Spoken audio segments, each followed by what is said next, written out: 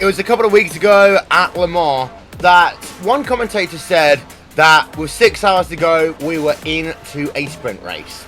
Now, even though they might have been wrong on that occasion, there's a very big difference between this, the 6 hours of the Glen, and what we saw at the 12 hours of Sebring and the 24 hours of Daytona. Here, upstate New York, Watkins Glen, you've got to get every single thing right. It's more important, arguably, to hit every single pit stop, every single apex, every single driver change compared to what you had at Daytona, because at Daytona, you had a buffer. At Sebring, you had a buffer. Here, there's no such thing.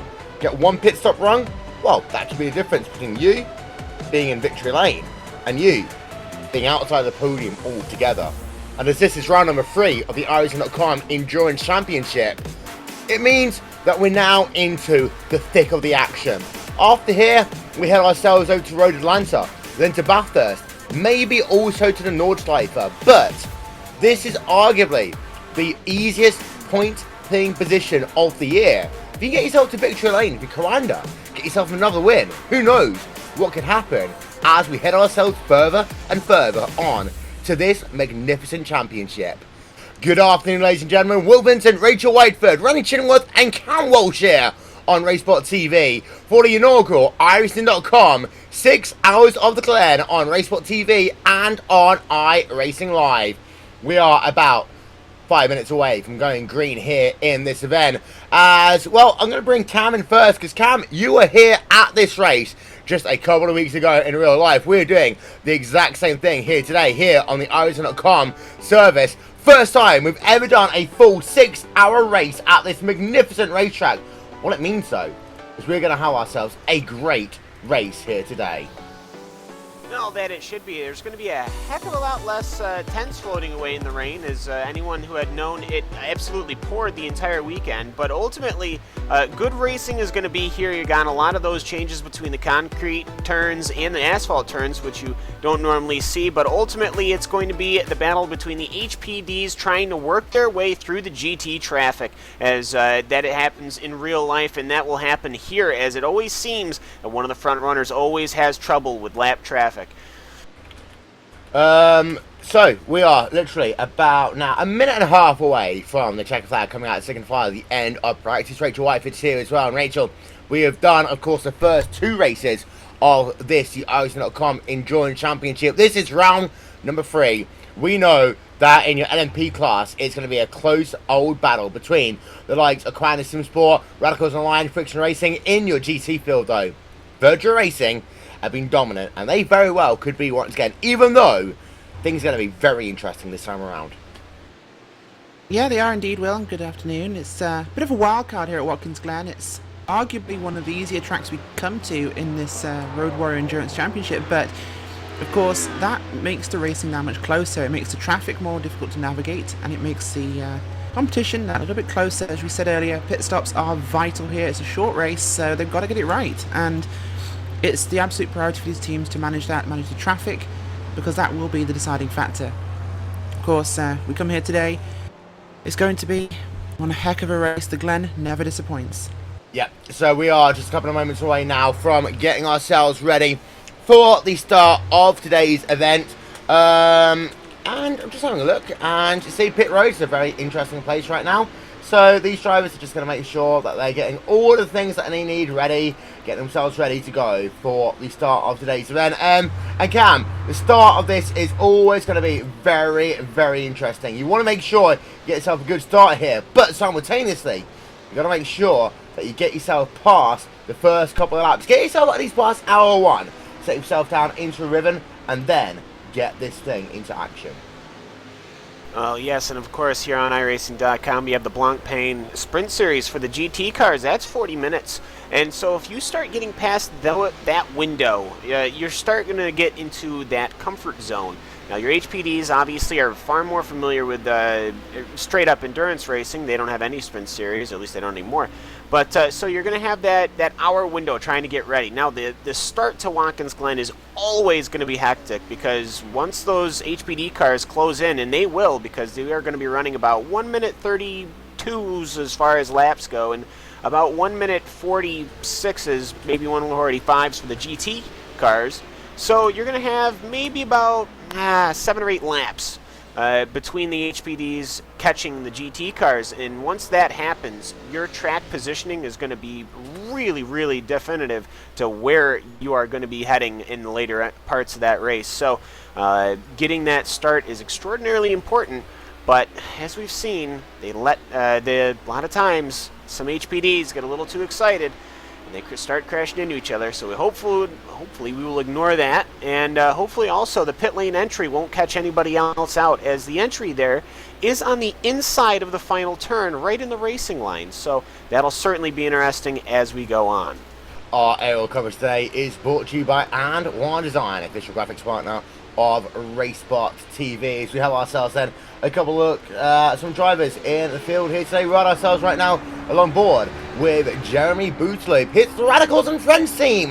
Number 30 car heading himself on toward pit road. It's nice to get ourselves back on board with him. Unfortunately, we're not able to do so. We will ride ourselves on board with Mac Backham and Cam. Take us through this middle part of the racetrack on board with Mac.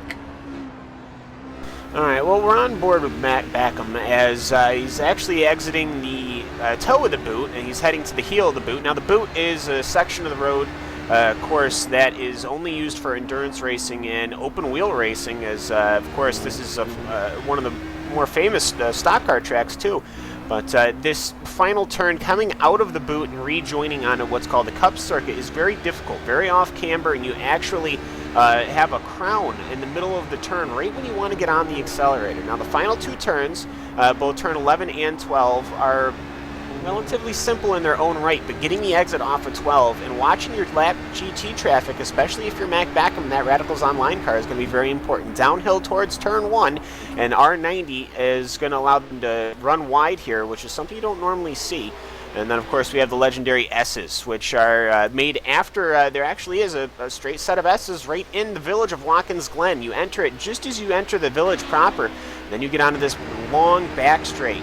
This is going to allow some of the prototype cars to get onto the inside of the GT cars and allow some passing there, and then we'll go into the bus stop. The bus stop chicane was added after a couple of really gnarly accidents in some GTP IMSA racing classes. As you can see, Mac Backham going on the outside of that Ford GT, the JAM racing car of Isaac Price. But right now, entering the boot is a sheer drop. It's about a 2-story drop. It's the virtual world does it great justice as far as the physics go, but for the looks, it's just not the same. And as he finishes out the toe of the boot, he's going to be looking right behind that Friction racing car, and I have a feeling these 2 cars are going to be racing all day long.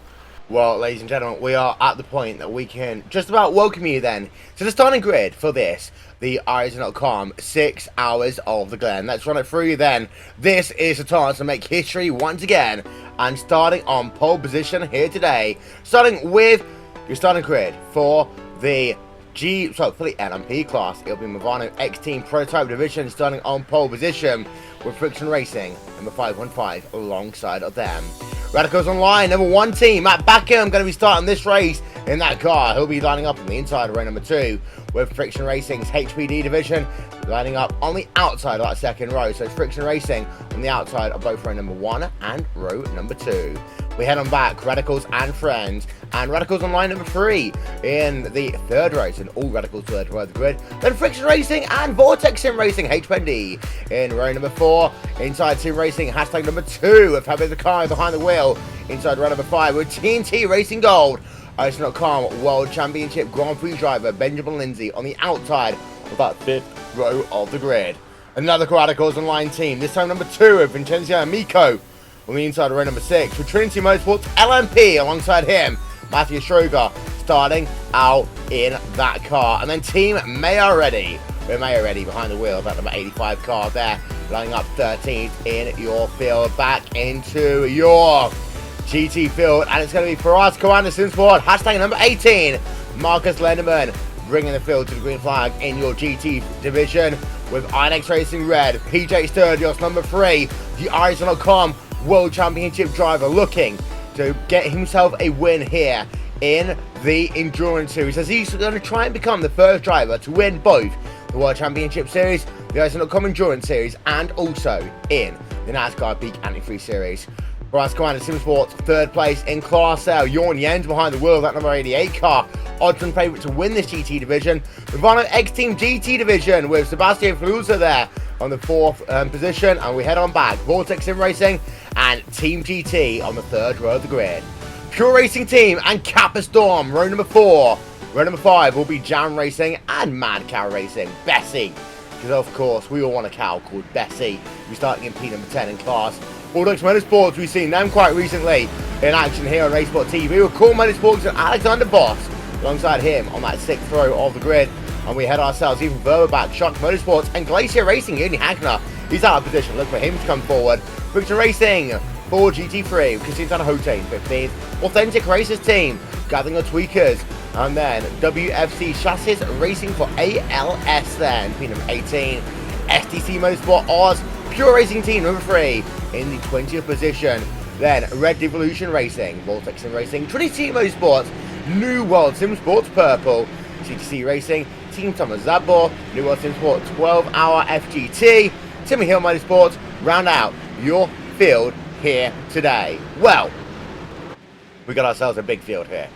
You can see that at the moment, your GT field is right there alongside your prototype field. They will drop back, however, over the course of this pace lap to make sure that things are as comfortable and as safe as you possibly can get for the start of this event.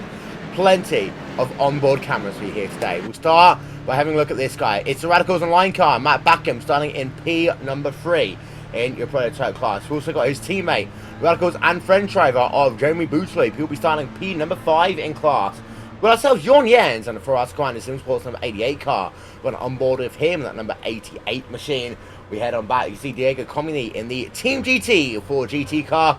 On board with him here today. We've also got ourselves one with Joshua Chin and the New World Sim Sport Purple number 81 car. And finally, with the driver of Yoni Hagner. Got an on board with him. We'll get that one up for you over the course of this event. But we also got one with Alexander Voss there in the Core Motorsports number 33 machine. Well, here you can see your LMP class now heading themselves down towards the final corner. Let's get that play clock up on your screen. You can see any moment now, 6 hours we put on the play clock. We are getting ourselves underway. 6 hours of the Glen on RaceSpot TV will start right about now as your prototype division already battling up down towards turn number 1. Mac Backham wants to lead. Mac Backham will get into second place for the time being. Behind, well, Holtzman. Holtzman's got himself the lead for the time being in the Ivano team, but Mac Backham into second place. And Marcus Hamilton in third place. There you can see Radicals battling for position. Here you can see though, your GT division being led right now by this driver. Actually, that's speed number 3. That's for us coming in Simsport. Number 18 car, Marcus Lindemann. He's leading the way right now. And you can see what a huge gap he's got already. 1 second over that Inex Racing red driver. The draft will be important here. That was a good early jump there for the Kwana Simsport driver. But we're going to turn our attention back then, Rachel, to have a look at what's going on in your LMP division. We want to start by Matt Backham. He is chasing down Patrick Holtzman. Battle for your LMP race lead. It is. More importantly, we just had the number 13 machine from the GT field. That is the car there of, I believe the 13 is... We've also had Find the Sim Sport as well. The racer number 88 car. Both of them had to hit pit road off the start of this race. Well, there you can see Radicals on line. 1.1 seconds then behind your LMP race leader, Jeremy Boosley, 4th in line right now in the Radicals and Friends number 30 car. Of course, we have got ourselves the number 30 car there running aboard with him. Radicals and Friends. Jeremy Boosley, an Irish.com World Championship driver at the end of lap number 1. He's 2.7 seconds behind your race leader. But Cam, this is what we're going to talk about all day long. It's not necessarily about how far back you are, it's about how frustrated you can get. Can you make sure you keep it with the pressure right now? This all will get spread out at the start. It will get themselves a lot more spread out, but then you'll get yourselves 1, 2, maybe 3 car packs over the course of this race.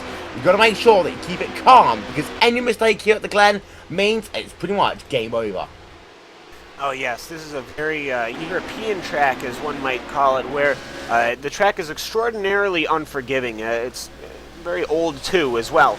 Not a lot of runoff that's been added, not a lot of changes that have been made to this circuit, so you still have this this lovely combination of extraordinarily tight turns, a lot of elevation changes, and this is definitely a fan favorite, and as well as a big favorite with the drivers. So right as Patrick Holzman starts driving away, Mac Backham and Marcus Hamilton are of course following, but also your GT field has been trying to get themselves away. But if there's anything that we've seen over the week is that these GT cars are going to be locked horns all day long as they all enter the toe of the boot, as you can just see a slight accordion effect there between the guts of the GT field, as it just looks like there is Marcus Lennerman is the one who is pulling away with PJ Sturgios behind Sebastian Velosa's third in GT, and then it starts the train. There's about 15 cars that are locked nose to tail.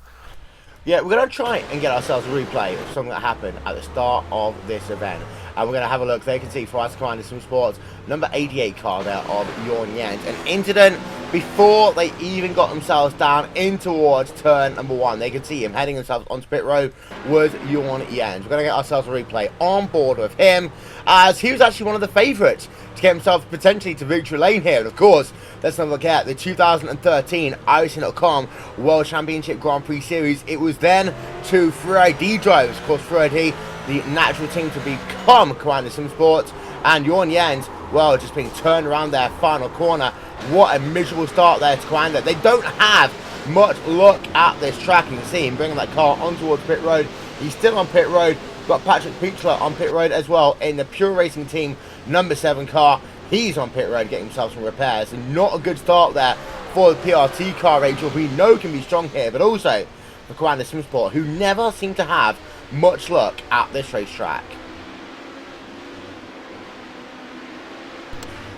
Well, it's a surprisingly difficult racetrack compared to how easy it is to drive, of course, Will. So that final corner, especially on rolling starts, can be really tricky, but a bit of a tough one there for those guys. Really unfortunate, but you've just got to be able to balance the combination of racetrack and the traffic here. Well, we're running ourselves along board then with the driver running P number 2 in your LMP class. Then you can see bottom of your screen your standings after 5 minutes of this race in both your LMP and your GT class. If you'd like to keep in contact with us throughout this race, ladies and gentlemen, we will keep you up to date with how you can do that over the course of this webcast, both on iRacing Live and on RaceSpot TV. As you can see then, a look up above your aerial coverage today is brought to you by And1 Design, official graphics partner of RaceSpot TV. Down in towards the chicane then, you can see your 2 battling drivers in your prototype division go. The gap is just over 1 second right now. Radicals on lines, Matt Backham. He can't really close the gap to Nirvana X-Team prototype driver of Patrick Holtzman. And of course, Holtzman does run in the iRacing.com World Championship Grand Prix Series. And I have to say here, Cam, it'll be useful to note the fact that for some of these drivers, this will be their proving ground. Because of course, next year we will have ourselves the iRacing.com World Championship Series in GT racing. So this will be a proving ground for some of these drivers to show that they can do it on the long races as well as in 90-minute events that makes up the Grand Prix World Championship Series.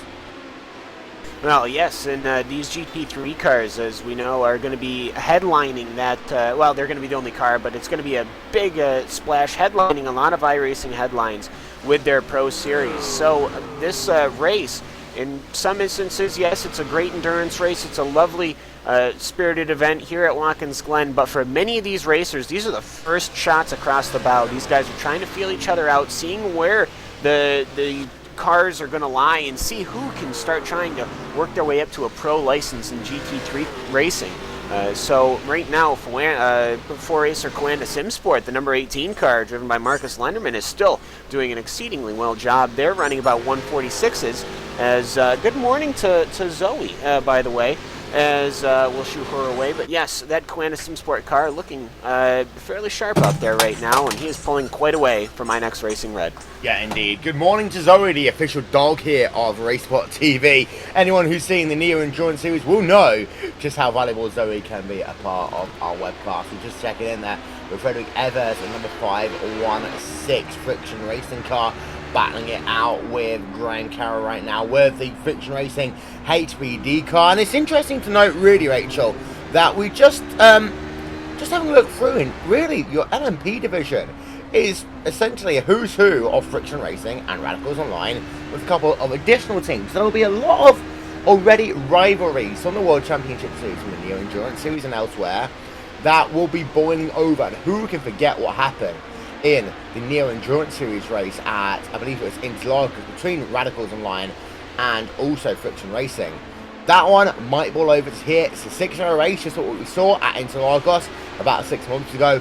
And these people, don't forget, they know that they want to be the best, not only of their team, but be the driver, the team, to beat their competition from the rival teams. Absolutely, and we do know that Radicals Online and the Friction Racing team, with multiple cars in this event, of course, they definitely have some history from Interlagos. If we remember the pass on the runoff area, which was challenged late on by race control and somewhat controversial in that Neo Endurance Series. But these guys know each other, these guys have raced each other before. Don't expect them to give much quarter. I think this will be very furious racing up here at the sharp end in these prototype cars, as we're already starting to catch some of the slower GT cars, and I believe one of those is the first one to go lap down will be the Pure Racing Team number 3 Ford GT there, in 38th position overall, so they're now heading their lap down. Yeah, there you can see that number 13 machine there running ourselves on board with the PRT car, following Wolfie behind the wall of that one. Be interesting to actually just ride ourselves along board with your race leaders in your LMP division, because they are going to get themselves up towards a huge gaggle of traffic in not too long a time. There you can see your race leader, Mavano, XT Prototype Division, Patrick Holtzman, and there you can see his last lap time on a 33.562, about 3 times per second slower than what he's been able to do. And you can just see there on the exit of turn 10 into 11 cam, and see that traffic starting to build up. Now, the issue of this track is that if you catch him in turns number 2, as that Mavano driver will do, then you're going to get yourself into a bit of sticky wicket. Well, sticky wicket as it would be, but yes, there's that one Team GT, Ford GT, driven by Diego Comuniev ahead, and he's in position number 16th right now. Actually, those are the front runners in the Ford GT, but yes, as the Capistorm car is looking to go on the outside of the Mavano Racing team for, I believe that's 3rd place overall, or 3rd place in the Ford Racing, but yes, as you can see, exiting the bus stop, it's an absolute manic pack of GT cars. They're actually looking to go 3 wide through the carousel, which is not highly advised 5 minutes into or 10 minutes into a 6-hour event, but they'll make it work, as the Mavano team is still aggressively pushing that cap of Ford GT. But ultimately, when an HPD comes and sees this, they're going to have to worry themselves, as Patrick Holzman is breezing his way through some, but the Radicals Online car already getting stuck. But as we all know, when an HPD gets through some of that lap traffic, it always seems to come back. And now Patrick Holzman, as he gets through the toe of the boot, he has a full look at that GT3 field, and he's got to be figuring out exactly how he wants to play this.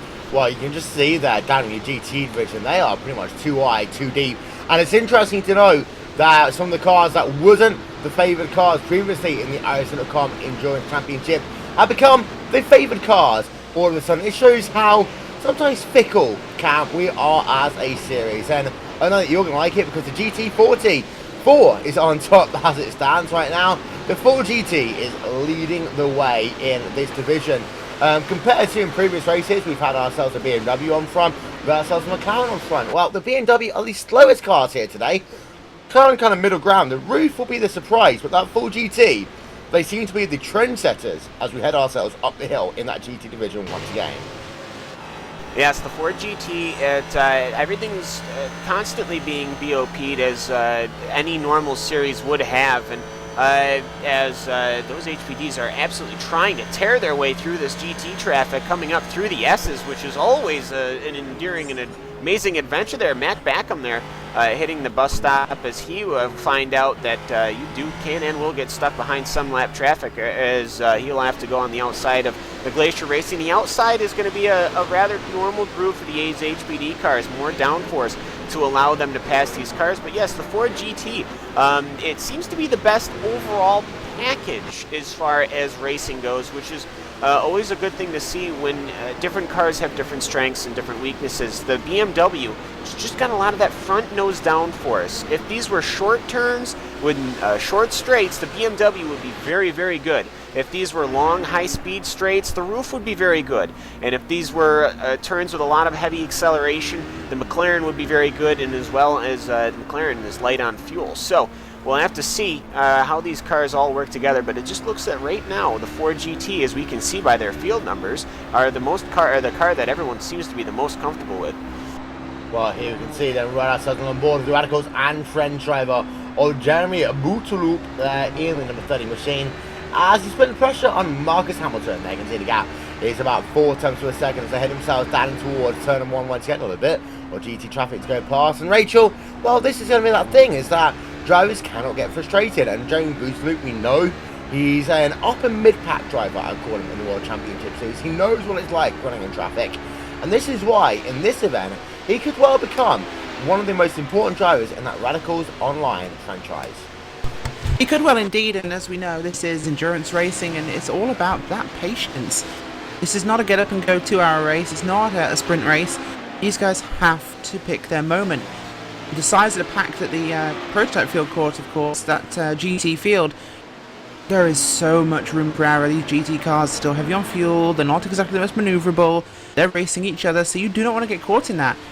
But at the same time, as a GT car, you don't want to get in their way and get caught, so it's a balancing act for both sides of the field. One side has to do the passing, one side has to be passed. Both are actually skills, and in a race of this length, there's more urgency, it's not 24 hours, but with a track as difficult as Watkins Glen, in reality for passing, you have to be prepared to wait. Well, there we can see then on the left-hand side of your screen, the top 6 drivers in both your classes. Scrivano leading for Radicals Online. That gap has now just hooked up for 3 seconds. And we were talking about the frustration there, Rachel. That is 2 seconds in the last 5 minutes there from Ivano X-Team, as they've been able to work themselves a little bit better through traffic. Radicals that time, a bit better through the traffic themselves, but they are both pulling away from frictional racing, and then in turn, frictional racing having to play a little bit of defense compared to looking at what's going on ahead of them on the racetrack. Yeah, they are indeed, and this is going to happen. We're going to have these cycles of lapping GT cars. Of course, it'll be worse at the beginning of the race because they're all bunched up. I mean, this is lap 8, and the prototypes have caught them already. But it's going to get easier for them, of course, because this GT field after pit stops will spread out. So you'll have those battles of prototypes coming after each other, and we can get through lap traffic, but the traffic will be more spread out. There'll be more distance between them, and they'll be able to make those runs as see really big moves coming from these prototypes, desperate to get through traffic. But as I said, it will become easier, and they have to wait for that, because that will be the meat of the race, and when it really matters, now they can only lose it by going through traffic.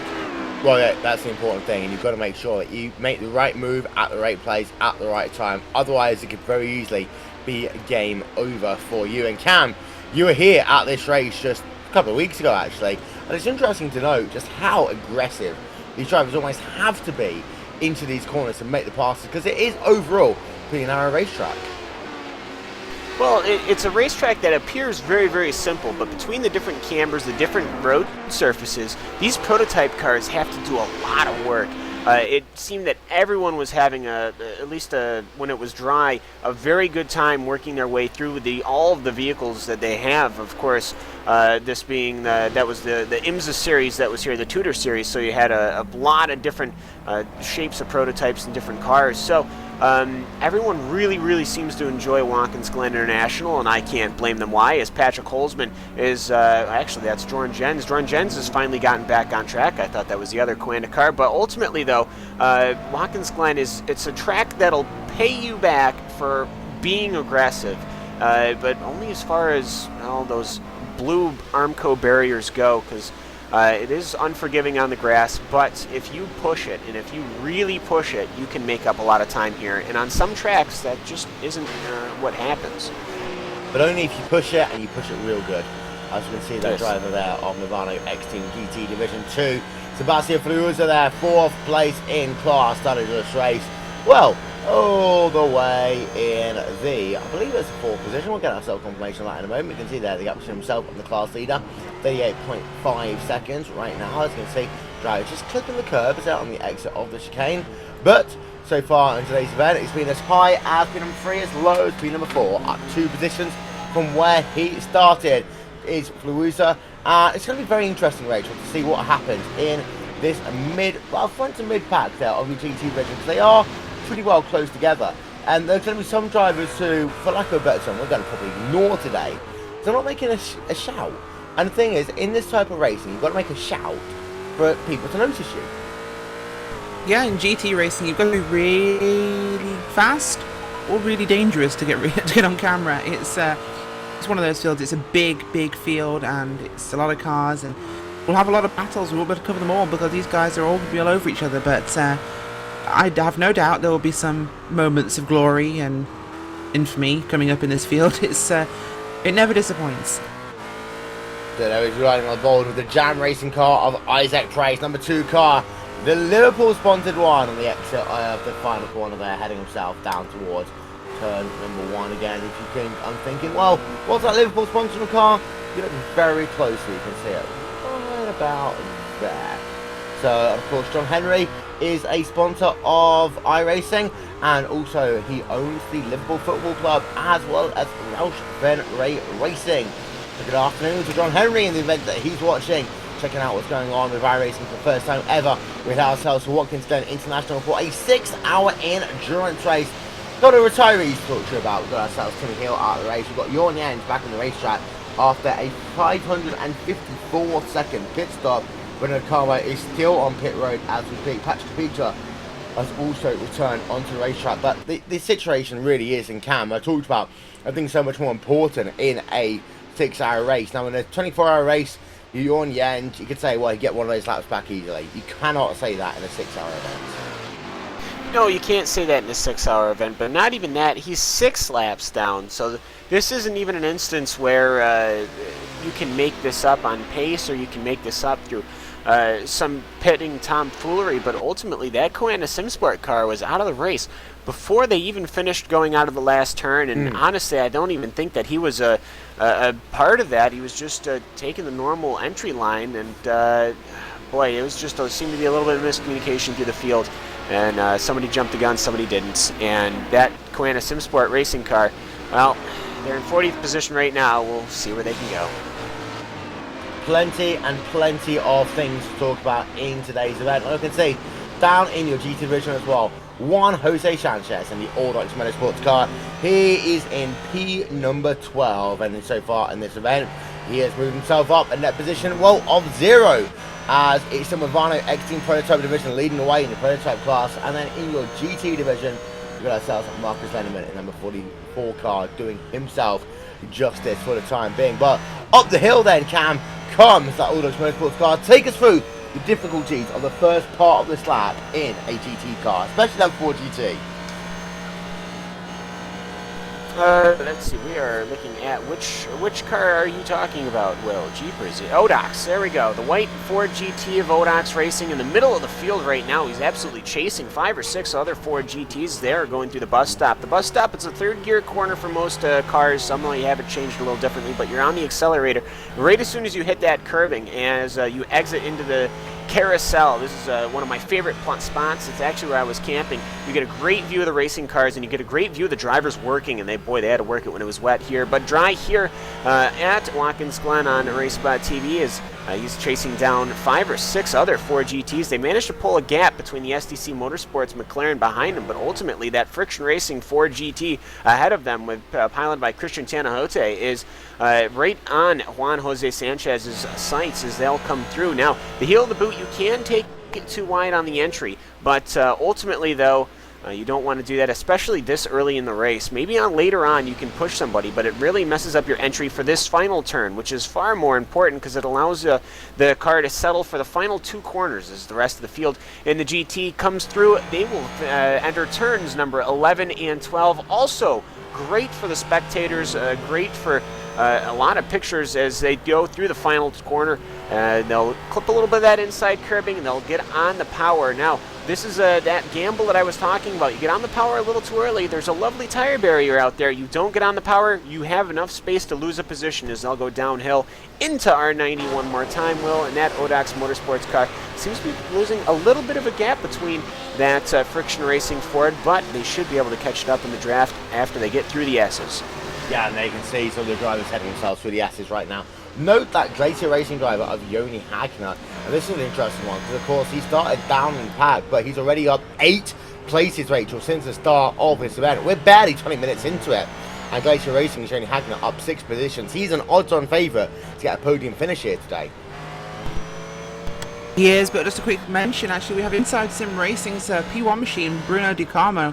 He's on pit road, no noticeable incident for him there, but that car coming into pit road very, very early. In fact, I do believe he has side pod damage on the right wheel. There's been some contact, probably passing a GT car. Yep, Inside Sim Racing, so they can see them there on pit road. We'll try and get ourselves a look at them at some point soon. They are, by the looks of it, on the racetrack once again. But we'll turn our attention back over to your prototype division for the time being and notice that Matt Backer, that last time by, did himself a lap time of 1 minute 34.452. Compare that to the lap time of Patrick Holtzman, 1 minute 34.320. So while Rachel, these two drivers, they're not really exchanging lap times just yet, but they're not too far away from each other. This is manageable right now for both Patrick Holtzman in that Movano car, but also for the Radicals Online car and Matt Backen. It'll be interesting to see how far they can go in fuel at this racetrack. Same question as always, can they get to the 1 hour mark? Well, that's going to be the important factor for them. They want to try and make this in as few stops as possible, and making it an hour mark for the fuel stop, it would be convenient, of course. That makes you, 5 stops for this race, which is great. And any less than that, you really start to get into a weird window where you're trying to calculate exact number of laps. And I think the tyres aren't going to be much of a problem with the longer straights here, so there aren't as many cornering forces that apply to these cars on the tyres throughout the whole lap. So there's a lot, you can manage the tyres somewhat here. You can look after them and last a bit longer. So yeah, I expect to see these guys try and push it on fuel, maybe save a little bit right now. With 1.2 seconds between Holtzman and Backen, I don't expect that's going to grow very soon, but we can already see some drivers taking a little bit easier. We've got the Friction Racing 515 of Marcus Hamilton, who is followed very closely by Jeremy Boothloop there, but, well, there's Radicals and Friction, that's a whole different story and a whole different fight, but those guys work in traffic and they're not pushing quite as hard as they could be. Laps in 1:35.6 range, so it's not quite as quick as some of the laps leaders have put in so far. Yeah, just have a look. Oh, 3 wide down and towards that hill corner. And that was the most aggressive I've seen Jeremy Boothloop or race line. 25 minutes into this event, he's looking around the outside there, trying to get himself past Marcus Hamilton, but he'll get himself boxed in as they work themselves now down in towards Sternum. That's very early to making that type of pass in this race cam. Bit aggressive there for Boothloop, but he wants to get himself past Marcus Hamilton. Yeah, he absolutely does. And these prototype cars, they are trying their absolute darndest to get through this lap traffic here. It's going to be Friction Racing versus Radical and Friends. They are absolutely trying to work through the traffic here. I don't want to say lap traffic because obviously these are the front runners in GT, but they're going to have massive problems coming up through the S's. It is going to be who lets who in as far as these GT cars go, as you do not want as a GT car to lose your nose with the car in front of you to let an HPD go through, as they'll go side by side coming through the exit of the bus stop, or the exit to the S's going to the bus stop, and that Radicals and Friends car getting caught up in some traffic as they are absolutely trying to find their way through. He had it on speed as he actually pushed one of the GT cars off. That is the Mad Cow Racing car. It was actually he's losing 2 positions due to that. Yeah. He loses the 2 positions that, well, actually, he can hold off Odox, and that's one of the things. Those HBD cars, as a GT driver, you almost need to be defensive with these guys as they are just blitzing through the field right now. And that Radicals and Friends car, as well as that Friction Racing car, are still going to be going at it hammer and tongue. Well, they can see the Friction Racing number 515 car there. He's under pressure once again from the Radicals Online cars. We have a look then. Coming down in towards Hill Corner, Friction Racing, outside line, Radicals Online, inside line, Jeremy Boothloop, moving himself for the time being up into a podium position. Picture perfect there for Jeremy Boothloop in the number sturdy machine as well, Rachel. He shows what he is, a driver in the IS.com World Championship Grand Prix Series. He does indeed, and well, this the pro driver behind him there of Marcus Hamilton, so he's not exactly a slouch himself, but yeah, Joe Loop, he's a great driver and showing exactly how he can do that, giving exactly the lines he needs for those passes, and actually growing a gap now back to that Friction Racing 515 machine, so Loop could be on a charge now towards the other Radicals Online, or Radicals affiliated car of number 1 of Matt Beckham. Yep, as Matt Beckham started duty here in that car, and he's for 2.6 seconds now behind your class leader. There you can see the gap is about 2.6 for himself and Patrick Holtzman out front. Note worth noting, we have got ourselves the inside Sim Racing 2 car, number 46 car even of Bruno De Carmo, classified as out of this event. Moving on, you can see that you've also got John Yen saying he is well down the field right now. Look at the gap between himself and the race leader. That many laps, and that is not the way that he would want his race to start. For us coming to Simsport, struggling with one of their drivers once again here at Watkins Glen. We are getting ourselves about 30 minutes into the first part of our event here for today. So just going to turn ourselves back to the battle going on between Miguel Martin and Mayo Reddy. That's the closest battle we've got ourselves on track right now, Cam. And it's going to be tough for these drivers now because their tyres are halfway through. They're getting closer and closer to their first pit stop, but they're going to make sure that they don't push too hard, but simultaneously that they don't chicken out too much. Well, you know, they got to be fast, but they got to do it slowly. That's what an American says, Will. I'm supposed to say those things. So these the tires here, the Ford GT is the car that I've driven this week, but ultimately though, with these GT3 cars, they're probably looking to maybe even skip a tire change or two, as it's about 10 seconds to plop on those tires, those new boots, and ultimately though, I think these tires might be able to be at least double stinted, which is a change as far as our GT cars go. But the prototype cars, yes, they can overrun these tires as they're passing the leaders the GT leaders right now, Marcus Hamilton and Jeremy Bloop, of course. But ultimately, though, those GT cars, you can overwork them. You can really push them too hard. And so it's just giving yourself a couple of laps to push, giving yourself a couple of laps to rest, as Marcus Lenderman is absolutely pushing away from PJ Sturgios in that Inex Racing Red Ford. So ultimately, though, right now in this opening phase, we're about to close out half an hour of racing. That Marcus Lenderman, Coana Simsport number 18 car is doing such a good job. He is, as we're having a look at Jam Racing, battling out with Kappa Storm right now, P number 7 and P number 8 here on RaceSpot TV. Well, half an hour of this event is score complete. We're going to take a quick moment, ladies and gentlemen, whilst we have the opportunity to step aside. This one is an exciting thing. We take you to RaceSpot TV side by side for the first time this afternoon. We'll be right back.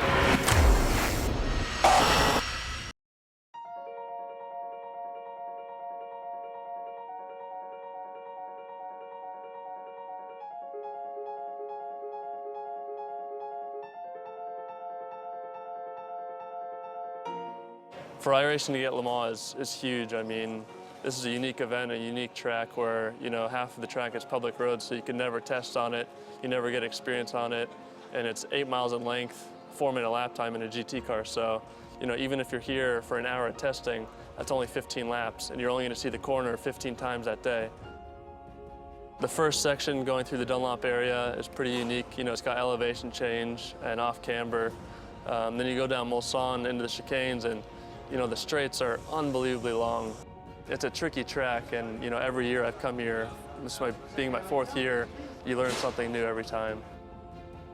We've wanted to add Le Mans to iRacing for a long time, and we've really been working hard towards it for the last 5 years. But really, things only came together in the last week leading up to this race, so it was a real scramble to put everything together. The majority of Le Mans is public roads. So when they're preparing for the 24-hour race, it's really the only time that we can visit to laser scan and photograph the track so that we can recreate it in iRacing.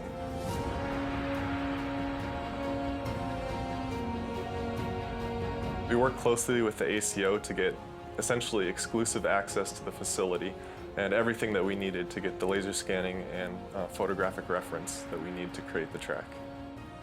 We were very fortunate to be at Le Mans at the most important time of the year and gain that experience of being there. And we're going to really do the best we can to put that into our work and making sure that the Le Mans in iRacing is the best Le Mans, the most exciting and accurate recreation of the track possible.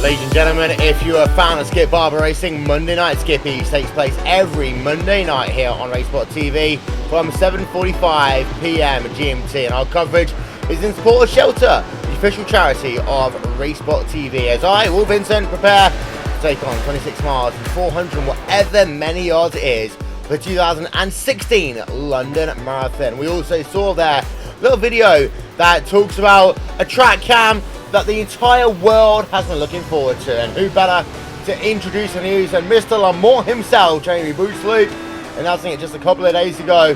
Circuit de la Staff is coming to iRacing in 2016. Yes, Mr. Patel has told us Bootloop is in the car right now, but yes, that was a very nice thing for iRacing to do, to allow Mr. Patel to talk about to Le Mans, as he has been championing iRacing to get this track for as long as I can remember. So Le Mans, I mean, I hear it's a pretty nifty place out in France, and boy, I just can't wait for it. It's going to be a massive year for iRacing. I mean, it already has been, with such announcements as the joinings with Aston Martin, McLaren's new F1 car, the Nürburgring, including the Nordschleife, and now Le Mans. This is setting itself up to be a massive year for iRacing, as I think sim racing as a whole is really starting to take it to the next level, and that is just an exciting prospect to talk about, as that Movano prototype car is still doing a very good job with Patrick Holzman up front there. 35, about 36 minutes of racing in, as he'll actually be coming over and overtaking the BMW of the CTC racing car. That one's currently driven by Kelly Rucola. And of course, the CTC racing car, who I got to throw this in, is of course the Lotus 79 official series pilots who get together and they just enjoy some racing. There is that Ford GT, the Red Devolution Racing Ford GT, has a massive slide coming off of that corner. It's very easy to do, exiting the boot and getting back onto the Cup Series, but he managed to gather it back up in front of our leader there, that Movano car, and ultimately the Movano car will take it to the inside, and he'll power through some more cars there, as this is it's almost exhausting, as Watkins Glen, as he'll actually have his nose cut off by another BMW. Watkins Glen in itself is not that difficult of a track, but when you start having to do this every single lap, and you will be doing it every single lap as a prototype driver, it becomes one of the most exhausting tracks in the circuit, almost like a petit Le Mans. does. As we have a look there, we zoom in from our aerial coverage and show you one of the New World SimSport cars. It's the McLaren NWSS.TV, MorganShirley.com, a sponsored number 87 machine. There you can see Joshua Chin behind the wheel of that. He drives also for Banshee Auto Sports in the iRacing.com ISWC IndyCar Series, and of course the iRacing.com Indy 500. It's just, well, a month or so away now here on RaceSpot TV, one of the most realistic IndyCar simulated event in the world. Chin just came that close 1 year ago to winning that event. A little bit up through your field though, Rachel. Marcus Hamilton, Jeremy Boutaloop, they're in this battle. And, well, Boutaloop, of course, now is ahead of Marcus Hamilton, but he's not able to pull away that much. There's only 1.4 seconds of gap as they work themselves through another set of traffic. And then Bootle has also had himself an incident somewhere on the racetrack. Indeed, well, things are getting quite racy to front as Bootloop's trying to find a way through right now. He's got a lot of GT traffic he's around, and that is also slowing up that Friction Racing 515 car behind him, so it's really making things quite dicey there as Hamilton just squeezes past the Red Devolution for GT, but this is shaping up as a fight for your bottom end of the podium. Round the outside then, as they head themselves down and towards turn number 1. Once again, we've got ourselves a car on pit road. That is 8th then grade Galt, and there you can see that car is on pit road. That one, Rachel, not going anywhere soon. That is the SDC Motorsport AUS car, number 184 machine. 8th then grid Galt behind the wheel of that one. Looks as though that car is going to be terminal for the time being. And even though he can get themselves repairs to that one, he won't be out for at least another half an hour on this racing circuit. Yeah, I don't expect so. That car is pretty well toast, which is really unfortunate for those guys. They've had a good run so far, and it's just disappointing to see something like that happen. Yeah.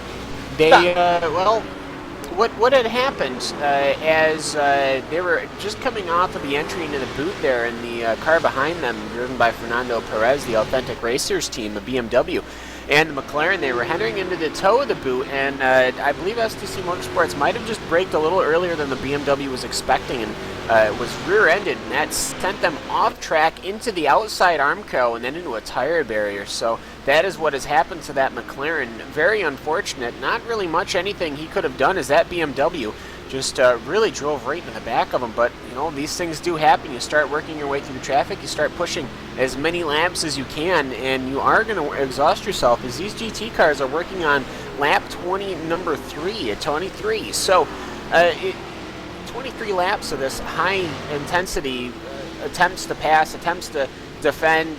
These guys are, they're not going to get exhausted. It's a 6-hour race, but mentally, they might need a little gap to recharge a little bit. Well, indeed so, as we can have a look now and see your top 8 drivers in each of your classes. And first of all, in your LMP class, we've got ourselves the driver of Patrick Holtzman. He leads himself the way by 1.6 seconds over Matt Backer. And then Jeremy Boutaloop in the 3rd position. Marcus Hamilton in 4th, Frederick Evers in 5th, Christian Theo Schultz in 6th, Mayor Reddy, and then Martin running out your top 8 drivers. And then we head ourselves on back to your GT division. And well, you can see there, Lederman leads away from PJ Sturgis, then Diego Comrie, Alexander Voss. Then it is Yoni Hagner, Isaac Price, Michael Fabian, and Christian Tanhote running out your top 8 drivers in that class. As well, Rachel, we're not that spread out yet, but we are spread out enough that these drivers know that in some cases it's race your own race. Don't worry about racing your opponents too much. Race your own race, because at the end of the day, who knows? Could be you being able to come back a little bit later on and then get yourself into position. It could be indeed, and you've got to have that give and take. We discussed it at the start of the show, and that's one of the main factors of endurance racing. You've got to know your limits, but not just yours. You've got to know the limits of the cars around you and who you're going to race and who you really want to get tangled with. So it's a balancing act for these guys, and they have to just get the right order and just, play the odds, not push things too hard, but at the same time, they've really got to be prepared to do things when it's necessary. Well, we are having a look now on board with the driver of Christian Tanhote. Oh. Yes, Cam, talk to me. The Movano Racing prototype is having an issue getting past the Radicals on line number 2 car. That is their car that has just gone a lap down. I'm sure the team car will get by rather quickly, but that has allowed the Radicals car of Matt Backham to close up a gap that he has been working down for some time now. But now, after a horrible entry into the S's there, where they kind of did a little bit of scissoring back and forth, and I'm not sure if that was anything intentional, just maybe trying to figure out how to let these guys through. But ultimately, though, that Radicals car is closed right up to the Movano prototype car for really since the start of the race. Well, we're just having a look there at a replay of that situation as finally the Radicals online car moved out of the way. Although, Cam, it was at the most difficult point on the racetrack, that fast, high-speed section. It does make it difficult for a driver to get past another one. Well, you can't just pull over and slam on the brakes, especially in the S's. It's basically one line. I'm sure at some point somebody's going to take it too wide, but ultimately, though, you got to try and let people play through, and that's exactly what had happened. So, as they'll go past the leading Coanda SimSport Ford, they'll come out and complete exit turn number 12, complete yet another lap, and Matt Backham now, he should be able to keep up in the draft or something, as that Movano car never gave him a chance off the start, and I think this is the closest that they have been, as it is just about a half of a second gap between Matt Backham and the car of Patrick Holzman in that Movano prototype car. Well, they still continue to bat it out as we're having a look there. You can see Movano versus Radicals there. And Movano versus Radicals is what we almost expected this one to be. Although Friction and Movano in there as well. And of course, Rachel, we talked about this a little bit already. It is worth noting the fact that we have got so many drivers in the iRacing.com World Championship Grand Prix Series in this event here today. Mainly because of the fact that they are on their summer break. They're not back for a couple of weeks until they head themselves over to Tringham Motegi. And of course, you'll see that one here exclusively live on RaceSpot TV. You will indeed, and our summer break for the drivers and for us here, of course, as we cover that series on RaceSpot TV. But it's nice to see those guys hopping out and jumping in a few different cars, and we do see it normally. We see a couple of them running these endurance races. It's interesting to see them in cars without as many wings, although they seem to have found the one class that has close to theirs. Indeed so, yes. Of course, indeed so, as they want to make sure that they get themselves as close to familiar territory as they possibly can. It seems to be that they've done that as far as it goes for the time being, but Holtzman still leads, and they can see the gap between himself and Matt Backham. We have a look from the rear.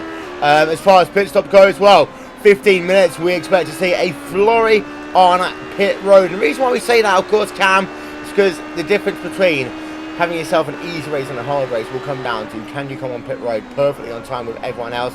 If you can, well, things are going to be okay. If you can't, and you're going to be that driver to have to come in one lap earlier, well, that's where things get really, really difficult. Well, trying to make it your way through the field overall and trying to do your own pit strategies where everyone else is doing is always going to be an exciting prospect, but that pit entry is going to be something that is going to worry me as we go through, and I'm sure worry the drivers and the people watching the races. That pit entry is can be very dangerous, as you'll have those prototype cars trying to pass on the outside or diving down on the inside to a GT car that's going into the pits. So communication will be key between these GT cars and the prototype cars. And ultimately, though, we are starting to, I don't want to say, well, we've probably got about another 20 minutes before the GT cars. And I'm not quite sure about the prototype cars. It has been some time since I've actually watched the prototype cars, but boy, how I've missed them. Yeah, and there you can see then the gaps between the top 8 in your LMP class. The second right now between Movano and your first Radicals online car. They're 9 seconds back. And Rachel, those two LMP race leaders have just driven away into the sunset for the time being. We have a look back though to your GT division and Christian Tanahote, something's happened to him. He was a favourite for the top 5, and it looks like he may well be out of it. It does indeed. We're going to have to try and work out what happened to Christian Tanahote, but that's a major problem for him there. It's something they really don't need to have happen. That's really unfortunate, Will. Well, we're having a look then on board with the number 5 car, and we're having a look at the number 5 car there, and having a look. Yeah, so this will be a lap after this. We'll just take it with this replay just for a moment. And Ray Chinworth is our insider here for the RaceSpot TV 6 Hours of the Glen. And Cam, what did he say to us at the start of this race?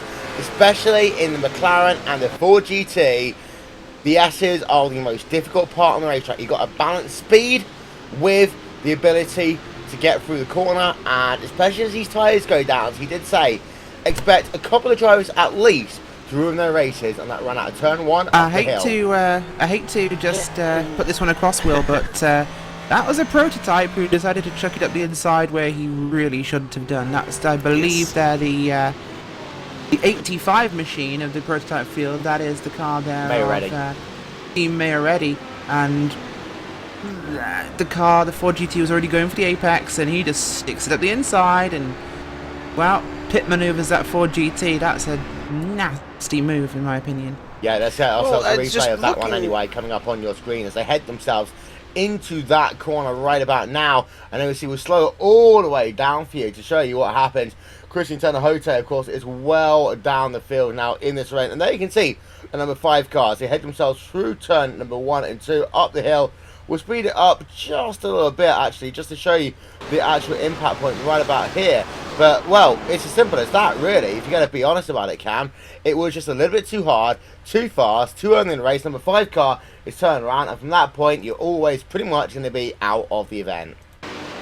Well, yeah, they're going to fall right down the field. And that prototype car, he did let off and he did get on the brakes, but I believe that he thought that he was going to catch the tail right behind, and it's just, I think, a miscommunication on his part, which isn't to say to have one mistake after 47 minutes. Unfortunately, that mistake has just cost the Friction Racing 4GT of Christian Tanahotes to really get pretty much out of this race, as he'll be dropping down. No, he's already 4 laps down.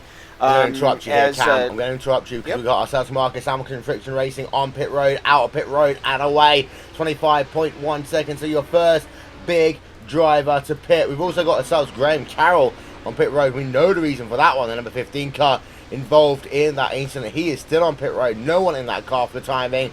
That one looks to be terminal. But our first real pit stop of the day is going to be the fact that we've got Marcus Hamilton, the number 515 Friction Racing car, heading himself onto the racetrack once again. But, well, he's pitting very early, and that essentially means, Cam, that he's on an alternate strategy to everyone else in this field for the time being. Well, he's maybe trying to figure out exactly what he wants to do with the fuel. If he has a lighter fuel run after everything comes through, then ultimately that's to his benefit. But maybe he's just trying to figure out where these tires go, where this fuel goes, and how this all goes. And obviously these cars are going to be changing as the race goes on, especially when people start getting just slight little bumps and scratches on each other there. But ultimately, though, that Friction Racing team probably want to be trying on that alternate strategy. And now the shot has been fired across the bow, and now it ends into the hands of the Radicals team, who is really the ones who are racing them because of how many cars they have. But ultimately, though, we'll have to see what they want to do. Well then, so 50 minutes of this race now score complete. So we're about getting ourselves close to 10% in today's event. Actually, it's a little bit further than 10% of this event. Otherwise, Rachel would have started screaming. But Rachel, down in your field. What? Radicals car on pit road. Yeah, we've got ourselves they're reacting number now. 3. Miguel Martin. There you can see him then on towards pit road. Pit road speed here today, Rachel, about 70 kilometers an hour. There we can see Miguel Martin, Radicals online number 3 car on towards pit road for a service. They cannot make 1 hour. No, they can't, and this is going to be a real interesting factor when it comes to the fuel numbers. Did the 515 car there of Friction Racing jump early, or did they jump in the right time? Are we pushing it here? Of course, we're looking at just about 50 to 55 minutes now on the clock, so it's these guys are pushing this quite far. We were thinking they might make an hour, and I think if anyone can make an hour, that will really be a race-winning strategy. If they can save a little bit of fuel in the traffic, and that's another thing, yeah, when you're in traffic, you can save fuel, because you can't go flat out, so big advantage. You can pull this to an hour, you can save a whole pit stop over everybody else. As it's going to be a very difficult exit for pit road there for the Radicals online. Number 3 machine, Miguel Martin, because he's got himself 2 drivers to get past. You can see him having to lift already. Has worked himself past the Commander Sim Sports driver. Number 38 machine, that's Team Mayoretti just ahead of him as well. Looks though that he's not too far behind Mayoretti, but enough it won't hurt him on his outlap. There's a look there. Little speed chart on the bottom left-hand corner of your screen as he works himself down into the carousel. But Miguel Martin, well, he's not the best of times when he's coming to pit road there with track placement, Cam, but it's not the worst time we could have had either. No, and it's not surprising for me that the number 3 Radicals car goes into the pits first. They're trying to figure out exactly what they want to do. Is that Radicals car actually has a little bit of an incident? He has a spin? Okay, all right. In the toe of the boot, he managed to loop it on his outlap there. I think he might have had to get whoa up on the brakes a little bit, but ultimately, though, no damage to that car, and everything seems to be kosher and okay. You just had to wait for traffic to come through, and boy, that is an agonizingly long time to wait. Well, there you can see, oh, what happened was he almost ran into the rear of a Ford GT, and that caused him to loop that car around. I think he might have just tagged the CTC car, might have just tagged him a little bit. Finally turns that car around, lost himself a good bit of time because of it, though. He's got steering damage, Will. He's limping badly, and he's gone off the track now in the exit of the boot. He is off. He had steering damage. So it looks as though it's all over there. They can see on pit road is the Radicals Online number 3 machine of Miguel Martin. Well, don't pit early, Rachel. Otherwise, if we talk about you, it looks like he might be out of the race. Apparently, but that Radicals car, the pilot has gotten out of that vehicle. They're going to go to work on that thing, but boy, that's really rough to have that, to have one of the bullets in the Radical Online gun in pit lane with damage like that. And I'm still trying to figure out exactly how that that damage came about. It didn't look like the contact with that passing car. Yeah, it didn't look that terrible, but I mean, let's be honest though, these cars are made out of tinfoil. Let's be as frank as that. Aluminum foil.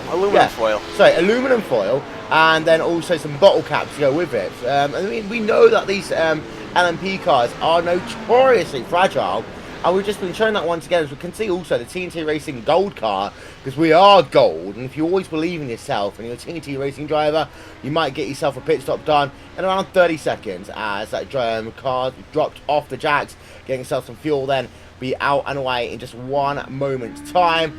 There we are. Pit stop going to be called complete there for Benjamin Lindsay, and it will be in a time of 29.5 seconds onto the racetrack once again, Rachel. Damn.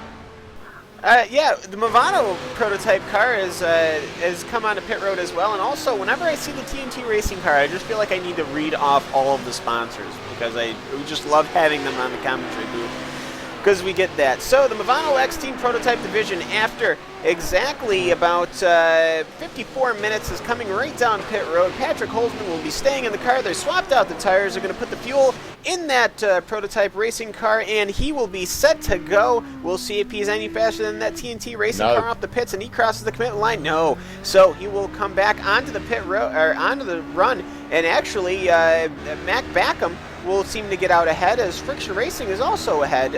But these guys are the ones who are down lower in the field, which just really goes to show how much of a gap the Movano Racing team has pulled, whereas the car coming up behind them is in 5th.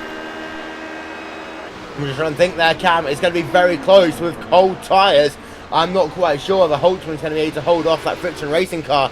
It's going to be very close, but he just is able to do so. We do need to know that we've also got Christian Theodorts on pit road, out and away in a pit stop time of 33.3 seconds, in the Vortex Sim Racing HPD car. Matthew Scholker in the Trinity Motorsports LMP car coming in to start a pit stop he is doing right now. Jeremy Bootslope is now onto pit road himself for the interim race lead, but here's the story. Mac Backham now leads this motor race car. Well, driver swap. Yeah, as actually the Movano Racing team is under pressure from that Friction Racing car. They come very close. They do make contact. That Friction Racing car going into the dirt. I'm not sure if they've damaged anything there. They might possibly have picked up side pod damage, but Marcus Hamilton, looking to attack the outside of the Movano car, gets a little bit of a shunt there. Hello, good sir, here is my elbow, as he has to go into the dirt, and now he'll recover. So everything seems to be okay in that Friction Racing car, but boy, you have to ask yourself, after 55 minutes of racing, the gloves are starting to come off here. Well, we saw this. We talked about the loss between Friction Racing and the Radicals and Line team. That's kind of what happened at Interlagos in that infamous Neo Endurance event. As they can see, the friction racing car pushed onto the grass there. Number 515 machine of Marcus Hamilton down in your field. But Bootaloo has made himself a pit stop. He's out and away in 32.8 seconds onto the racetrack. None of your drivers in any form of contention have pitted yet in your GT division. But Rachel, we've had a driver swap. We have indeed. That's the Trinity Motorsports car. They've switched out drivers, and Marcel Fassbender's now taking on his second stint for that team, and they are carrying on in P7, last car on the lead lap. Well, there you can see them then, one of your last drivers on the lead lap right now, and there is Marcel. We're just getting it up on your screen in the Trinity Motorsports LMP machine. Second driver in that car here today. As far as your GT division goes, well, we have got yourself this driver, the Team GT 4GT, Diego Comini running himself in that third position. Captured himself in P number 2, 16 seconds, and also an LMP car. That's Miguel Martin, who's falling all the way down the timing and scoring. But Inex Racing Red battling it out right now with Marcus Lenderman. And this is the battle that we expected to have happen here today, Rachel, here on RaceSpot TV. Commander Sport versus Inex Racing Raid. Any driver who saw themselves any racing over the course of the winter in GT racing would have known how close it was between Commander Sports and Inex Racing. They're doing it here again in the RaceSpot Endurance Series, and what a battle they look as though they're going to put themselves up for in the next 5 hours and 59 minutes of this event. Wait, 5 minutes, 5 hours and 1 minute, that's what I meant. Oh, let's work out exactly how much time we have left, of course. I'm dyslexic! Yeah, Inex Racing Red have been very strong. Dyslexic spelling, not numbers. We've had a very good fight all winter with these guys, and Inex Racing Red, they're P2 right now, of course, and, well, chasing down Commander, probably one of the few real threats we have for them. The Team GT for GT is a long way back there at the start of the boot as Inex are leaving, so it's going to be an interesting fight, of course. There's a lot of strategy to play here, and top 4 cars, I believe, are 5 cars, 6 cars, 6 cars are all 4 GTs with a 7th place roof, which is a surprise from Mad Cow Racing. Nope, that's a lapped car. Ignore me, I was wrong. So we have lots of 4 GTs, and it'll be the car of choice. They're kind of balanced, so it'll come down to strategy here between those two to decide who wins this 4 GT class. Well, sorry, GT class, not the 4 GT class, but it might as well be. Well, yeah. See the WFC chassis racing for ALS car in P number 14. A driver who's not a 4GT, but Cam, I know what you're going to say. It is 4GT racing. It is 4GT racing in a sense, and I'd like to talk about why for a second here. But that first off, that WFC chassis racing for ALS car, that was one that it was damaged right off the bat when that Coanda car went off. He got rear-ended, and he's been dealing with that ever since. But can I do it after the hour? Oh, we're almost at the hour. It's not going to take that. Oh, it's an hour on the racetrack, though. Yeah, all right, I understand. It is. It's an hour on the racetrack. We've got Kappa Storm car on towards pit road. There you can see him making himself a pit stop. We'll talk about the LS car in a moment as well. We are 1 hour of 6 here at Watkins Glen International. We've got ourselves a driver change as we've got ourselves Lucas Zaff now on towards pit road in that Kappa Storm car. They can see going to complete his service. Luis Rodriguez there in the Vortex Sim Racing number 43 car, making himself a stop as well as we pass the first hour here at Watkins Glen International in the RaceSpot 6 hours of the Glen.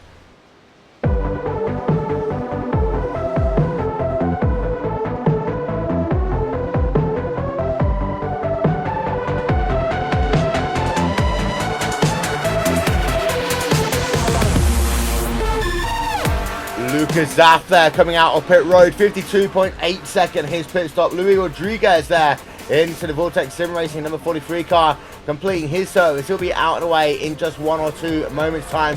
We welcome you to hour 2 then here on RaceSpot TV for the RaceSpot 6 hours of the Glen. And there is the MP4 12C Vortex Sim Racing car of Rodriguez back out onto the trade track once again. Well, the first hour here has been one of attrition, but let's have some big names out of this event. We started with some big names.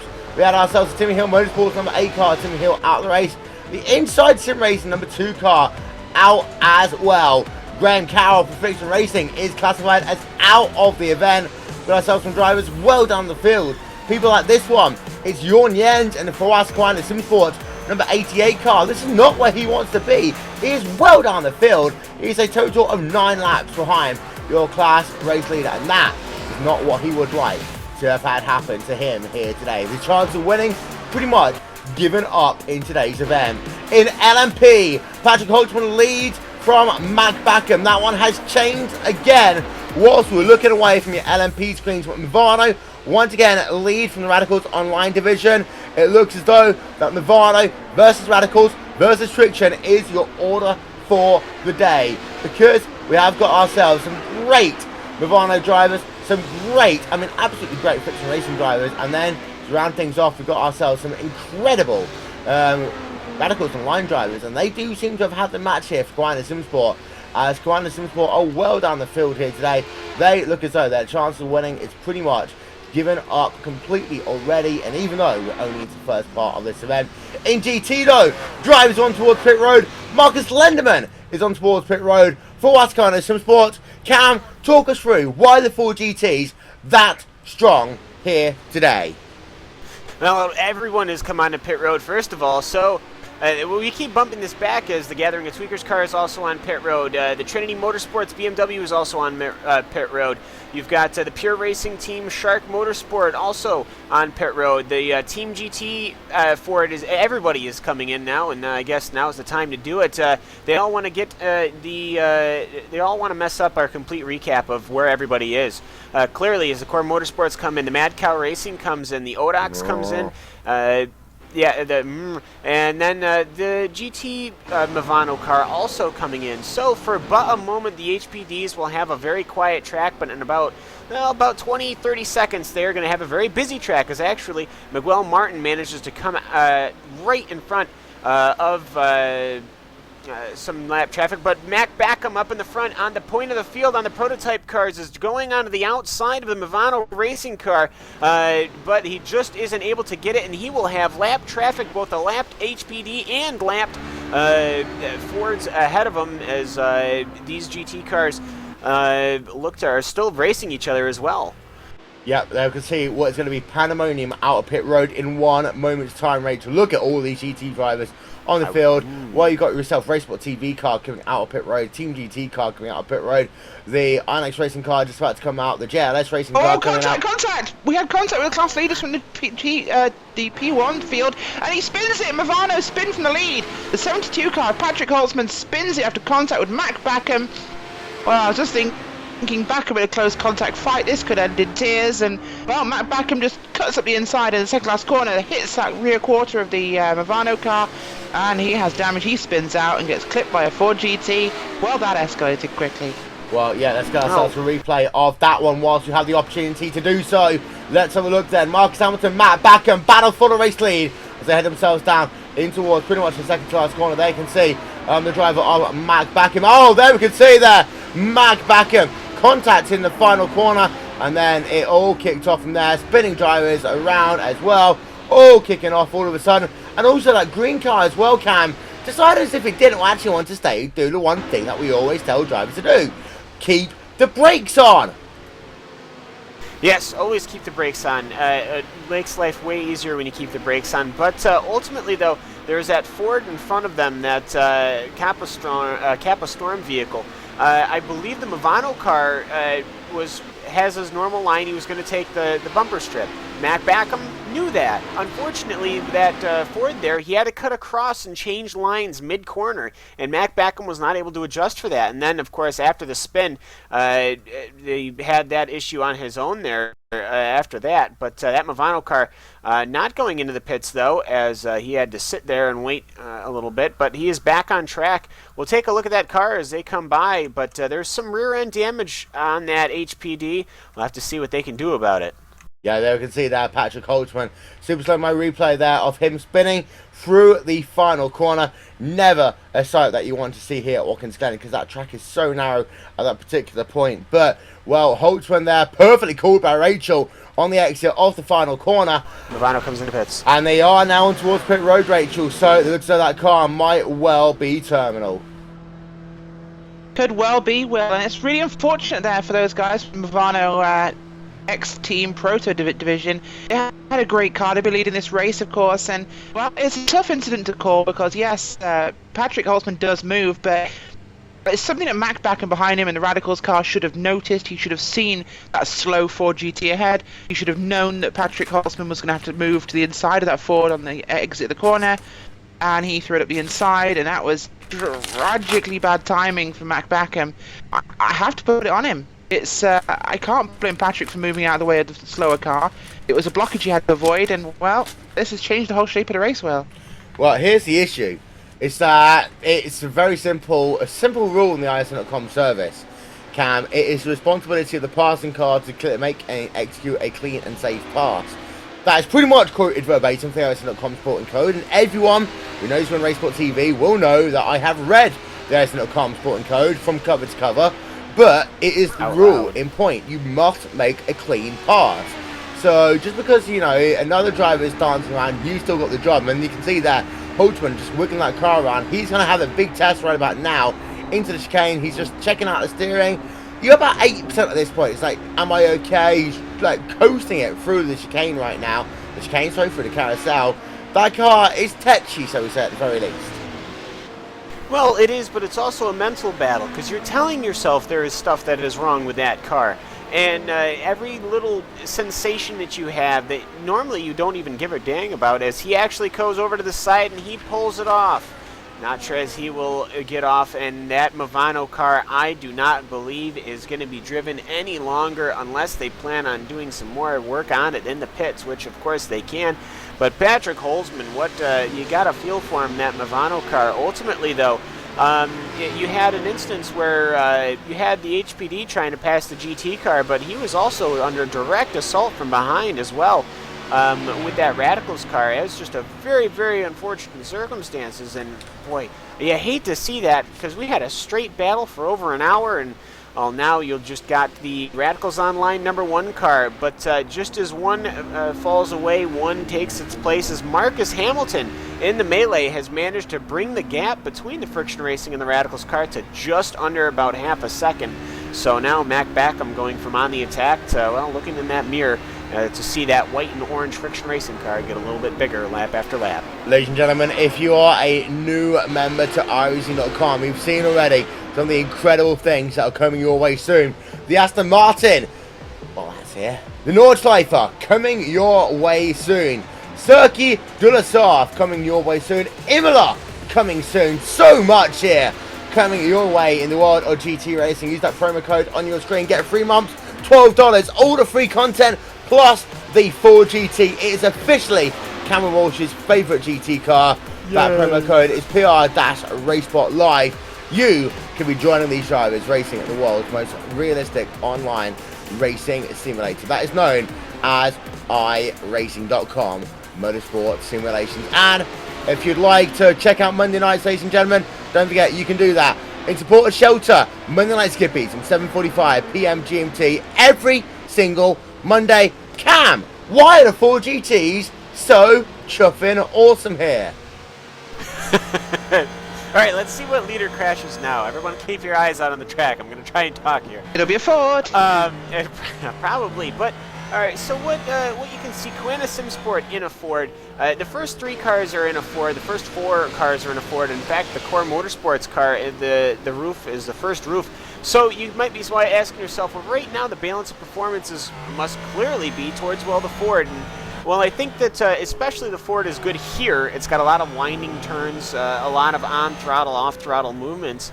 Ultimately, though, I think a lot of these drivers, as somebody has spun it out, the New World SimSport purple car, the McLaren, has actually stuffed it on the outside. He's going to have to wait there. That's got to be a frightening place to be, that purple McLaren, as he'll straighten it back out and he'll get back underway. But ultimately, the Ford GT just seems to be the best overall package for Watkins Glen. You've got a lot of cars that have been joining the iRacing.com service. It seems that with every other season, we seem to be adding another GT car. We've started with, of course, the McLaren a long time ago, then the BMW, then the roof. Then the Ford GT has come along, and now you've got the Aston Martin on the way, and the Mercedes SLS is also on its way. So these cars do ebb and flow, and right now with this balanced performance, and especially with these tires, I think just right now the Ford is is just a good package for Watkins Glen. But we'll probably see them changing around sooner or later. And as this question was brought up when the GT3 Pro Series was announced, teams will be locked into their vehicles, so you will not be able to just pick whichever you like the most, and that of course will be very, very interesting. Just an interesting point on the Ford GT, Cam. Do you not think it's probably one of the most suitable cars for endurance racing because of its pedigree? Let's not forget the original one built by Henry Ford, who compete directly against Ferrari at Le Mans, which won how many years in a row? It won 4 in a row, I think, and it had one event, the 1966, which will actually be, if my math is right, 50 years. It is 50 years, right? It's 50 years, I think. Okay, good. I'm not that dumb. If I'm going to say that in confidence, I got to try and not be dumb. It'll be 50 years next year from Ford's triple victory at Le Mans, where the first 3 vehicles were Ford GTs. So Ford is going to be making their attack against Corvette and Aston Martin and Ferrari next year, which should be exciting.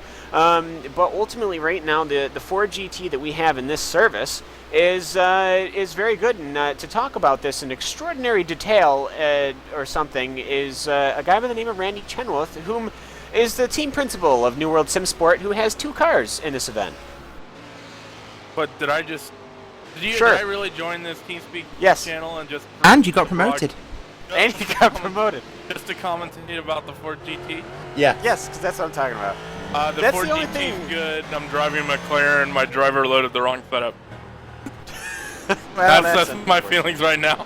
That's his feelings right now. Okay, well, that was the team principal for New World Sim Sport, who has 2 cars in this event and 1 in the second split, because just as we were saying where you too can drive in these cars, well, you too can if you're fast enough and you're in the right team.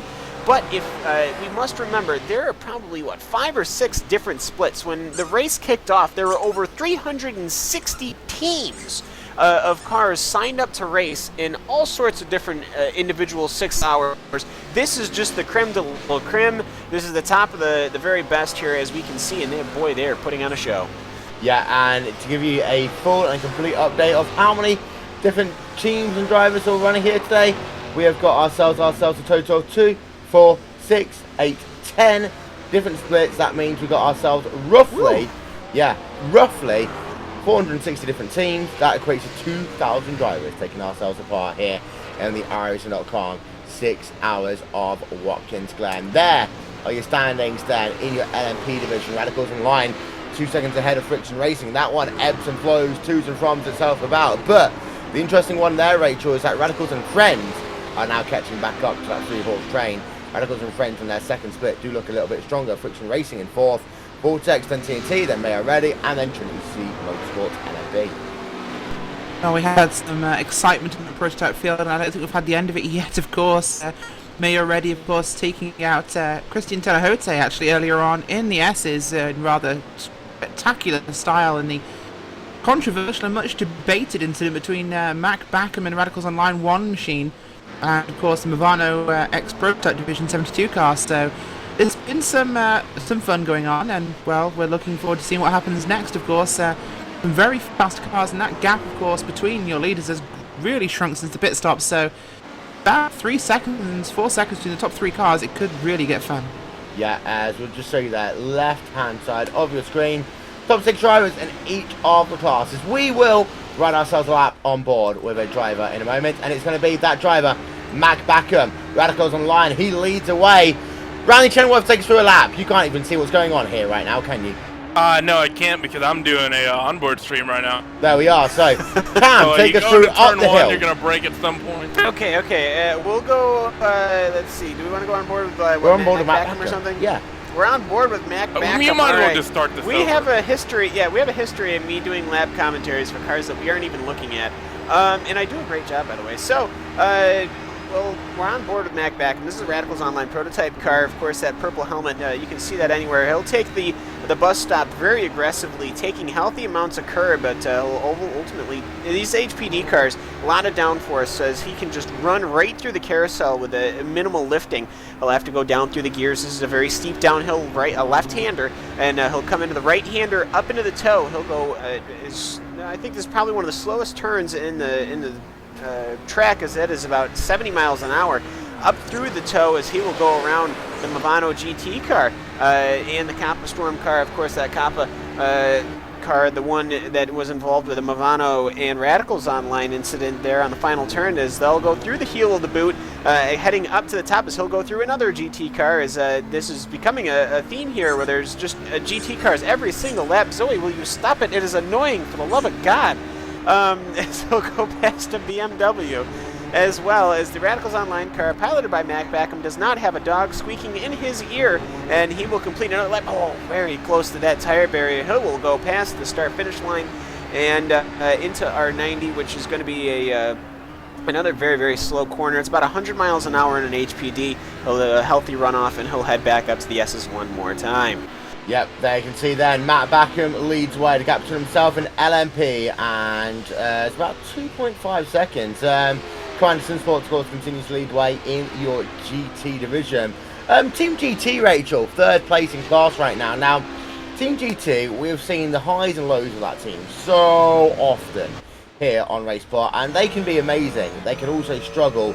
They used to get penalties, they used to be doing drive-throughs. If they can keep themselves calm, they've got an outside shot of the win here today.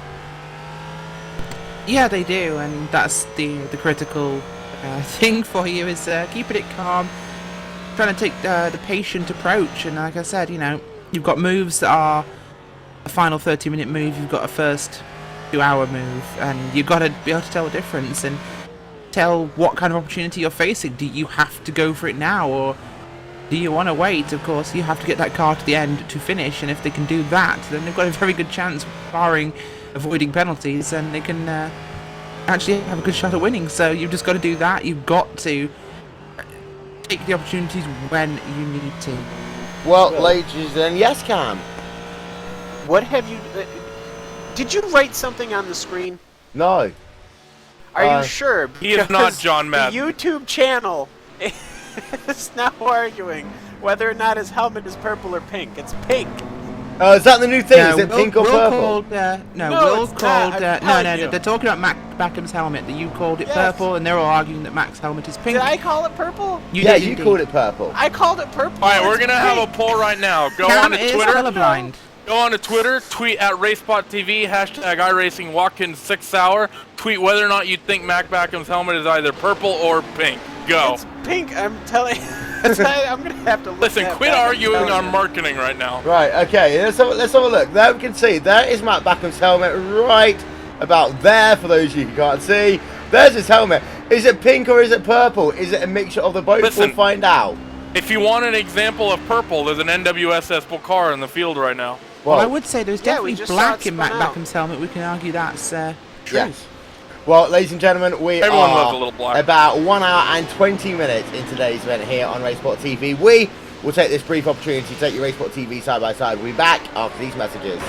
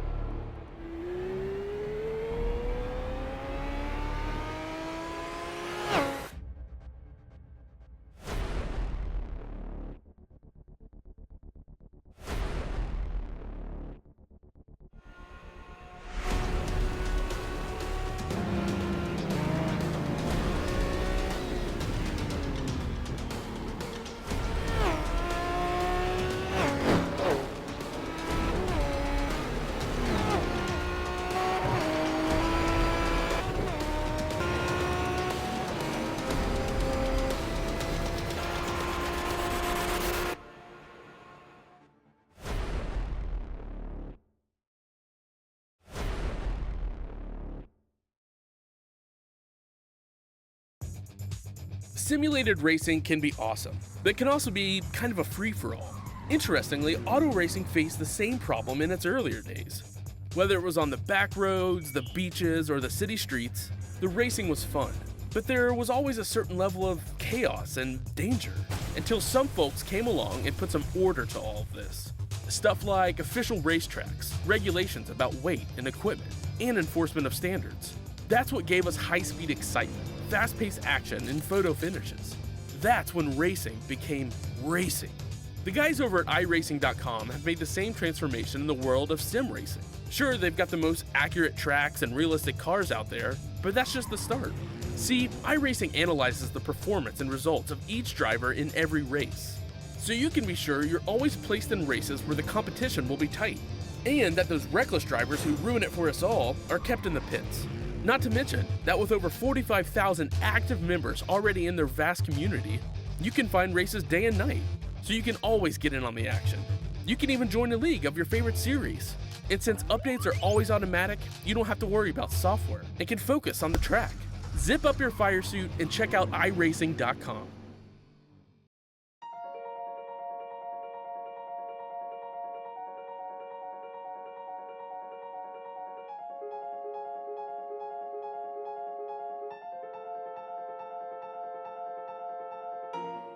For iRacing to get Le Mans is huge. I mean, this is a unique event, a unique track where, half of the track is public roads, so you can never test on it, you never get experience on it, and it's 8 miles in length, 4-minute lap time in a GT car. So, even if you're here for an hour of testing, that's only 15 laps, and you're only gonna see the corner 15 times that day.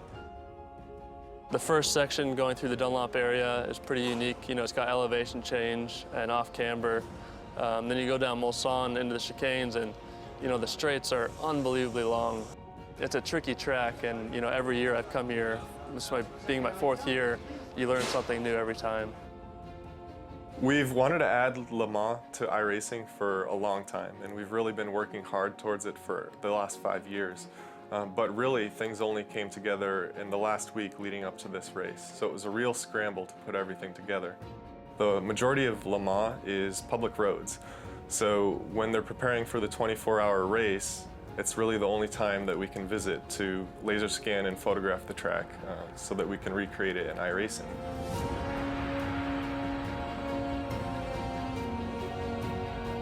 We work closely with the ACO to get essentially exclusive access to the facility and everything that we needed to get the laser scanning and photographic reference that we need to create the track. We were very fortunate to be at Le Mans at the most important time of the year and gain that experience of being there. And we're going to really do the best we can to put that into our work and making sure that the Le Mans in iRacing is the best Le Mans, the most exciting and accurate recreation of the track possible.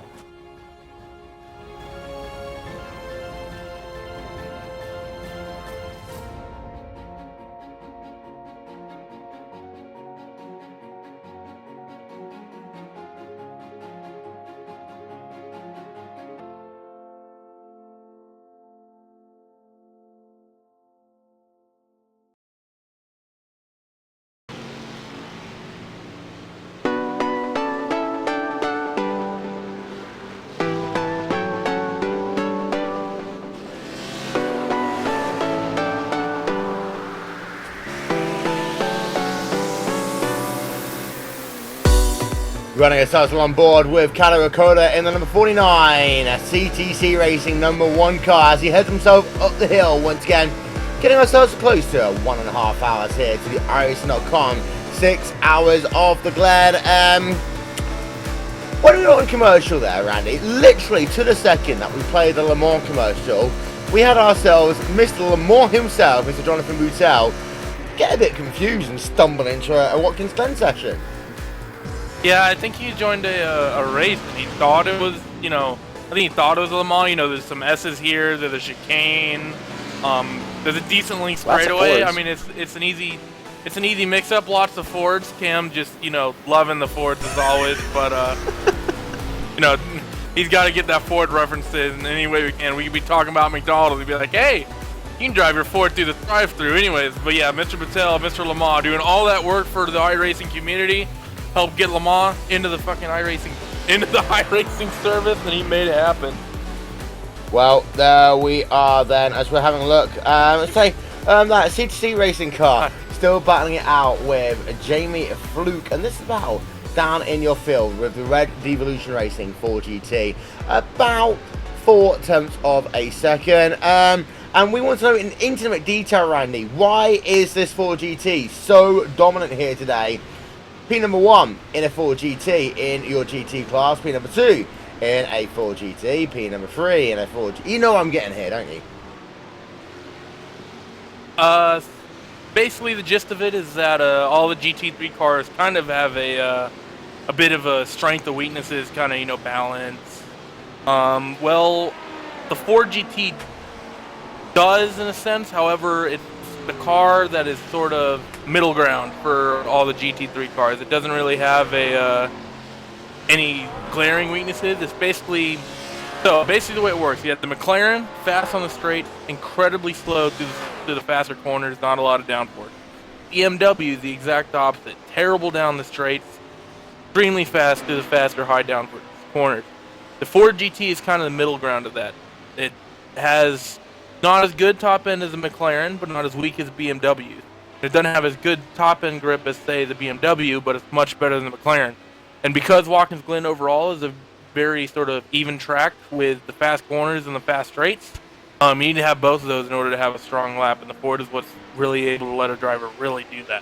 Friction Racing, number 515 car, 26.9 seconds back out onto the racetrack. Cam, you have an update on Patrick Holtzman from earlier on. Yeah, Patrick Holtzman's just on the YouTube. He's just as bummed out as we would expect him to be in the Movano Racing, but ultimately just talking about the incident there between him and Mac Backham. I mean, it's just really rough.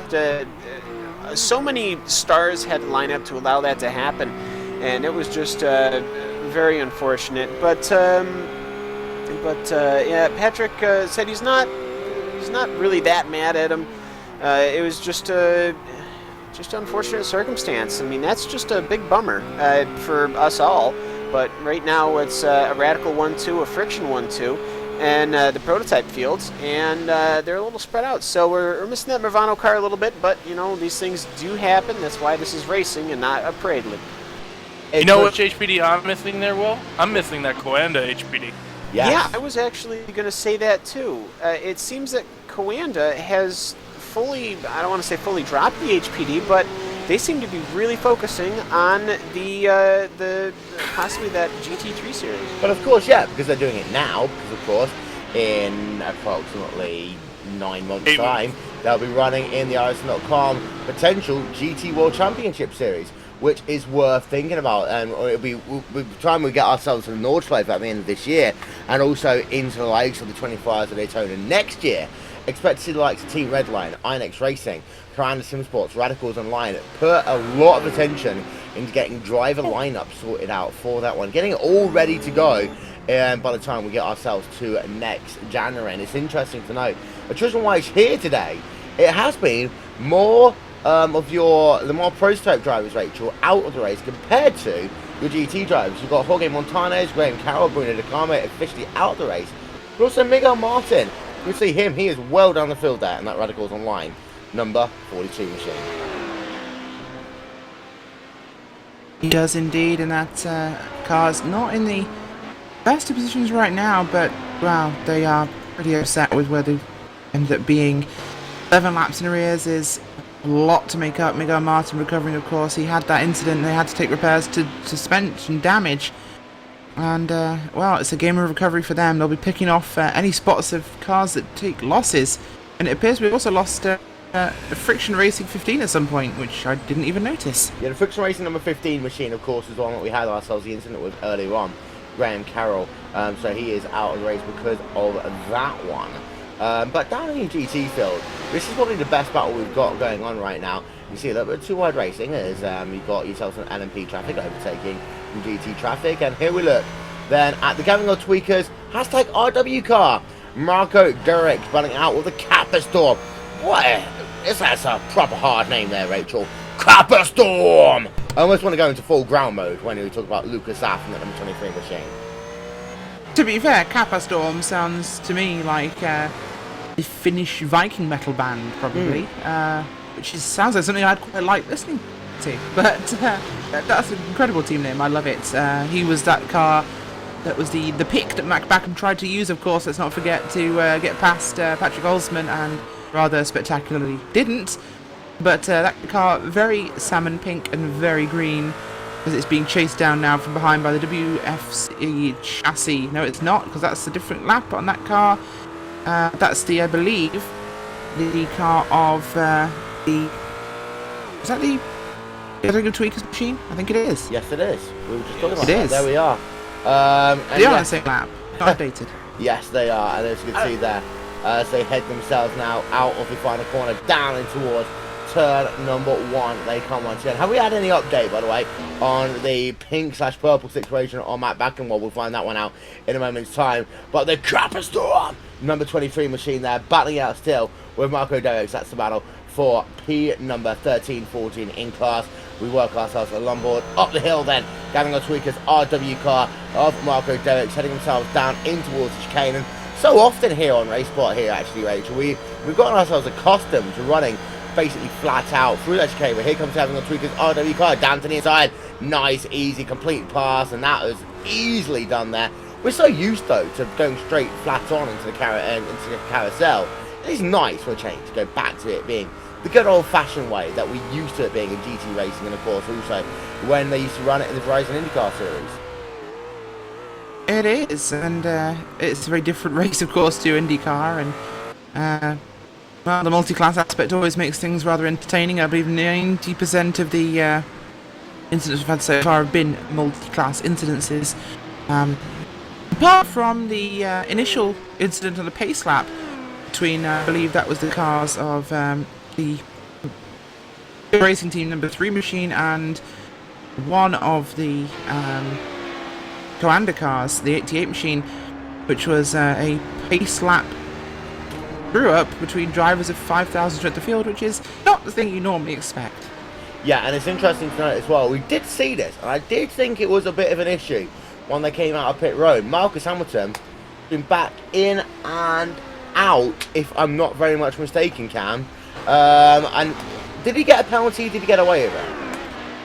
I'm not sure. I'll have to double check this. There's a Marcus yellow Hamilton line here. situation where he was very close, and he might have touched that yellow line the wrong side of what he should do. And he's coming up with 3 pit stops on my timing and scoring right now. Now, just trying to figure out whether or not he has actually had himself a penalty here. We ride ourselves along board of him on the run down into the second to last corner. There is a Pure Racing Team car. He walks himself around the outside. Then he's got himself now the all-red number 3 machine. That's PJ Sturgis in the Inex Racing red car. So apparently the Inex Racing red car wants a red car that heads himself down in towards turn number 1 once again. That's actually ride ourselves along board with that Inex Racing car as he works himself up the hill. On Rachel, one thing we'll notice immediately, the apex speeds are so different in this GT car compared to the LMP. That's where they make their time, because actually a GT car, you know, toast over an LMP car in a straight line often, just not in the corners. Yeah, there's definitely an overspeed in the straights that the LMP cars have of, I'd say, about 10 miles an hour. But as things stand, it's well, at top speed the difference isn't quite as big. It's acceleration that's a major factor, but yeah, the downforce in the corners is a major factor for these guys, and it means they're so much faster around the lap. And that's the big problem you have when you're dealing with lapping other cars, because you close in so fast in a prototype that you have to almost anticipate where they're going to be.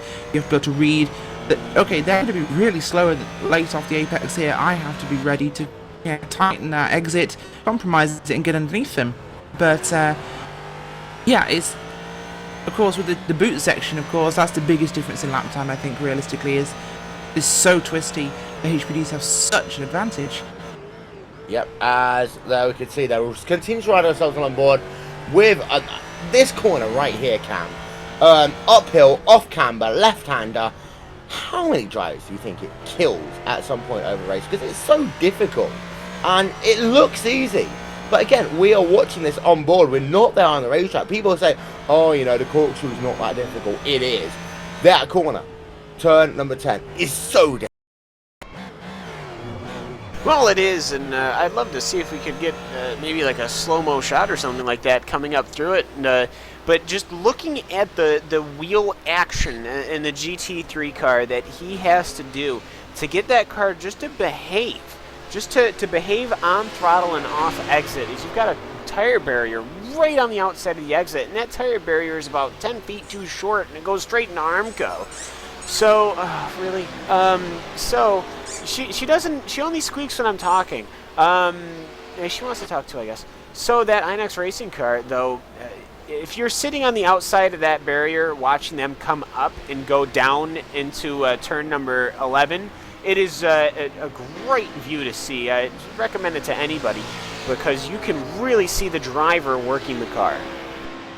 Well, there we can see then. You are looking at your battle for the race lead. Jeremy Boothloop in second place, and it is currently a Radicals Online 1 and 2. Cam, for the moment, almost in a proper Brent Munzberger, you are looking live. Well, we are live here on RaceSpot TV. Radicals Online number 1 versus Radicals and Friends. 3 seconds gap between P1 and P2.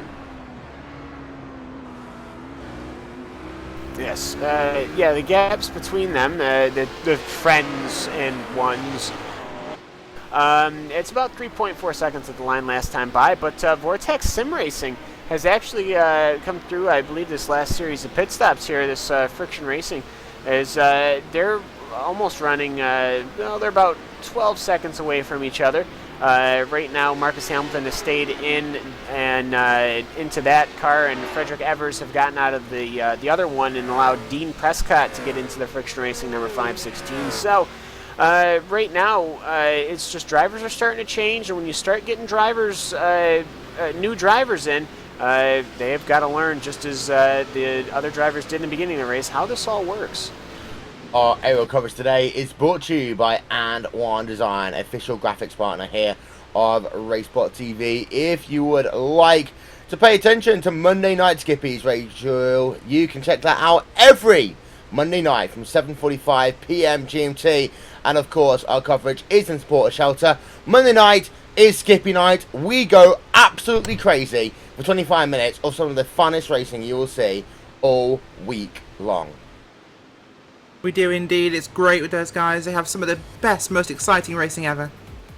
Well, there we can see that. It's 7:45 p.m. GMT. Our coverage for that one is brought to you by Shelter.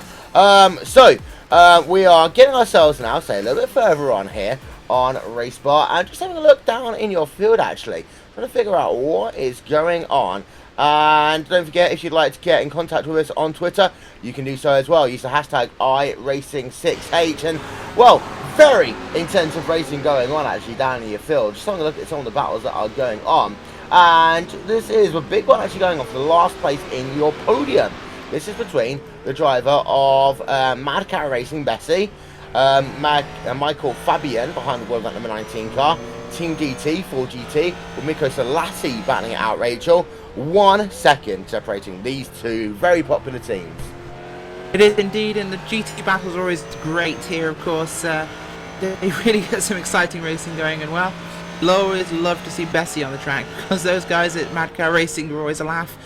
But it's a great fight right now, of course. They are catching that Team GT car. They're being bisected somewhat by prototype cars coming through, and that's really helping Mad Cow catch back up to Team GT, but behind them, though, Jam Racing, they are not letting go either. They want a part of this too. Yeah, and the gap is about 8 tenths per second. They work themselves now down into that final corner once again. And as we get ourselves closer to our second round of pit stops here, Cam, again, that run up the hill becomes more and more dangerous. Specifically, if you want to try and find a way past the driver. Because, of course, your best passing opportunity is on the exit of turn number 3, down in towards that chicane, but you've got to set it up, especially in this GT car, and that's easier than said and done. The way we'll show this to you, we're showing that speed chart up on your screen now for these two drivers.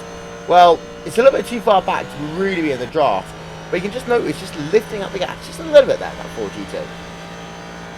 Well, yeah, you can really set this thing up. You can set it up to be safe up the S's, but a little bit slower, or as the prototype goes on the inside of the Bessie car, it will go on the outside of the Team GT car, and life is good. So that's how you get through that traffic for your prototype car, by the way. So that Team GT car, that little dot in the back there is not planning on going away anytime soon, as they're running very similar lap times. Actually, that Mad Cow Racing had 0.2 of a second on the Team GT car, but ultimately going up through the S's is always an interesting prospect in a GT car. But also, I'd be wondering if any of these cars have double stinted their tires. I don't really know. Maybe if Randy Chenoweth, the smarter of the peoples here, would happen to know whether or not they are changing tires. Yes, their drop off in the GT3 cars is still too severe. You lose about 7/10 a lap, and over the course of a stint, it comes out to about 20 to 25 seconds. It takes about 13 to change the tires, so it is better to change. Did you just call Randy smarter? He did call him Chenoweth, which is essentially now his new name. Pretty much, yeah. But I mean, I had a question, and he just had the answer, and literally gave me the seconds. It's about 13 seconds to change the tires. It's about 20 some odd seconds that you lose over the course of the stint. So yes, change the tires. That is exactly what I needed the analysis to do, because quite frankly, I'm not smart enough for these things. As that Team GT car has to allow prototype to go on the inside, going up the S's, as of course the Team GT car we have seen on RaceSpot TV, if you follow us at all, on the STC Blue and Black Cup. Of course, normally I don't think they normally drive a Ford, but this time they are, just because. But well, other than that, that's just one of the battles that are going on right now. Yeah, and also we just saw that you are just running ourselves back on board with him right about now. So it's JAM Racing, it's number 7 car. You are Hana Kapori there, batting it out with the Core Motorsports number 33 car there of Niels Koch, as these two separated by about 1 second on the racetrack. We'll get your top 6 in each classes now on the left hand side of your screen. That'll update the next time they want themselves past the start finish line. But as far as it goes in the battle with LMP, well, the gap is now about 4 seconds between Radicals on line number 1 and Radicals and Friends in your battle for the overall race lead. Down your field, we've already talked about this battle between Jamie Fluke and Kalle Ricola. And of course, you talked about, Cam, the Lotus 79, that CTC car already. Kalle Ricola pretty much known as royalty in that Lotus 79 community. And they, you know, every Sunday, put it to the metal, flat out, one race, Sunday afternoon, great racing in the CTC Cup. And Kalle Ricola has been there for I don't know how many years. Ricola has been with us probably, I think, maybe 2 now. But ultimately, yeah, Kalle Ricola, very fast driver, has progressed a lot too. Is now on the bleeding edge of the field, as it does take quite a while to get up to speed with the Lotus 79 as far as how the other drivers do it, is of course we don't really get the splits. So what ends up happening is you have everyone on track, so it does take you quite a while to get up to speed. But right now, Kalle Ricola in that CTC racing car, very beautiful by the way, painted much like the old Lotus John Player special livery that we're all familiar with, but ultimately doing a good job, just keeping the thing on track right now. Doing about 146s, which I think is all you can do in a prototype, in the BMW. As a prototype car, pulls into the pits, the Team Mir Ready car comes in. So we are actually starting to, we're probably, what, about 5-10 minutes away from the GT3 rush that we had last time? Yeah, indeed we are. About 30. It's worth noting as well, by the way, for the CTC Cup, it's a great community. Very useful, of course, that people stick to what they do over there, enjoy each other's company. So give a shout out to the guys over in the Lotus 79 community. Of course, we use that as well here on RaceSpot TV for the RaceSpot TV commentary school. Going to do a second season of that coming your way soon. As Team Mo ready then to make himself his second pit stop of the day. You can see a little bit of traffic management going on down in your pack as well. So there you can see driver in second place, Jeremy Boutaloub, trying to catch up to the rear of that driver of Mike Backham as they work themselves down in towards the third to last corner once again. And well, I'm seeing that this is going to be a very close field in GT overall, Rachel. And just actually having a look, Michael Fabian is still right there on the rear of the driver of Mikko Salati. They scrap it out for P number 3 one more time. Yeah, they do indeed. The Mad Cow is going after the GT, and they're getting closer every single lap. And Well, Core Motorsports behind him in that roof car, the valiant fastest roof we have in P80 class, clawing its way. No, actually they're up to, I believe, P5 in class due to acts of HPD. But they are doing a pretty good job in that car. We knew it had been outside there, and it's a great job from them. But up ahead, Mad Cow Racing are growing ever closer now to Team GT. They can almost smell this pass. They want that podium position from the Italian team, and they're going to give them everything to get it. Well, just having a look back then, Ray already, he came out of pit road, his lap time, his pit stop time even, was 30.7 seconds. And Randy, that's what we expect in your HPDs. But talk us through pit stop. It's very different in this GT field compared to what you get in the more prototype field. Yeah, in the GT3 cars, we get more of a realistic pit stop. In my opinion, is what all the cars should move over to, but that's just purely opinion. You pull in, first thing that happens is your virtual gas crewman starts putting gas in the car. No one else is allowed to touch anything. Guy might clean off the windshield. Besides that, just all the gas goes into the car. Once the fuel man is done gassing up the car, he removes the nozzle. Jackman jacks up the car, plugs in the air jacks, and then they go to work on the tires. This is done for safety reasons, and in all honesty, helps out a lot of the strategy for these sorts of races. Gives you an option of whether or not you can double stint tires, assuming the tires have enough length, and then you can, obviously save time on the pit stop. Obviously, with these tires, they don't last long enough, and the tire stop is just so quick, and the new tires are so quick that it's not worth it to double stint. But it's definitely a much more interesting format. I think it's something that iRacing should look into applying to these other cars like the C-Spec and the HPDs. Well, we're having a look down. We have got some battles going on, by the way, at the rear end of your GT field. As far as attrition goes, the only person who really lost in the last half an hour or so is Jorge Montanez there in the Movano X-Team Prototype Division. That is a big one, of course. The Movano looking very strong here. They are no longer very strong, shall we say. They've still got one driver still who was going to battle it out for them, but it doesn't look as though that's going to be a case. That's going to be a big shame because we were set up for a great battle between the Radicals Online team and also Movano. Movano really taking over the challenge that Coanda were doing earlier on this year. And of course, anyone remember the 24 hours of Spa here on RaceSpot TV last November, or also the 24 hours at Daytona will remember how dominant Coanda Sim Sports can be. And you know what, Rachel? When we head ourselves into the beginning of August, we always have the song talk about the end of August. We can also talk about the beginning of August this year as well, because we have ourselves the iRacing.com 24 hours of Spa.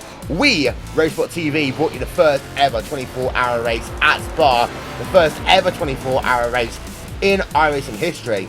We do it all over again, the 1st and 2nd of August, exactly 9 months after we got this show on the road for the first time. We do indeed, and we will be heading to Spa, of course, in about 3 weeks' time. But just saying now, we have the Radicals' #1 car is in. That is Mac Backham heading to pit road. And we also have into pit road the TNT Racing Gold Machine from P6. They are the first car scored 1 lap down right now. They're at the back of the lead lap and have just been passed by the Radicals and Friends. But 2 cars in full service, and Robert Tinsey in that TNT car. Radicals 1 car. Paul Ilbrink hopping into the driver's seat. He will take over from Mac Backham, and well, see what's going to happen here. Yep, so Matt Backham able to survive 2 stints without putting the car into the wall. Same will go to Benjamin Lindsay. Wow. They have both done their first stints. They can now go and relax for a little bit. Paul Ilbrink now takes over the command of the #1 Radicals Online car. 32.1 seconds. Robert Tinsey there, 31.6 seconds in that TNT Racing Gold car as they head themselves back out onto the racetrack once again. So, we've got ourselves 2 big driver changes. It does mean that Jeremy Bootsloop does lead the way for the time being in the Radicals and Friends car. Let's see. I would expect someone like Jonas Decurian to get in behind the wheel of the Radicals and Friends car, but we'll find out right ourselves on board with Bootsloop as he heads himself now down in towards the second to last corner. The left-hander pretty much flat out for him now. Down in towards the final corner, breaks it down to about 177 kilometers an hour. He will do at least 1 more lap as he works himself down towards the start finish line once again. That means it'll be the 3rd lap that number 30 team has led in this race today. As far as lap leaders goes, well, we've only had 3 different leaders. Jorge Montanez is number 72 car, led 37 laps. Paul Ilbrink has led 29, and 3 have been led by this team, the Radicals and Friends car, currently being driven by Jeremy Bootloop. And Rachel, it is such a shame that we've lost Montagnez, because now it's going to be a case of who's the best of the Radicals. It will be indeed, and it is pretty much a Radicals game to lose right now. And those two Radicals teams, of course, one's the team car, and one's the Radicals and their associated friends. So it could be an interesting race to see exactly what happens between those guys. We know they're incredibly fast. Can Vortex come in and spoil the party? Well, looking at the timing scoring right now, I don't think they can. It's going to be interesting. Friction, they need to mount a serious charge if they want to make anything out of this. Well, they do, with Jeremy Bootloop in that number 30 car. So far here today, they moved themselves up 4 positions. They want us inside of your top 10. We'll talk about your big movers and shakers after we wrap up our second hour of. As far as Bootloop goes, of course, we know he's an incredibly accomplished driver. Arguably in the World Championship Series, he's taken over the role of Pablo Lopez as big driver in that team. Yeah, Bootloop is definitely one of the, in my opinion, one of the more respected Radicals drivers as we see him hitting the pit lane right now. Yeah, obviously Pablo left, I think, about 6 months ago, and that was a big hit to the team, and they lost some of their experience as well as their GoPro videos. But yes, yeah, Bootloop very good, Ilbrink very good. Both couple guys that have insane for both on their talent and the respect they show on track. And we've actually got coming into the car right now the driver of, wait for it, Sylvain Promenade. There we can see number 30 car. Sylvain Promenade going to get behind the wheel of that one then. So, new driver into the number 30 machine. And it'll be Jeremy Bootloop getting out of the car. Sylvain getting in. Now, there's a bit of a trouble with him getting into the car. Pit stop times will compare them to what Paul Ilbrink did in 1 moment's time. Because it was a 32.1 second. Bit longer, 36.3, so 4 seconds there, and that was Randy, just a little bit of difficulties getting things synchronized as drivers get out and drivers get in. Yeah, it is a little bit. Obviously we did have the pit stop bug once upon a time with the driver changers. That are probably a lot of people want to try to avoid, but it's not really well, people falling out an issue the sky anymore. is always something that we want. Yeah, when the driver changes are like orbital drops rather than, you know, opening a door and getting in the car. Yeah, you heard it here first, folks. I think it was October, wasn't it, guys? We coined the term orbital driver swaps. Yeah, #RaceSpot TV. it's actually the 1st of November, Rachel. Close enough. Yeah, close enough. And I remember Vortex in racing, the first drivers to really be affected by that one. And actually, you can see that we've still got the RaceSpot the Vortex in racing car running in your field, going behind the wheel on the number 5 team. Now, actually, Rachel, Vortex in racing are a driver who are moving themselves up quite rapidly in the echelons of iRacing. And of course, anyone who's an IndyCar fan will know that they started off as an IndyCar team back at the end of the team after of the likes of Banshee Autosport, the likes of Panther Racing, you wouldn't know anything about that Banshee I don't know team, anything about any of those teams. But then Vortex, when those teams stepped up in the IndyCar, became one of the most respected teams on the road racing side, and they've progressed into both GT racing and also the likes of the RaceSpot World Championship Grand Prix Series. They have indeed. They're really progressing quite well, mid-pack at the moment in that series, but I think they have got a lot of scope to grow. I really look forward to seeing what they're going to do. It's going to be really exciting to see them develop as a team, and it's just really exciting to see the development happening within these series and from race to race in this endurance championship, because there's so much time between them. We see that evolution happening, and we see a lot of things that are the same, a lot of things that are different, but it is great to see these guys coming back again and again and again, and just watching the development, really. Well, yeah, as we can see, we've got ourselves a scrap, and I mean an actual scrap now going on. P3, P4, P5 in your field. Team GT battling it out with Betty, battling it out with the driver there of Corn Motorsports and Niels Koch. This one is one that is just starting to get himself really in their Cam. Actually, no, not Cam. Sorry, Randy. I said in our pre-race write-up about the GT cars, the roof is really the one car that I feel can take it to the Ford GTs here this weekend. Core's doing it. Hopefully they're able to get themselves over by Bessie, and Bessie's up there obviously wanting that Team GT car to move over. So yeah, this is definitely 2 hours in 2 hour race. 3 of our top 5 up here battling it out. Yeah, as they head themselves down in towards turn number 1 once again. And well, you talked about the difficulties for some of these cars, but as a wild card, it is a roof that's probably to the 4 GT. Is there any particular reason why, Randy? It just holds the pace a little bit better than the other cars. I talked about with the Ford GT not really having a weakness. The rough kind of is the closest to that, I would say, to the other two. Loses a little bit too much time down the straights, and the McLaren loses a bit much time through the fast stuff. The Ford is the fastest car, but is only quick and some good hands. The McLaren is definitely a handful, as we see my driver just spin out in the toe right there. But yeah, I think that's basically just the simplicity of it, to be honest. Well, there you can see then, this freeway scrap does carry on there, pretty much nose to town, of course, up in about 10 minutes time. And that's going to be interesting when you come in that many drivers. And of course, the braking speeds are so different. That means it's not as easy. It's far less easy than if you get, I don't know, 10 drivers in the World Championship Series, or even 10 drivers in the NASCAR peak and a 3 Series pitting at the same time.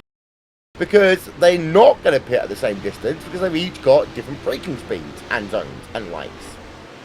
Absolutely, and it affects them on the racetrack as well. At the start of these races, when they're all together, you have the rear engine cars braking differently to the front engine cars, and we have very few of the BMWs, of course, and they can than the rear and mid-engine vehicles. So it all depends. Of course, the roof has its engine behind the rear axle, true rear engine car. The Ford in the it's an interesting mix of exactly the balance of the cars is different, so the braking properties vary. And don't forget, these guys have to also remember when they're pitting to reset their brake bias to whatever the race. Indeed. As here's one thing that's worth noticing there. 10 places up is Niels Koch there in that number. He is on the move here in that number 33 car. So he is pushing it along, moving up through the field in that roof. And of course, because even though we talk about the fact in a race they've got their strengths and weaknesses, the same, Randy, does apply for qualifying as well. Actually, we'll talk to Cam instead. The same will apply to qualifying as well, because each of these cars are just a little bit different. Well, it is, and especially with your driver preferences and how people wanted to qualify. Qualifying, of course, has been a little bit of a just yesterday and even today, which resulted in a lot of issues as the HPDs were on track with the GT cars, so it was very difficult to get in good laps. Though the people qualified properly said, well, it's been qualifying has been open all week, as we have, I believe, our first GT car in the pits. It is the Kappa Storm car. We'll have to see if he wants to get in. He will be stepping out of that vehicle as he gets out, and we'll have to see what they want to do. I believe they're filling it right now. And then after that, they will be putting on new boots. Randy has said they want to. Yep, Sven Demmel comes into the car for the Kappa Storm car. But yeah, they'll open up the gates, the floodgates, as we saw last time by. The last pit cycle, everyone came at the same time. They did. As we are now, ladies and gentlemen, 2 hours into this. 6 hours of the Glen. Yes, it might well be the shortest of the races that we've did, but don't let that mean that this is a sprint race. We are only 1/3 into this event, and anything can still happen in the next 3 hours, 59 minutes, and change. And of course, that gap between this event. So Kappa Storms and Demel then heading themselves back onto the racetrack, and it's a pit stop time for him of 1.5 seconds, slightly longer than he would want it to have been. Hour number 2 was a bit of a relaxed affair here, as we now got ourselves a couple more people on to pit road as racing. Number 43 heading themselves on towards pit road. That is Louis Rodriguez there in the number 48 service. And we've also got Bob Van Catwink as well in the gathering of tweakers. Hashtag RWCar making himself a service. Back onto the racetrack in just a couple of moments time. They can see the gathering of tweakers car just making himself pit stop as we speak. Luis Rodriguez, there we can see him. Just about to complete his service. He just falls behind the trees. And then out and away. In about 10 seconds time, that car sponsored by Gecko track sculptures as he will head himself back out onto the racetrack. We expect pit road to be a very busy place in the next 3 to 4 minutes time. 53.1 for Luis Rodriguez. Well, hour 2 wasn't that magical as far as things went, but Cam, we had ourselves one big issue. That one was the fact that we've really now gone down to 2 cars battling for your race lead, and both of them share a name. That name is called in your LMP division. Well, that it is, but the Friction Racing HPD is actually in second right now. 13 seconds between the 2 cars. 13 seconds and the 2 Friction Racing and they are on and different Friends strategies, cars. So, don't forget, though. yeah, they are on different strategies, which is another thing that started out in hour 2. We have now finally seen where people are going to start wanting to do their pit cycles, how they want to do all the calculations. It is a 6-hour race, but the pit entry, pit exit, the in-lap, and the out-lap, so much here. You only have 5 or 6 times to even do it, to even try to see what it's like, especially in a short style race like this. Is something else we've learned is the absolute sheer number of GT cars is giving these HPD drivers fits. Now, we haven't seen anything dramatic, but as we just see right now, that Friction Racing car, they almost went outside. Yeah, we've also got Renz Brokerman behind the wheel of the Commander Sim. You can see him. He is now gotten behind the wheel that Lenderman was driving. Pit lane, oh God. So Renz towards pit road. Let's have a look then. Our aerial coverage. It is going to be a busy place on pit road over the course of the next 5 minutes time. But Brokerman is now in behind of that Commander Sim Sports car. Renz Brokerman, arguably, Rachel, one of the most accomplished GT drivers in iRacing.com history. He is indeed, and Renz Brokeman, we all into the car at some point, and he does a phenomenal job in those machines. It's incredible to see the sort of speed he can pull with those vehicles, and the fastest car of all 4 in the grid. This could be a masterclass in GT endurance. I just hate to break in, but also the New World Sim Sports 4G into the pits. It's got its swath, and somebody who might really like Le Mans way too much is now driving that car. It might be Mr. Jonathan Boutel is now on the track. I believe also Randy Chenworth is also going to be coming into the pits, or actually Joshua Chin going to be coming into the pits to allow Chenworth to get into that car as well. So in mass as well, but hey, a couple of bit more big names coming out in the second. Yeah, there you can see Mr. Lamar himself there. Behind the wheel, number 6, Morgan Truly, RaceSpot TV, New World Super Sports car, as he heads himself down in towards heel corner once again. So, let's get yourself your top 8 drivers in each of your classes. 2 hours of this race scored complete. We will start with your LMP class, where Radical currently lead by 13 seconds over Friction Racing. However, Friction Racing and number 515 car are on a different strategy. We've seen this with Friction Racing. It looks as though at the moment it's game on. Radicals might have this one won, but Friction Racing, if they can be at the pure pace, they have still got 4 hours to get gear. Radicals and Friends are currently in P number 3. Then Friction Racing in P number 4 as well with the 516 car. We'll get ourselves a look then. But he is so far behind now, the likes of Sylvian Promenade. We've got ourselves that nice battle shaping up actually for P2, P3 in your LMP class. Then HPD, the only other team on the lead lap. TNT Racing Gold 1 lap down, as is Team May already, and Trinity Motorsports LMP in your Le Mans prototype class in your GT. Well, INX Racing Red lead by virtue of the fact they haven't yet done their second pit stop. So they pit road, very slow racing. Bessie in second, Core Motorsports in third, Commander Nirvano, Glacier Racing, and Team GT, Ford GT. Round out your top 8 drivers in your GT field.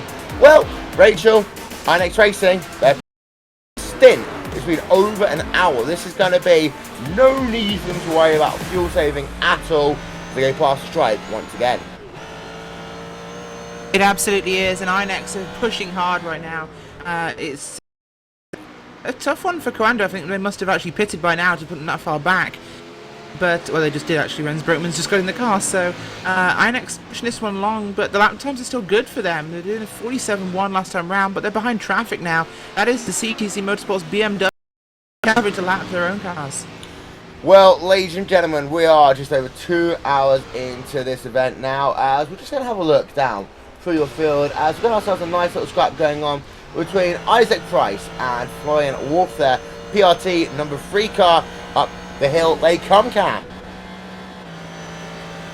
Yes, up the hill here, bless you, by the way, as they're going to be heading their way towards the bus stop once again as the JM Racing and the Pure Racing Team 3 cars. They take the bus stops here as racing. It's a very simple paint scheme, but it's actually, I think it's just a straight up iRacing paint scheme, which is very nice looking on that car. That Isaac Price has been in that car all race long. Wait, yes, he has. No, actually, yeah, he had just gotten back. Okay. Yeah, he just got back. Juha, oh God, Henrik driven it in the second stint.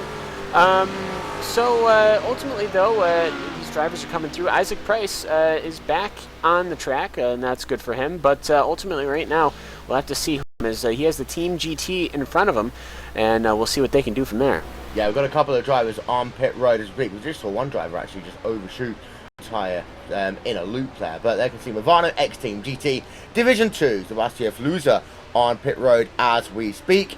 And then we've got ourselves also pit road, Mad Cow Racing Bessie, Lenton Fine behind the wheel of that one, out and away, back they come. Still on pit road, still waiting for this world to stop hating. And we've got Sartino Nizafura there on pit road in Audax Motorsport as well.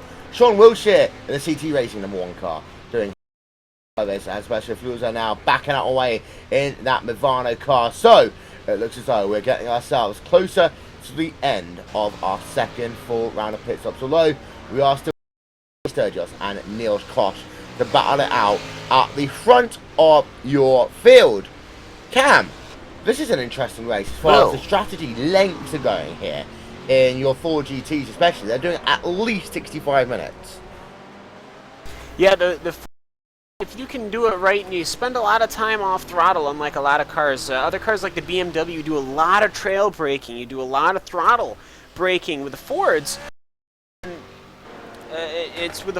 you just do a lot of off-throttle steering. That the car really seems to be appreciative of that, whereas if you're on the throttle, you give yourself massive understeer. So that could be used for saving fuel. Also, it's just with the Ford, with the engine, with Le Mans, obviously things been fuel, whereas maybe other more purpose-built GT3 cars are built for winning GT3 sprint races, possibly like the McLaren, because McLaren has a terrible history with endurance races. Maybe of one, huh? Inex Red. The Inex is in. Yeah, Inex Racing Red with PJ Sturgios is in. PJ Sturgios has been in that car all race long, all 8 minutes of this event. He's done 72 laps on his lonesome. We'll see as that Inex Racing Red car comes into the pits what they are going to be doing. He seems to be sitting in the car there. They're going to throw the fuel in, and he will be getting out. PJ Sturgios, after from him is Philip Diaz, will be getting into that Ford GT and taking it further into this event there. They've been doing extraordinarily well. Last 2 hours, they've been in second firmly behind the Coanda car. Now, after the pit stop, they should be coming out just behind as they have been. The crew finishes filling up. Imagine they're going to be putting some brand new boots Ford GT, and they will get back underway. These are about 30-second pit stops for the Fords. We'll have to see what he wants to do. There they go. Now it comes up onto the jacks as they'll get those tires swapped out. It's about 13 seconds according to Randy Chenwolf, and we'll see if they can get that correct as they will drop that right down. He's on the pit limiter. It's 44 miles an hour for the Americans, and also Glacier Racing in the background. You can see them also coming into pits as Glacier's coming in, and we'll get the time on the table. We'll have to see where that Inex Racing red car comes back out on track, Will. Yeah, Inex Racing into P2. They're seconds behind Renz Broekman as Joni Tankanen the Glacier Racing car. So Alatalo out, Tankanen in behind the wheel of that Glacier Racing machine. Ladies and gentlemen, we're going to step aside for just a couple of moments. We'll be these messages. You're watching RaceSpot TV. This is the iRacing.com 6.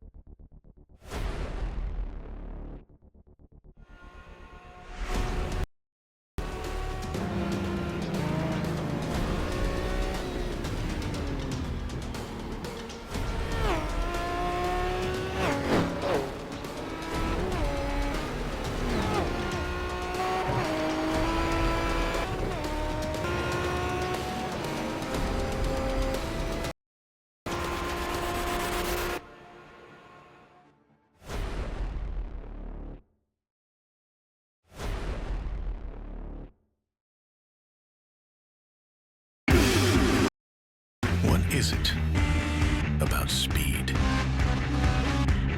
Do these rivals chase speed because they can? Or because they can't help it? IndyCar. The heart of racing. Go to IndyCar.com for live timing and scoring, upcoming race details, and to join the conversation.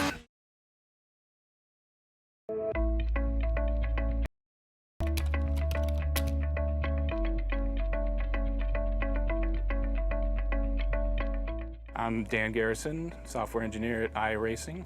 Through iRacing, the track has been unchanging through a session. Whatever you have at the beginning is what you have for the duration of the session and the end. The track doesn't change. What we want to do is be able to have the track respond to what's going on, to have cars interact with the track, to have the track in temperature, in the amount of rubber. We want marbles, and we want those to be generated by the cars, putting them where they should be and throwing them off the race line. It's a physical-based model that we focus on first and foremost, and the track interaction, what's really going on there. It would be easy to just quickly throw something together. Our standards are, it needs to make sense. What's really going on, even at the molecular level between the track and the tire.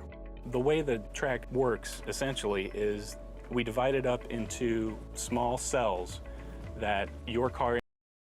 So if you're adding temperature to a certain part of the track, we can pretty accurately know exactly where that is. That gets transmitted to the server. So if I'm in a race, my data is going to the server with session. The server accumulates that and basically a consistent track state to everyone, so everyone's got the same track that they're racing on. One of the big challenges was being able to implement dynamic track with any number of clients connected and have it just work as you would expect. Have it be the same for everyone in the service who's in a session.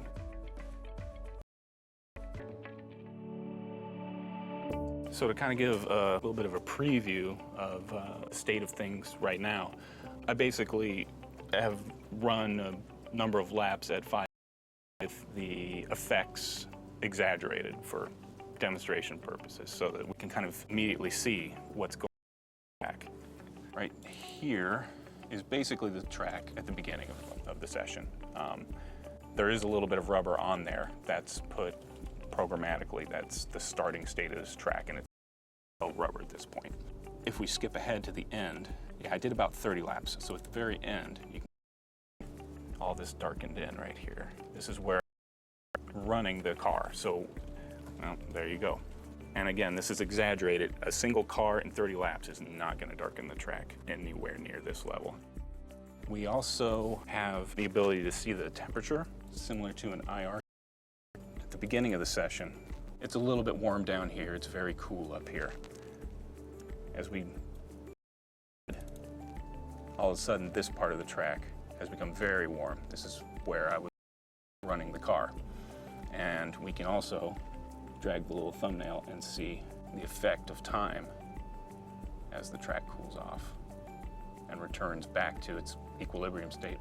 Electrical tracks now, because the sun is shining at some angle, One side of the track might be particularly hot, and 180 degrees around the track is going to be significantly cooler because the sun isn't really pointing at that. So you're on a track where maybe you basically treated it as two equal halves. Now adjust to that. With multiple cars over a long race, you're going to have to seek out where's the grip, where is it going, how is the track changing. It's going to require a much more intelligent approach to the track through the life of the race.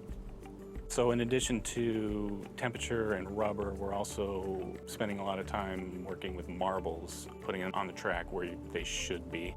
Later in a race, you can be marbles offline, and so a pass might be a little later in the race because you're going to have to go through part of the track that has accumulated some rubber.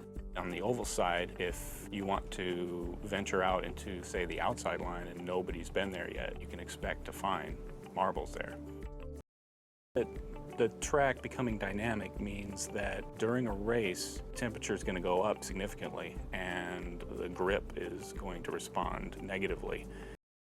To be anticipating that, seeking out cooler parts of the track, taking a slightly higher line for a while, testing out, is it faster up here? I fully expect it's going to break through things. You won't be able to just take a qualifying setup and make a tiny change and be able to run the same laps over and over. It's going to just become a much more dynamic and unpredictable experience.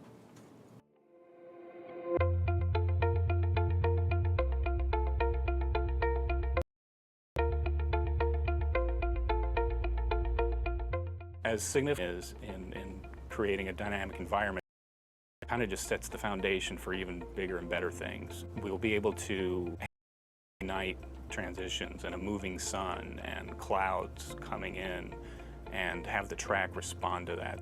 We can look down the road, we'll want to do rain and have water on the track and have it move and have it dry according to where the tires are and how much temperature is there and how much is the sun shining. All these things that happen in a real race, model them, and we are well on our way in being able to do something like that.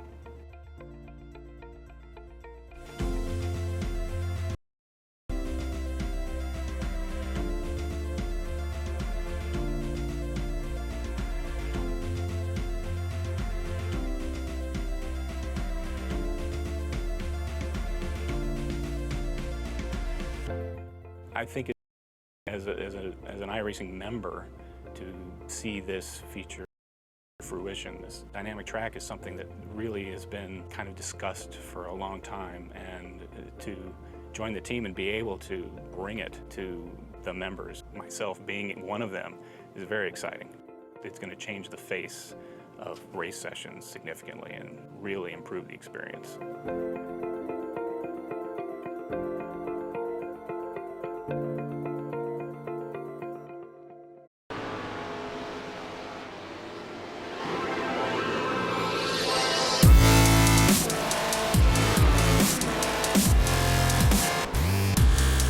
So much coming your way soon here, ladies and gentlemen, on RaceSpot TV. Time we have ourselves a round of the iRacing.com Endurance Championship. It will be the iRacing.com 24 hours at Spa. That is coming your way on the 1st and 2nd here on RaceSpot on iRacing Live. We welcome you back here though to Watkins Glen International to RaceSpot TV as well. We're into hour 3 on here today. We are going to have to step aside and do a quick systems reset in the next 15-20 minutes or so. We'll try and make that one as quick as we can, but we've got to drive on pit road. That is a Radicals Online car. That is Sylvian Promenade, Nicholas Promenade getting into the wheel.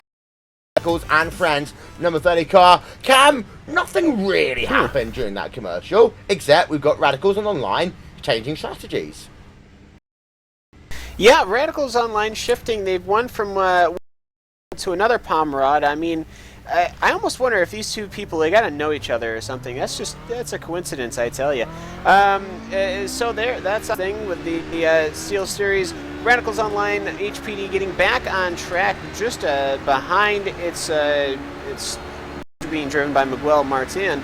Martin has been in the car all race long. But yeah, Radicals Online, seeing what they can do. They saw what Miguel Martin's car was doing with that pits. When you got 3 bullets in the gun, you can change up the strategies, and that is exactly what they are doing. Yep, as we can see there, Nicholas Hominov in position for the time being. As here we can see then, got more drivers heading themselves around this racetrack. Attrition, not as bad as we potentially could have thought, Rachel. Of course, fatigue factor. We were talking about this one over the course of this race. Fatigue factor in a 6-hour race is actually about as bad as it can well be for a 24-hour. Okay, we have... Yes, yeah. Yeah, I got it. I think we've taken out less cars than we did at the beginning of our Drivers' World Championship race here just a few weeks ago. But everyone's just getting away. I think the big wear down right here is the high intensity. You can't breathe. And the fact that you have to, as an cars every single lap, and as a GT driver, have the HPDs go past you for for that time. It's just a really rough challenge. Well, here we can see then, just having ourselves a look up through your field. Paul Ilbrink then continues to lead the way here in the Radicals Online car. Marco Mogren is in place in the Friction Racing 515 car. The gap though is huge. It's 1 minute and 5 seconds. Friction Racing have made themselves another pit. Radicals Online, in fact, so Radicals and Friends have made themselves another pit stop. Paul Ilbrink hasn't yet made himself that other one in the Vortex Sim Racing number 12 machine. So we'll get ourselves a quick look then at your LMP class. Online are leading the way overall. Big advantage over Friction Racing. Vortex Racing in third, and then Friction Racing TNT Gold, and then Team Ready, Trinity Motorsports LMP round out your top 8. So then at your GT division, then we can see Kawai are your leaders, and then we've got ourselves INX Racing Red in second place, Team GT 4GT in third, Jam Racing in Movano X Team GT Division 2 in 6th, Alldex Motorsports, and Mad Cow Racing Bessie rounding out your top 8. Cam Wheelton, and that means that for some drivers it's going to be a case of they're going to get into this car and potentially do a 3-hour stint towards the end of the race. It might seem it's going to be long. Compare that to a month's time at Spa. 3 hours is nothing. 3 hours is your stint. You can't do any more than 3 hours. What are you doing? Big challenge. A lot of these cars are running 2 people, so you can't really split it 30-30 because obviously you have pit. Paul Ilbrink is in that number 1 car. He took over from Matt Backham a stint ago. But, oh boy. So Paul Ilbrink there, point there. But yeah, you're going to be asking these guys to be doing, somebody's got to do 3 or 4 hours, and somebody's got to do 2 hours or so, because normally 2 hours here today. Well, let's have a look down your field. We've got Louis Rodriguez out with Glacier Racing's Yoni Tankanen. Vortex Sim Racing, Louis Rodriguez in P number 10. Glacier Racing's Yoni Tankanen in P number 9. Cam Gaps. Yeah, you could, well, you probably could fit a rock between the 2, but you'd rather not. So, it's really hard to keep these traffic battles set up here, as you do have quite a few cars that are still within very close gaps, very close proximities, and then you got some cars that, well, there are quite a few gaps. I believe that Radical car on the point does have a minute. Friction Racing cars only got 5 seconds to that Vortex Sim Racing car, so we'll see. Probably everything is going to pull away in this middle stint, in this middle time, but then it seems the way to close right back up in the final hour. Well, having a look at the people. Number 72 machine, Jorge Montano's out of the race. Graham Cowell, Thomas O'Leary, FN Grigg, Grolsch, Bruno Takama, and Timmy Hill. It is worth noting, though, that we haven't really lost anyone in the last hour or so. Yes, it's the commentator's famous last words, Cam, but that's the truth. Oh, flipping over now. Yeah, no, that's something that's been happening. I think these guys have really gotten into their stint. They're comfortable. They're getting their new tires. The new drivers have had a stint in. The old drivers have had a stint rest. So it's just something that, well, this isn't a going through the motions, but really, what is there really to risk? Because you're just halfway.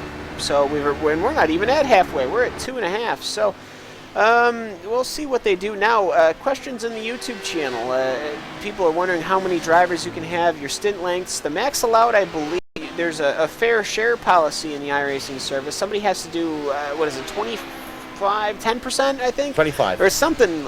25? Okay, so you have to have at least 2 drivers, and you have to have one of the drivers do at least 20. We have had people do lion's share single driver runs, but of course those will not be classified. So you typically see 2 drivers in instances like these, but you can have, I think, up to 5. I think, but it's just for other teams in the different splits who just want to get the experience of racing in an event like this. But for these pro guys, you're going to see a lot of 2 driver teams. Yeah, and it's worth noting that back in the day, you used to actually have people try and do 24 hours by themselves, and you've heard all the stories, basically people getting in towards pit road, having a glass of champagne, some caviar, going back. It's not like, and of course the ACO, the FIA, you've got the people over at Tudor United Sports Car Series. They are very specific about how long you can run, and let's be honest, anyone who watched the 24 hours of Daytona this year will know how close it can be. And anyone who watched our 24 hours of Daytona will know also just how close it can be in a sim racing sense. Well, it definitely can. It challenges, because when you start taking that next step, iRacing as a whole, and please interrupt me at any time, but iRacing as a whole covers the whole gambit of racing. You have a lot of different things you can do. Like, I really enjoy to just go to the different places and just race. It's not a big deal to me. You have a lot of people who have these teams, and teams in themselves have all spread out through the gambit of racing. Of course, oval and road here on iRacing.com, but ultimately you have these professional teams, your friction racing, your radicals, your TNT racing. I'm sure I'm missing your Inex racing teams, your glaciers.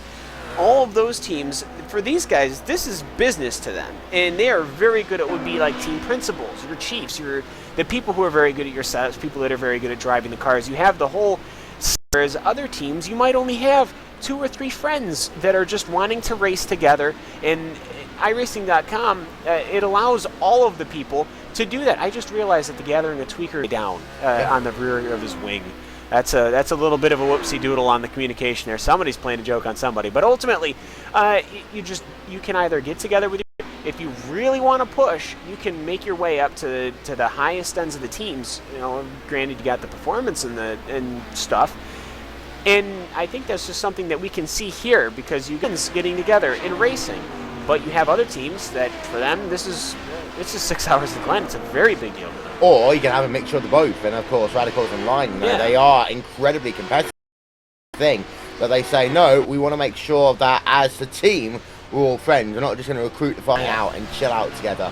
And of course Commander Simsports, anyone who's been a long-term fan of that, Commander Simsports are essentially what was originally My 3ID, then 3ID Motorsports, and the reason why they changed was because there was a difference between the team management and as to the direction that they would want to have taken the team in terms of how competitive they're going to be, what they're going to do with sponsorship, what they're going to do with like revenue sharing, all that sort of stuff.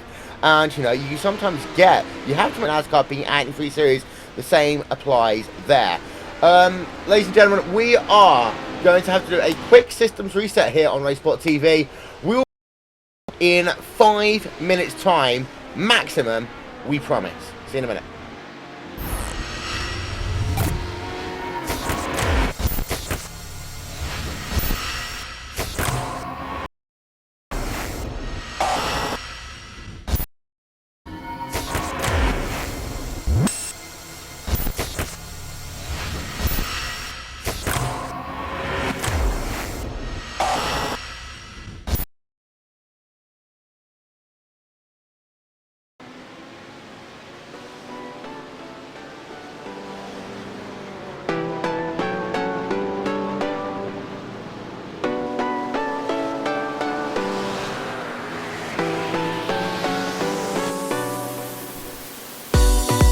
Welcome back, ladies and gentlemen, to Watkins Glen International, upstate New York, which over the years has seen pretty much every single racing series worth its salt take to the racetrack. We've had ourselves Formula 1. This used to host the United States Grand Prix. It used to host a round of the Verizon IndyCar Series. It hosts a round currently of the NASCAR Sprint Cup and Xfinity Series. And of course, it hosts the 6 Hours of the Glen, which, for the first time in iRacing history, hosts today the virtual version, the 6 Hours of Watkins Glen, here on iRacing.com, iRacing Live, and here on RaceSpot TV. We'd like to welcome you back. We do apologise for the brief momentary glitch we have there, but we are back, we are live, and you are looking live here at this magnificent racing facility. We are about 2.5 hours into this event.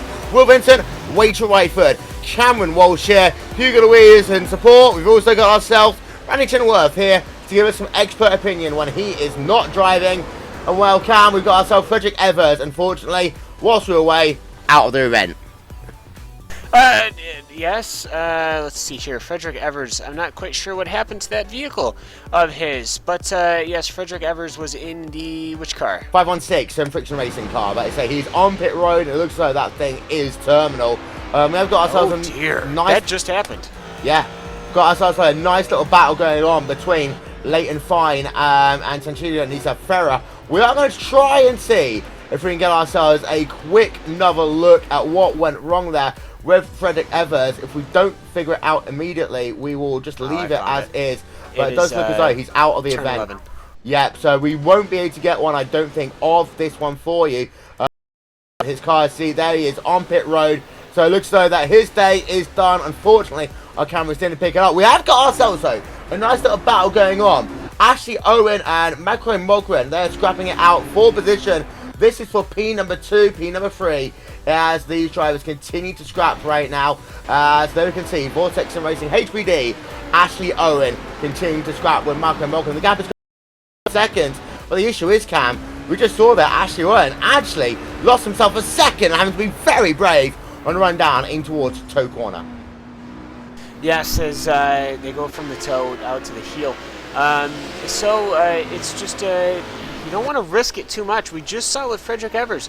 It's a car that's retired. Well, we're 2 hours and 30 minutes into the race. We're not even halfway through. So you really don't want to be taking too many risks. Just go through your progressions and just keep on trucking. Now, what did happen to that sim racing, that 516 friction racing vehicle? We don't have the video to go with it, but we have me, and I mean, seriously, what more could you want? So what had happened was Frederick Evers was piloting the vehicle, went through the entire lap on turn 11. He ended up having a rather large issue. I think we can see the results of that, but went into the corner. He was chasing a McLaren, the Pure Racing Team car, but I believe, yes, there was contact that was made. It just looks like the McLaren came across on his standard line and didn't see him coming, and it came over and conked right into the Friction Racing HPD, and he shunted right into the Armco barrier, and that has ultimately ended his race. I'm just trying to get a couple of different angles here. Yeah, it just looks like the McLaren got done with the corner. I'm almost wondering if he got loose and had to save it, as yeah, he went over the rumble strip and onto the grass.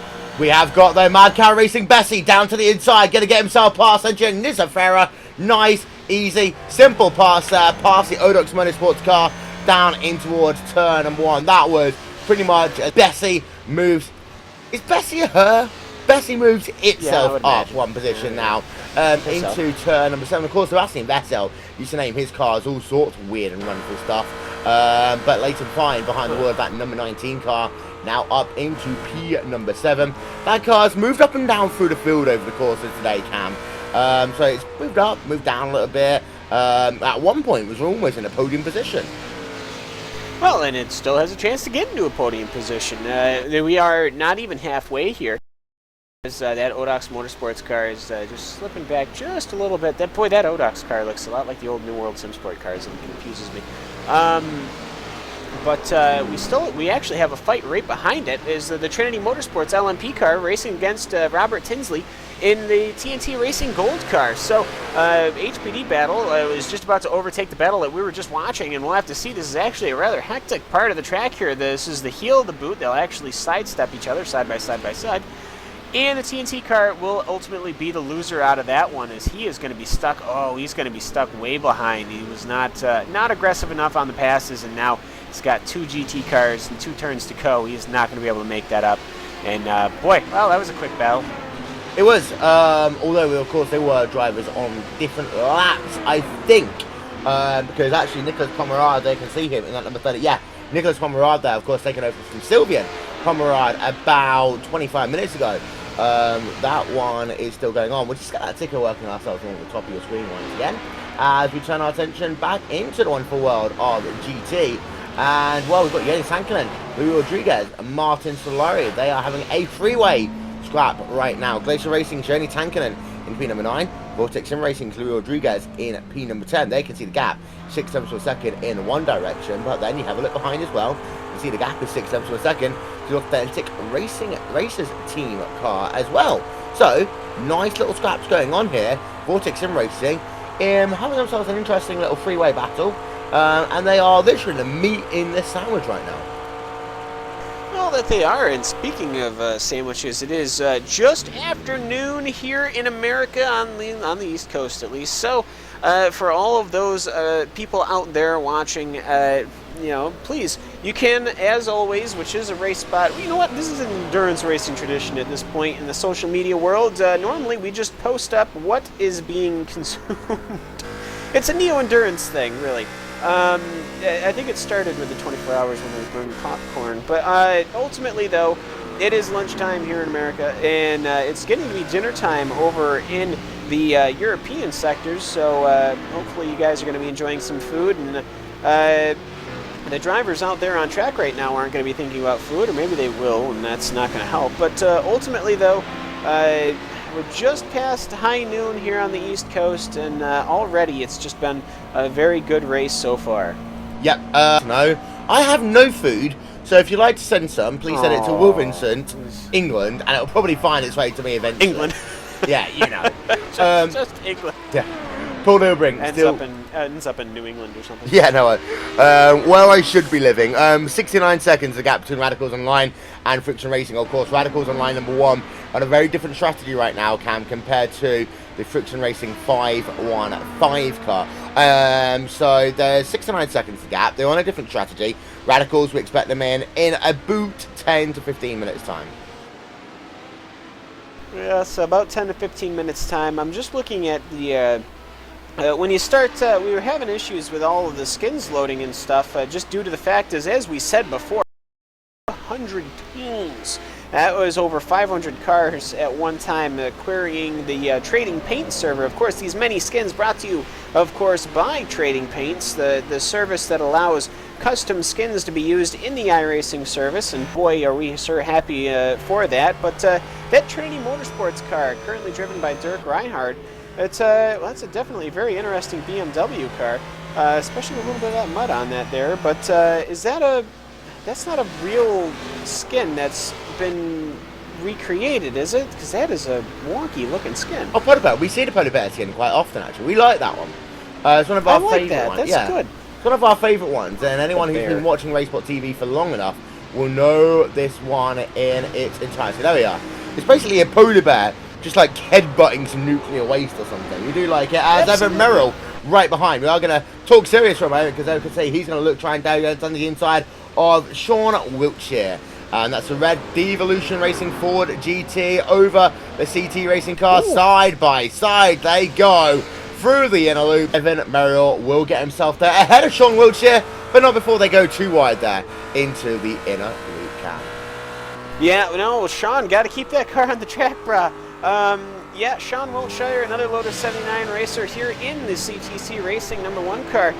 So right now, ultimately giving up that position, I think that they like sticking with the BMW. Nothing wrong with that. So So right now it is Callie Rucola and Sean Wiltshire. Not quite sure whom else is going to be racing in that CTC racing car, but you've really got to give them a hand just to even make it this far, because as we've said before, the top split is nothing to shake a stick at, and they're still doing a very good job, still racing for positions. Yep, TNT Racing Gold made a pit stop, 31.3 seconds right outside on board. Benjamin Lindsay on cold tyres, going to work himself actually past Mr. Polar Bear himself. As we can see there, 31.3 seconds was his pit stop time. We didn't see it, but Paul Ilbrink has made himself another pit stop. He stays in the car. So Ilbrink doing a double stint, and I think that will mean instead of Radicals Online car, I'm trying to figure out, probably someone like Anthony Rosselli is the driver who we're most likely to see get into that car here today. Number 1 Radicals Online car is leading the way there. We've got Matthias Stroger onto pit road right now in the Trinity Motorsports LMP car in towards pit road. You were talking about the Radicals Online car there. Yes, that Radicals Online car driven by Paul Ilbrinks has just passed a McLaren driven by somebody who knows something about racing cars, a guy by the name of Randall Chenoweth, whomever that is, in that New World SimSport purple car. I don't know why they picked purple, but ultimately, actually, where is that car? That is position 30th. Okay. Yep, but Randy Chenoweth is safe for the time being, as we're just having a look there at Trinity Motorsports LMP, just completing his service, 34 seconds, out and away. There we can see 34 seconds, as also we have got someone else on the pit road, that is Ashley Owen actually, the Vortex Sim Racing car, who has actually got an outside shot of getting himself into a podium position. So Vortex Sim Racing making his service here, getting himself out and away in just a couple of moments time. But Randy Chenoweth, yeah, there we can see him, the New World SimSport purple car. Of course, they did have themselves a little bit of an issue earlier on in today's event. We had ourselves on board with him right about now. There he is. He's in P number 20 in class cam. Up 7 places apparently from where he started. But this hasn't been a good day for New World SimSports, realistically. It really hasn't, and it kind of started off on the wrong foot, because normally we see the Moonshiners vehicle here, the New World SimSport Moonshiners car. That is currently racing right now. I don't know where it is, but it is in the second split. So they might be having the race of their lives in that second split, but you just you can't be disappointed by getting into the second split. But at the same time, when you were expecting to be here and you're expecting to be on iRacing Live on the iRacing.com service with hundreds of people watching you, it's a little bummed to kind of end up in that second split race. But ultimately, though, after that, they had issues almost right off the bat. I think lap 20, Fuller had an incident in the Ford, and later on, that New World SimSport purple McLaren's been having issues, as they haven't even had the right setup today. So it is just not New World SimSport's day, but they're just trekking along. The McLaren is in 30th, and the Ford is in 32nd overall. So that's just another day in the books, I guess. Having a look at the Ganglor Tweakers RW car from the rear of him, number 13 in class Trinity Motorsports, about 8/10 of a second back right now as they head themselves down in towards turn number 1. Once again, it is worth actually noting and talking about the way that these splits are determined, and anyone who, of course, watches RaceSpot TV and our special event will know that this is the 4th special event that we have done this year. We've got ourselves the iRacing.com 24 hours at Daytona, the 12 hours of Sebring, the iRacing.com Indianapolis 500, and this, the iRacing.com 6 hours of the Glen, which is 9 minutes away from being halfway scored complete. Now, with the exception of the Indy 500 cam, which, you know, is a different way of doing it, probably the most exciting qualifying of the year, everyone qualifies. However, the races are determined by the iRating of the first person to basically be in the car. That essentially means that the best drivers, in theory, race with the best drivers.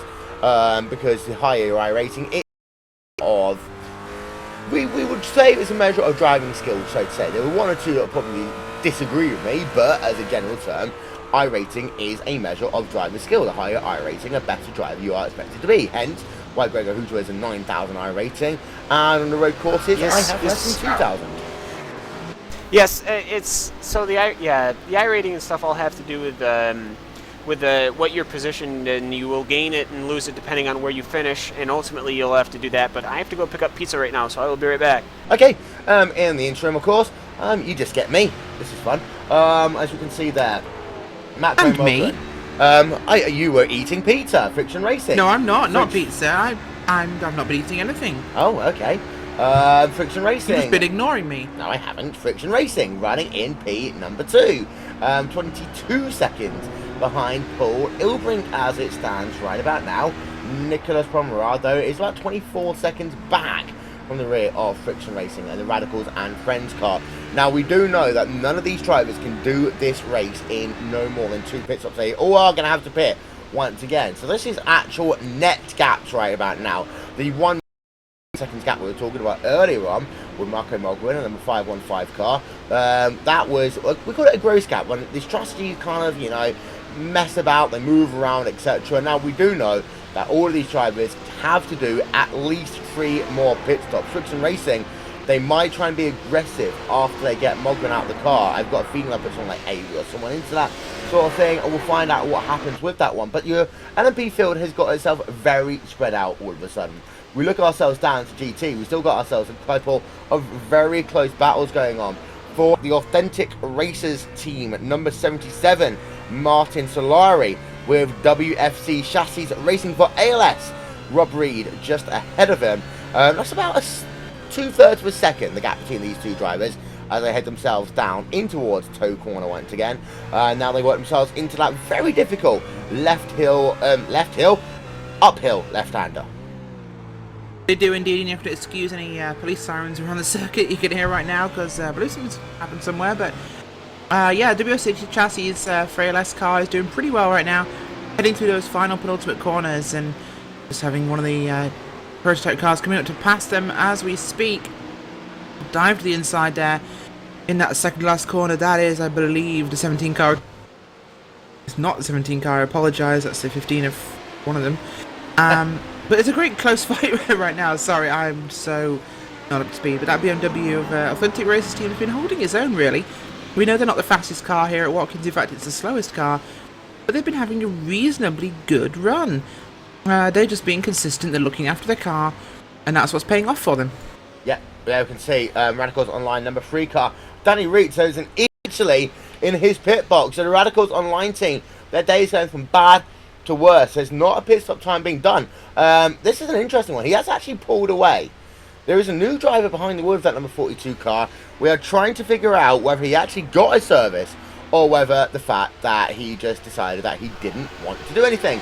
So out and away into the racetrack he comes once again. Let's have a look down the field. Rob Reed, as we talked about him a moment ago. WFC Chassis racing for ALS, number 18 machine, currently circulating in that 11th position. That gap has opened up for the time being, however. So let's have a look a little bit further down. Let's see, we can see we've got ourselves Sean Wiltshire and Thomas Zasbo. They continue to battle, and we're looking at non-4GT drivers when we look at this stuff. There we can see CT Racing, Sean Wiltshire, Thomas Zasbo, number 10 car. And it's interesting to note, Rachel, even though we know in theory the 4GTs are the fastest driver in this field, it doesn't necessarily mean that everyone wants to run the 4GT. Everyone's got their own personal preference of cars. Now, if I was to be running this race, even though it would be slower for me compared to a straight fighter or 4GT, I'd run the BMW because it's the car that I feel the most comfortable in. And you can generally be about a second, 2 seconds slower or faster, depending on the car that you run. And that's the reason why people like Wiltshire are still running this BMW rather than doing the, oh, we might as well just go and run in the 4GT anyway mode. It is true indeed, and you can make up a lot of time that isn't necessarily all on track, top end speed, by having good pit stops, being able to manage the traffic better, you know, pulling over at the right time to let a GT prototype car through. You could save a lot of time, and you can also race sensibly, race cleanly, and you'll have a better overall finish. Sometimes it's not as much fun being in the fastest type car to win as much as just taking part. Comfortable with that car, that's more important. And you know, finishing these races, we keep always saying this, but finishing these races is winning in its own right. It is a major challenge. There you can see then your top 8 drivers in your LMP class. Now your LMP class has really spread out. As you actually got Macro Mogwin there, you can see him there on pit road. As well, the gap is out and away, and we'll just show you there his pit stop time. There you can see 22.7 seconds there as he's going to make these pit stops rates are actually a little bit slower. They are a little bit faster. I'll take them back a little bit faster. Seeing as Cam Walsh is like, saying horrible things to me, I am getting thrown off track. But these pit stops for Friction Racing are a little bit faster, Rachel, than what we normally expect. The reason why is they're not taking a full tank because we know that they are on a slightly alternate strategy. They are indeed, and this is going to make things really good. We have one friction car sat on pit road. They've been they're 12 laps down now, 13, so that's going to suck for the Friction Racing 516, but the other guys up there, it's very tricky. This alternate strategy has to play differently. They have to hope they can go harder for a short period of time, make the lap times in there to be able to afford an extra stop. They've got to hope that the slow and steady strategy of the Radicals Online 1 team will not pay off. Yeah, and anyone who missed out on watching the Neo Endurance Series, make sure that you go back and have a look at some of the great races we had in that series. And it was literally same teams, with the exception of Coanda. They ran an LMP in that series. They're running the GT this time around. But Radicals Online versus Friction Racing, it shows you that endurance racing has so many different elements. You've got yourself, the pure speed, the ability to go to 100% flat out when you need to. But strategy, it's so important. As Vinicius Amico is actually now into that Radicals Online number 2 car. We were saying about there being some difficulties on pit stops, Cam. Looks as though there is actually difficulty on pit stop after all. I might have actually got something right for once. Hey, there you go.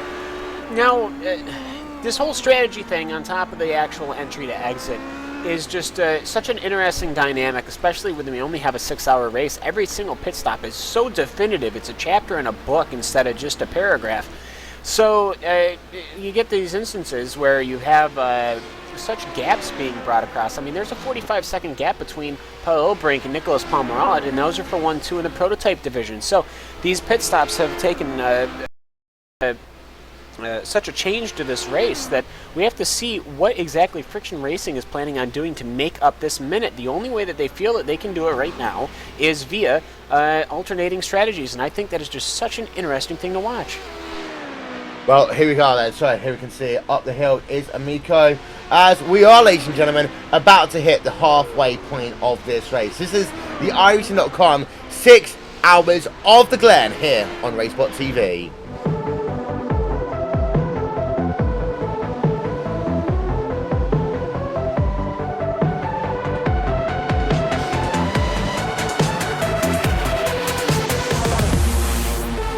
Well, there we are. We passed the halfway point of this, the third round of the iRacing.com Endurance Championship. So far, we have seen a total of 24 hours of racing at Daytona, 12 of racing at Sebring, and we are 3 hours in today's event. That is 39 hours of endurance racing so far in this, the inaugural season of the iRacing.com Endurance Championship. And Radicals Online, it's been their day so far. They have been absolutely dominant. Although we do know that there is a little bit of strategy work still to be at play here. There we can see the driver in P number 2. It's a number 30 machine, Nicholas Pomerad there. It's Radicals and Friends team. Radicals team have actually got 3 different drivers in this field here. And just actually having a look through to see where they all are. They've got one in P1, one in P2. Then the other one is many laps down in P number 7. Not always going well for them. They had themselves a penalty, and because of that, they went from being in the hunt to potentially being outside of it for the time being, but there's still 3 hours worth of racing to go. One of their other teams, well, they got themselves into a bit of a sticky wicket earlier on after leading a good number of laps in the early going, and they led 37 laps at the first hour of this race, and unfortunately they are classified as out. They will be classified all the way down in the 36th position overall. And in class, that relates to a finishing position of P number 10. As we speak, we've got ourselves drivers heading themselves on towards pit road division.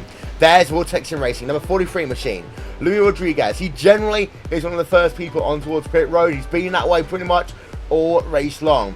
Rens Broekman, he currently leads Commander Sim Sports. Anyone who's been watching endurance racing on RaceSpot TV over the course of the last year will know that Commander Sim Sports were the de facto team to be as far as LMP teams went.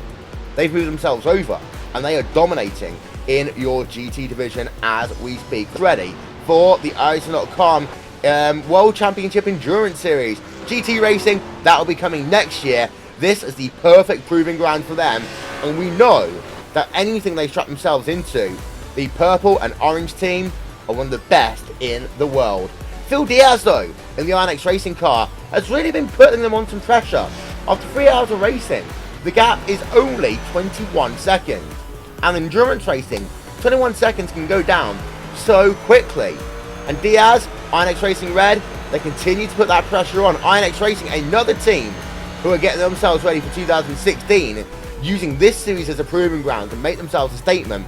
But we know how strong that INX Racing team can be through performances like Masters of Endurance. We have got ourselves, we just noticed they're off of the racing circuit completely. We'll try and figure out who that one is for you in a moment. We'll get Cam Walsh to have a look at that one. But through your field, attrition's overall been pretty low. There you can see a car on pit road as we speak. It's the Authentic Racers team car, number 77 of Martin Solari. And Cam is going to tell me who that car was. That would be the Pure Racing Team number 3, Michael Shellblock. The car number's 13, as it looks like he took the turn 1 there. Just, I think he might have had a little bit of overspeed. The rear end started kicking out. He crested over the outside curbing, which you can normally run over, but when you're on the accelerator, it really upsets the car. Threw him into the inside Armco, butt first, and then threw him into the outside Armco, butt first as well there. So that has injured that car even further. As he'll get that back on track. That is the Pure Racing Team car number 13 in 35th position. They are 21 laps down. It's about 6 or 7 laps off the GT leads. Yeah, we've got more drivers on pit road right now, and the Authentic Racers team car of Fernando Garcia Perez will move himself. It's time. We've also got ourselves more drivers heading themselves back out onto the racetrack. There you can see Trinity Motorsports with Patrick Burry heading himself onto the racetrack. Yeah, it's the Polar Bear just knocking over some nuclear waste. There you can see number 60 car back out onto the racetrack himself. But Reg Brookman, Rachel, on pit road from the race lead. He hands it over to Phil Diaz for the time being. But this and the start for Brookman out. Klaus Kivikas there, former iRacing.com World Championship Grand Prix Series driver behind the wheel of that Ford GT. Yeah, thank you, Will. Down here on pit road, of course, Brookman, he's only done one stint so far for Coanda. Expecting him to hop back into the car later, potentially to finish the race, they're saying. So right now, they're swapping him out, get some fast stints in with other drivers. Now they're going for a charge. Will? Well, there you can see there, Klaus Kivikas, then one of the most famous drivers in World Championship history, part of what was still known as possibly the greatest World Championship Series of all time. As we get our look for more aerial coverage brought to you by And One Design. Out and away in 52.4 seconds then for Kivikas as he moves himself then on to the racing service in that number 18 machine. And someone said something, so I'm going to respond to them. Yes, hit me. Okay, Jonathan Fuller is now getting into the of the New World SimSport 12H Ford GT, the Ford effort from the New World SimSport team. He is all the way in the back. He's actually back past the pit entry wall, which is well off and back, as the Tomas Szabo car is also coming in. I believe he's probably just driving by himself, which would be very impressive indeed to do 6 hours straight, which we have seen people do 24 hours straight, but I mean, so Tomas Szabo also in the pits there, and Fuller pulls away. Yep, Jonathan Fuller there in 52.8 seconds heads himself back out onto the racetrack. There you can see that New World SimSport. A little bit of damage actually to the part of that car. You can actually just notice as we have a look just at the rear there. A little bit of damage to that rear wing. It's not going to be too bad. He should be able to get away with it back onto the track. And there you can see Team Tomas Szabo in the McLaren. Going to tick over to 40 seconds. Fuel. The air jack's gone down, so he will be out and away in just a couple of seconds' time. As we are, say, less now than 3 hours of this event to go. As far as it goes with, you know, the fair, what's it called? Fair share is what we call it. It's essentially, it's like if you order a pizza, everyone's got to have at least one slice. Now, you always get the greedy person who will have many slices of pizza, yes, but everyone's got to have at least one slice of it. Yeah, I'm using pizza analogy here. No. Yes, I am. But, of course, as far as it works, and we talked about this already, Cam, some people will try and run this race single file by themselves. They don't care about it. It's the fact that they can just run it. It's that personal accomplishment. Even though they'll be disqualified at the end of it, they don't care. They're just happy. I did 6/12 plus 24 hours of racing. We have had someone try and do 24 hours of Daytona. Daytona's are going to be a little bit easier to do than Spa, but once we get to Spa, there'll be someone that tries to do it again. Wouldn't surprise me. You'd get these massive stories of stints where people are just doing absolute lion's work. I think the person who ran the 24 hours of Daytona finished in like the top 10, I think, out of like 40 or 50 cars after 24 hours and no other drivers. So they believe they were getting like a special cookie. They do get acknowledged by the iRacing guys as they're just really the spirit of racing, I think, just having to get in the car and just having at it. But ultimately, though, we'll see if Szabo can do the entire 6 hours.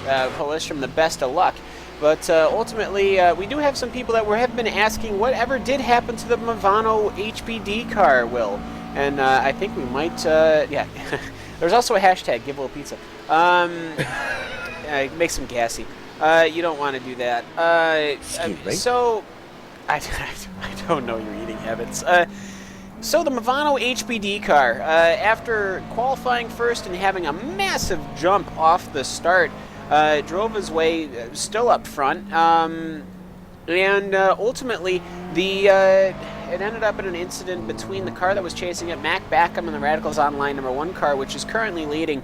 There was a GT car on the exit to turn 11 that had basically clipped off the exit line to the Movano car, so the Movano car had to go well inside where it was going to be, and Mac either didn't see it coming or wasn't able to react fast enough, or whatever you might want to say or think or do, but ultimately Mac turned that car into the Armco as he came across, and just terrible for the Movano car, as they had been doing such a great job all race. And so that, and actually a couple of Friction Racing cars too, so hasn't been very good for the Friction Racing or the Movano teams today.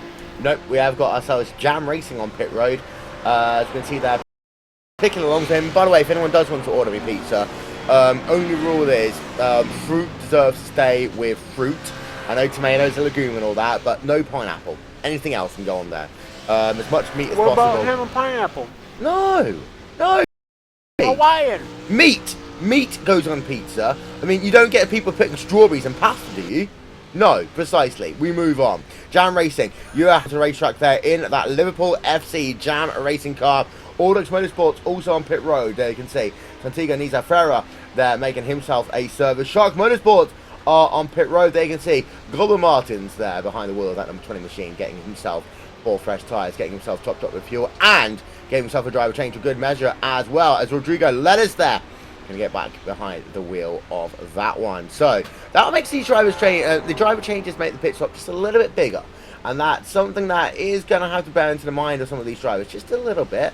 As we can see there, just turn our camera back, and there you can see Santiago Nizafera not far away from coming back out onto the racetrack on that Audax Motorsports number 11 car. As actually, wait a minute, is that Coanda back onto pit road already? No, that's one of the Coandas. That's probably the other car. Yeah. Car. And they have the same skin, and it freaks me out every time.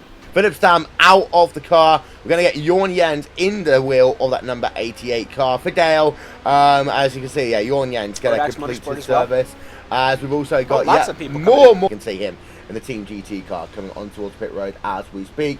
Some drivers have come back onto the racetrack. There you can see Ivano. We've talked about him already. But just having a look through it and see what's happened to a couple of these drivers as they come back out onto the racetrack. There you can see Mikko Solati is on pit road as we speak. Ivano on towards pit road. Jorn Jens going to complete his service, and he'll be heading back out and away in just 1 moment's time. Now, the good thing is, in wonderful GT land, is that pretty much everyone doesn't have to worry about fuel saving here, Rachel. But, oh, no, Cam. But in the prototype division, you physically, by the looks of it, can't get to the hour mark, which is an interesting point. It is. Some people just, you can have different fuel solutions, not in the Ford, but some people might be using a higher traction control. Traction control does use a lot of fuel, and ultimately, though, we'll have to see how they want to go with the fuel. But I do have to say, unfortunately, we blinked first here in the Walsh household, and we were the ones who had gotten the pizza. So after that. Sausage and green pepper handmade pizza from Domino's, I think we are ready to start out the next 3 hours of this event, Will, as boy, that friction racing car is absolutely making all of the gaps work for it, as Marco Mogren is at the wheel of that one. A little bit of space ahead of him now, and I almost wonder, with all of these GT cars having pitted around the same time, they've bunched up once again, these HPDs, they might enjoy some space to themselves for once. They will do. We are joined at this point, ladies and gentlemen, by the one, the only, Mr. Le Mans himself. It is Mr. Jonathan Bootle. Hello. The man who has brought Le Mans to us. First of all, thank you very much for giving us Le Mans. Actually, Steve Myers is the man of the situation. I did nothing. Actually. No, we're going to say you did it, alright? You are Mr. Le Mans. We know how much 4 or 5 pizza. years of pestering? No, was it 4 or 5 years of literally just sending pizza to iRacing and wearing them down? Yeah, that cost me a lot of pizza, actually, yeah. Yeah. As far as your race goes today, of course, you've been in the New World Sim Sport 4 GT. It's not been the greatest day for you, has it? You're kind of down in the field. In the 23rd position, but not necessarily what you really would have wanted, I presume. I was not supposed to race this race, and I lost my internet a week ago, and it just came back about 3 hours ago. So since John already had some trouble, we decided that I could drive. It wouldn't be, too damageable for the result. Well, you've done a stint, got yourself a little bit of damage along the way. How has that car been handling, and how tough is it to deal with traffic at this Watkins Glen racetrack? The car is not so bad, actually. The problem is that we're missing some top end, and the tires are getting killed about in 10 laps in, 15 laps in. It's like driving on ice at the end of the stint, but otherwise it's not too bad. Doesn't really matter now anyway. Traffic, it's not too bad too. I wish I would see less passing outside, because the car is tracking out pretty bad, and it's getting complicated to shorten the turn. But overall, quite a good event so far, even if the result is not there.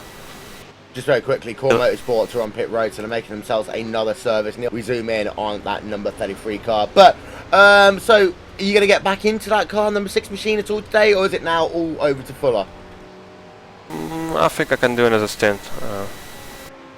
Being pretty rusty, but it's not too bad, so probably another stint. And probably the most important question that anyone's going to ask. Le Mans, first of all, how long did you know before the entire world knew that Le Mans was coming? Did you have like some secret radar that iRacing were just there at your campsite? But also, how excited are you potentially next year to be running a 24 hours Le Mans on iRacing? Obviously really excited, but Steve Myers put me in a confidence right after the race. Actually, they didn't tell me before, just because it got planned at the last moment, and it was already a bit of a logistic nightmare for them to think about more than just what they needed. But I'm still pretty happy about that, and obviously bring on Le Mans. Finish on Nürburgring and bring on Le Mans. A side question, are they going to include a laser scanned version of you at the track? I'm not sure you would like that, but we'll see. Just to let you know, we've got INX Racing Red have just made themselves a pit stop, and we've had a couple other people on pit road. They can see Pure Racing Team Patrick Pizza completing their service as well. But before we let you go there, John, anyone you'd like to give a shout out to? Well, so I told you already, Steve Myers is the man of the situation, and I'm pretty glad he finally got that agreement done. It's gonna change iRacing. Seriously, just gonna be a new game. Well, simulation, sorry. yes, don't call it a game. You Yes. have half of YouTube hating you all It of a can be sudden. anything you want. It Yes. can be anything you want. Oh, Jonathan But- Buttel. Yes, Cam. Well, I was just saying, I mean, thinking of the next year, the list of things that we are probably going to have, and I say probably because you never know how development goes. You fix one thing, 9 things break. We're already seen the video for dynamic track surfaces. Well, trust me, did we see it? Took forever. But, so, we were going to have dynamic track surfaces, a digital, an engine upgrade to allow DirectX 11, an engine platform, and will allow other things to change in the game server, which we're all hoping for things like day to night translations. So, and that's probably coming at some point this year. Plus the Nordschleife, which is something that everyone wants, and now Le Mans. I mean, if you look at the end of 2016, we're going to be looking at almost an a completely different game when you think about it. Sim! What did I do? Just very quickly, Vortex just Sim yell at me. Racing and Gavin the Tweakers have just been battling for position. We've been looking on board with that one. But yeah, I completely agree. Things like DX11, of course, it's one of those things that anyone who thinks it's easy to snap your fingers and do something like that, it's not. So the thing is, you got that one, you got Dynamics, and yeah, the Nordschleife. I think there's 3 very big track leagues. You'll include a new version of Silverstone in that mix as well. So you'll have yourself the Nordschleife. Of course, that will become the GP version of the Nürburgring, which will have itself an impact on the iRacing.com World Championship Grand Prix Series. And also, there's a very good tie-in as well, don't forget, with the 500 kilometers of the Nürburgring, which iRacing sponsor. Then you've got yourselves Imola, which is, you know, Italy's other track, hosted the San Marino Grand Prix for so many years. A wonderful racing facility. And then you've got yourselves Circuit de la Staff. Who knows, we might even have ourselves a non-chicane version of the Multi-Line Away, so that we can end up going at stupid that was speed. confirmed. No, that was confirmed. Yep. Steve Myers said it on Twitter that it absolutely. All I said was absolutely, but that's if somebody asks you the question, then you say absolutely. I'm going to consider that confirmed. Yes. And then finally, of course, we've got ourselves Silverstone coming soon. And to talk about the complexities here very quickly, Rachel, people forget that this did start essentially as a NASCAR sim. As we have got Mr. Alexia Loma behind the wheel very quickly of Glacier Racing's car. So we've got ourselves now Alexi behind the wheel of that number 41 car. So they're going to make themselves another pit stop. Super Alexi will be out and away in just a couple of moments' time. But Rachel, we need to remember the fact that this did start off as a NASCAR sim. And one of the original aims was to get every single NASCAR track scanned. They did that. They've done that. There's only 1 or 2 things that really need doing now, you know, Watkins Glen and also to Michigan. But now, I think that because they've done all the NASCAR stuff, it's very easy now for them to, you know, just do little updates as and when they need to. Yes, they've got one Xfinity car to go, we know, but... I was going to say that. I know. But, you know, this is a GT race. We focus on GT. Watkins Glen needs to Now, be redone. New Watkins Glen. Now, we've just And mentioned that. And Mossport. It's not called Mossport. It's called the Canadian Tire Canadian Motorsports Park. Tire Motorsports Park, I don't know. Will, did you need to finish your point? Yes, I did. People remembers I have a point to make here. The thing is that there are really 3 different streams of iRacing now. You've got your NASCAR stream, then you've got your open wheel stream, and your GT stream. Now, GT racing, we have got a podcast we did recently on RaceSpot TV, myself and Randy Chenworth. GT racing as 90 days. GT racing is huge once again. Open wheel racing's in a transition period. NASCAR's in a transition period. The world cares about GT racing. And iRacing really have, Rachel, at the right time, invested into the GT thing because it's imploding. I think the word you're looking for is exploding. I know what I mean. GT racing is a big thing now. It's becoming a major pull in terms of racing as people are drawn away from the likes of Formula One because there's not enough racing. We see the growth of endurance racing, and with that comes the GT cars, and then people logically push on to see, oh well, these GT cars in this endurance racing, let's have a look at what they do in sprint races, and it's exciting, close wheel-to-wheel racing, and it draws in the fans. I mean, granted, occasionally some of these GT series end in appalling amounts of tears, like the Pirelli World Challenge series at Long Beach, which we don't speak about, which is essentially Mario Kart Rainbow Road. But then again, you have again everybody die. You have again races like at the actual GT3 series is at the Nürburgring, at Monza, and you have amazing racing. Of course, the GTE classes at Le Mans, incredible racing in those GT cars. You've got the N24 at the Nürburgring, of course, with the Nordschleife and the combined circuit, so we're going to get a chance to have that one come in when we get the Nürburgring in iRacing. It's a golden time for GT racing. It's relatively easy to learn how to go quite fast. It's very hard to go extremely fast. It's a friendly, forgiving series. And we've got to remember these cars are designed to be driven by, rich boys with plenty of money. So traction control, ABS, all driver assists. It's very That doesn't fun to always drive. help Russian. No, because usually they're completely stupid. Yes. But as we've noticed in our GT3 series here on iRacing, and you tend to get a bit of brain to neutral occasionally in the GT cars, but it provides exciting racing. You've got to admit, it is a major spectator pull. And we're getting the GT3 Pro Series here on iRacing, and that's a great thing because we finally have something other than Formula 1, other than the NASCAR Sprint Cup, that we can really look at the best people in racing in, because racing 10 tops is completely different to being good in a high downforce car. So that's only going to expand, and as this Road Warrior series here has boomed this year since we introduced driver swaps in iRacing, this has blown up. Sim endurance racing is becoming a major pull and a major thing, and it's an exciting change. And it's worth noting as well, and you've got a perfect comparison. Enzo Benito, one of the world's best GT racers, and he is up there with the very top. People like Anders Dahl, for example, who we normally see in Virgil Racing, who are the absolute top echelons of their game. Now, you look at Enzo Benito, of course, his only win in the iRacing.com World Championship Grand Prix Series, we got to celebrate it for about 7 seconds, because then Gregor Houtu became a full-time iRacing.com World Champion. But you put Enzo Benito into a GT series, he immediately becomes one of the hottest talents there is going. You look at the likes of Kind of Sim Sport, now you don't see people like Hugo de Woos in that one. You see Martin Kroenke do very well, but actually his teammates sometimes are better in that GT style series than the likes of Kroenke and the likes of Hugo. But over the course of the... Actually, we won't talk to Cam, but I'll make the point to myself. It's the thing that over the course of time, Cam, it's worth noting. And again, we talked about teamwork already. Once we get into these Free World Championship Series, we are going to have some interesting team dynamics, because some of the people like Louise or people like Houtu, and I am going to say, Houtu might not be the fastest person at Team Redline when we get to a GT series. Well, we all know Hugo is incredibly slow, and he just can't help it. He's old now.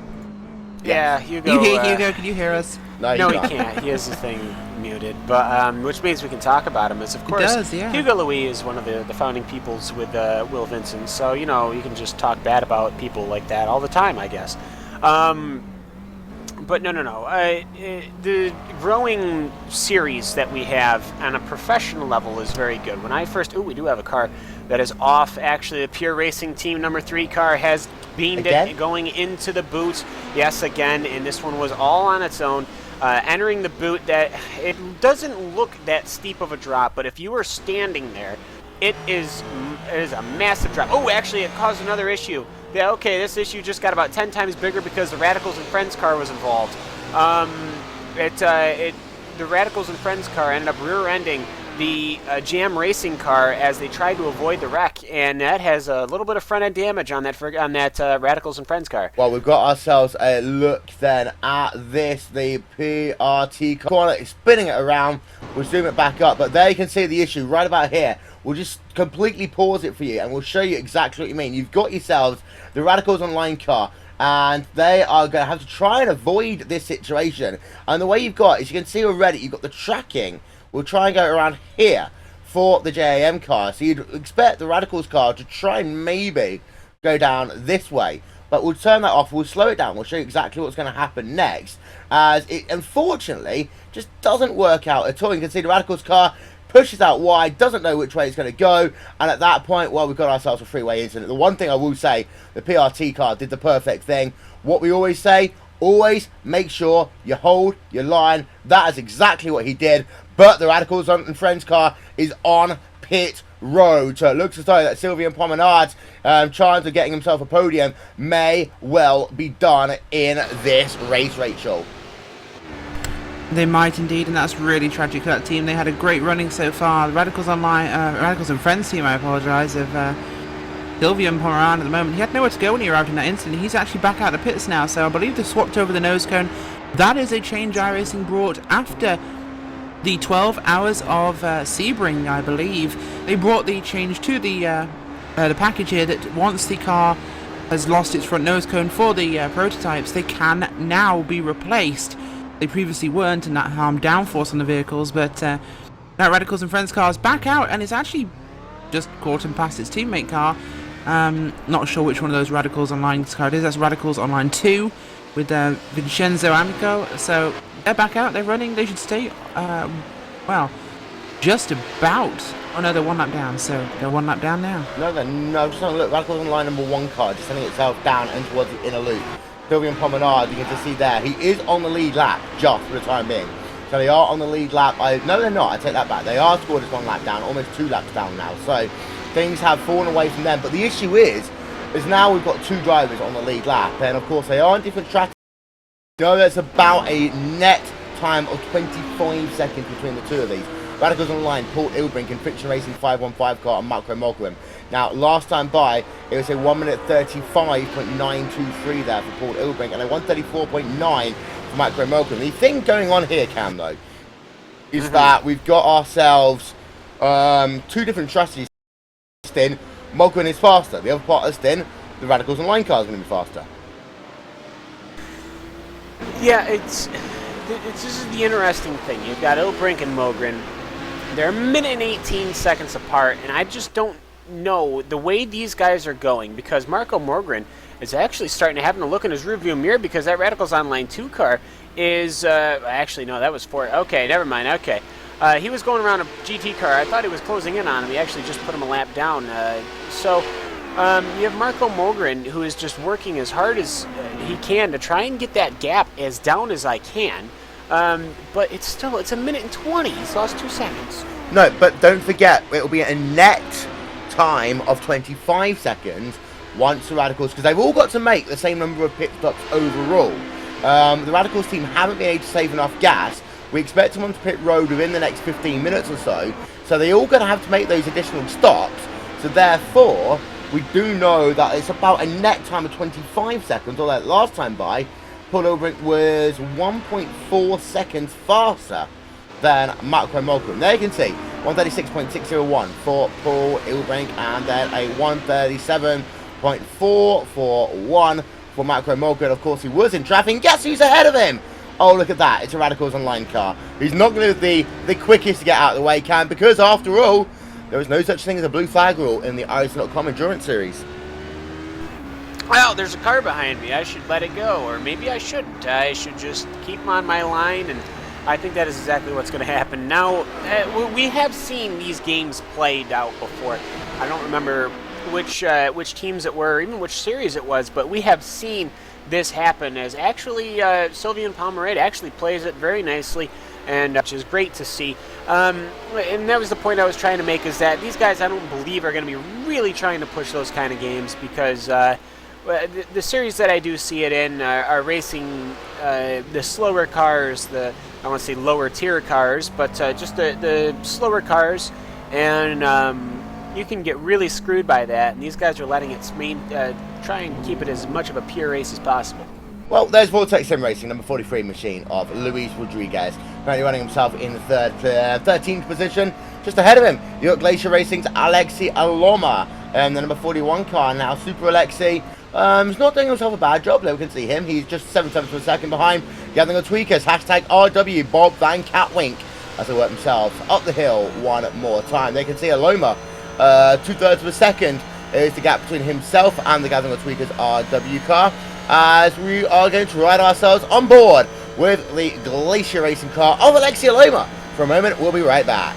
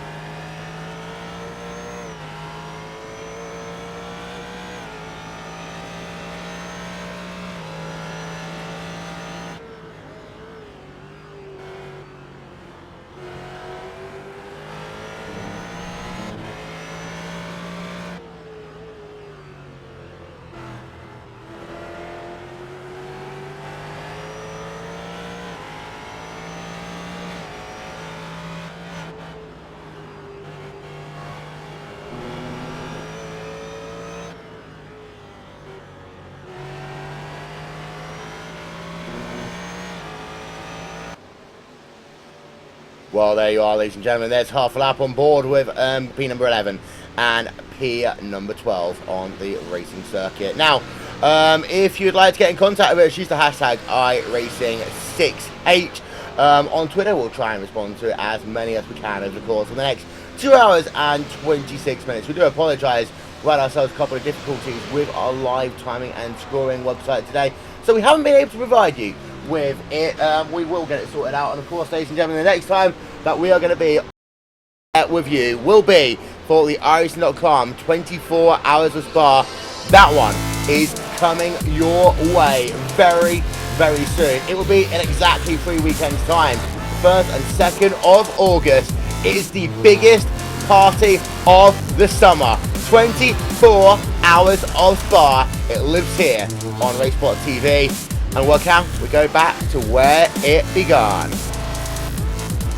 Well, yes, we do, and of course, I started here at RaceSpot TV with the full intent of helping at the 24 hours of Spa, and then it fell on a weekend where I was being a crew chief at Watkins Glen in Chump Car, and then I was in a hotel room, and then stuff just happened. I believe you showed up to Spa, didn't you, with a certain...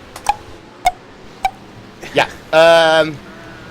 But yeah, the popcorn popped. And stuff caught on fire, and the coffee I couldn't get because it was on the counter, across the counter, and there was so much going on. But we've gone from those teething days where we were having, issues.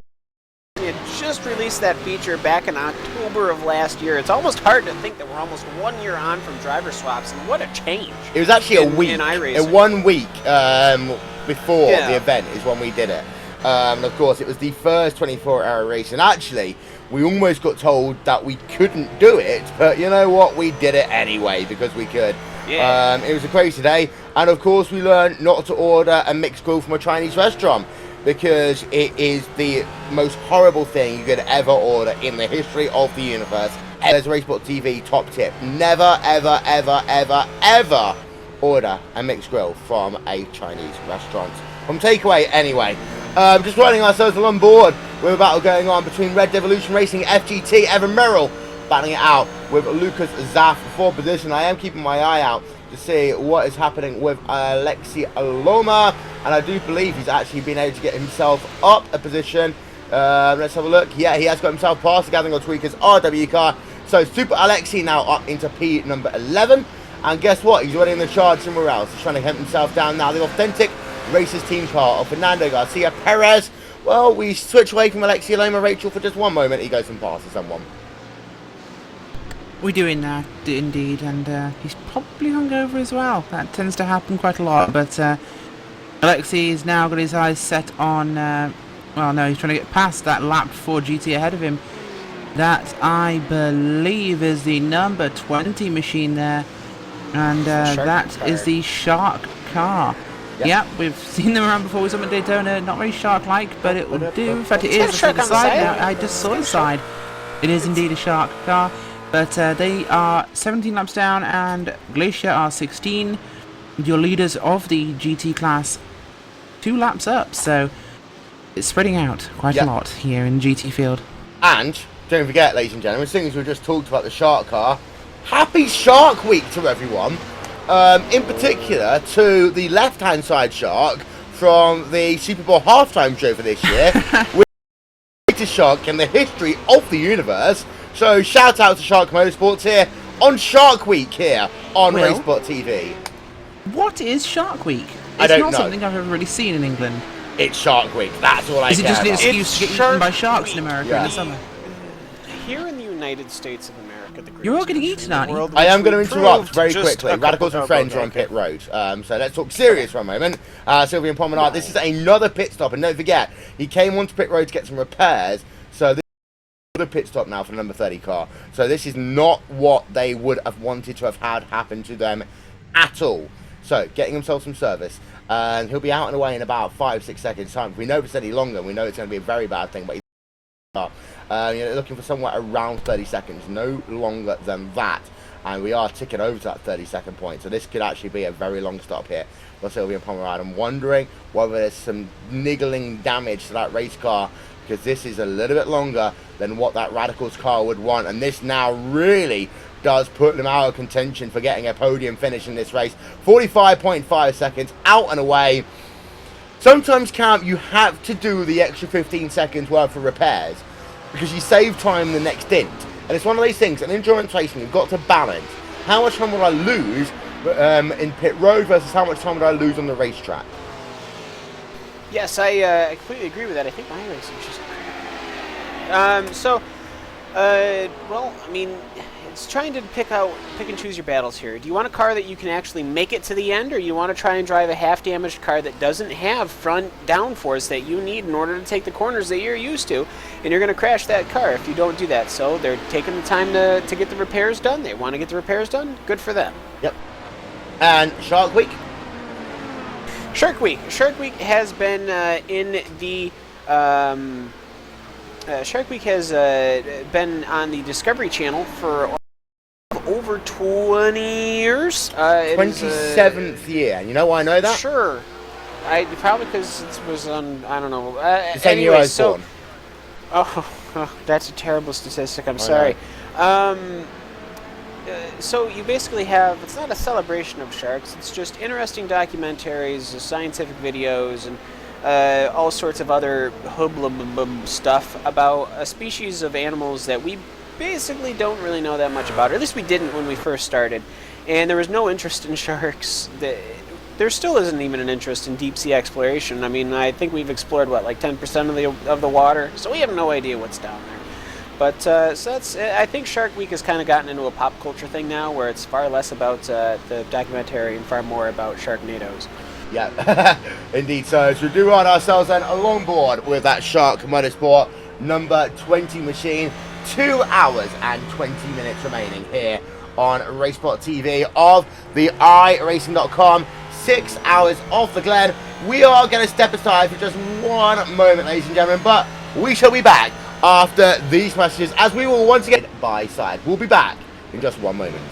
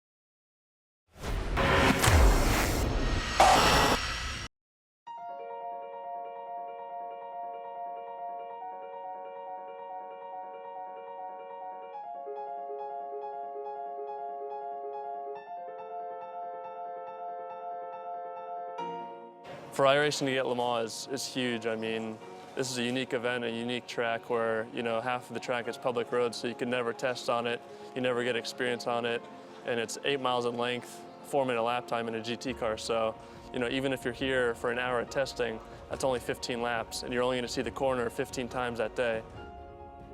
The first section going through the Dunlop area is pretty unique. You know, it's got elevation change and off camber. Then you go down Mulsanne into the chicanes, and you know, the straights are unbelievably long. It's a tricky track, and you know, every year I've come here, this being my 4th year, you learn something new every time. We've wanted to add Le Mans to iRacing for a long time, and we've really been working hard towards it for the last 5 years. But really, things only came together in the last week leading up to this race, so it was a real scramble to put everything together. The majority of Le Mans is public roads. So when they're preparing for the 24-hour race, it's really the only time that we can visit to laser scan and photograph the track so that we can recreate it in iRacing.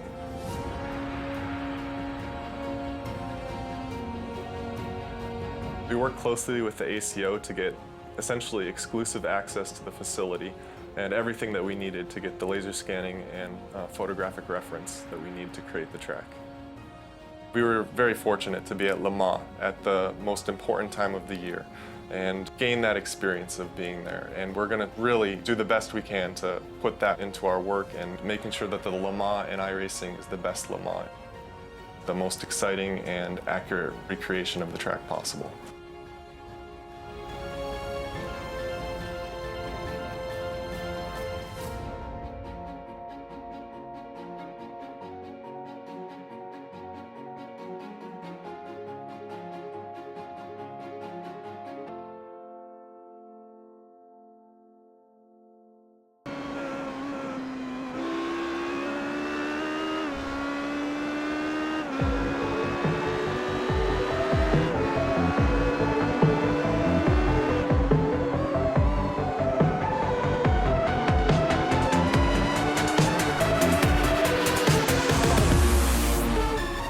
Having a look from the rear then of the Radicals Online #1 cars. We're welcoming you back to RaceSpot TV and the inaugural iRacing.com 6 hours of the Glen.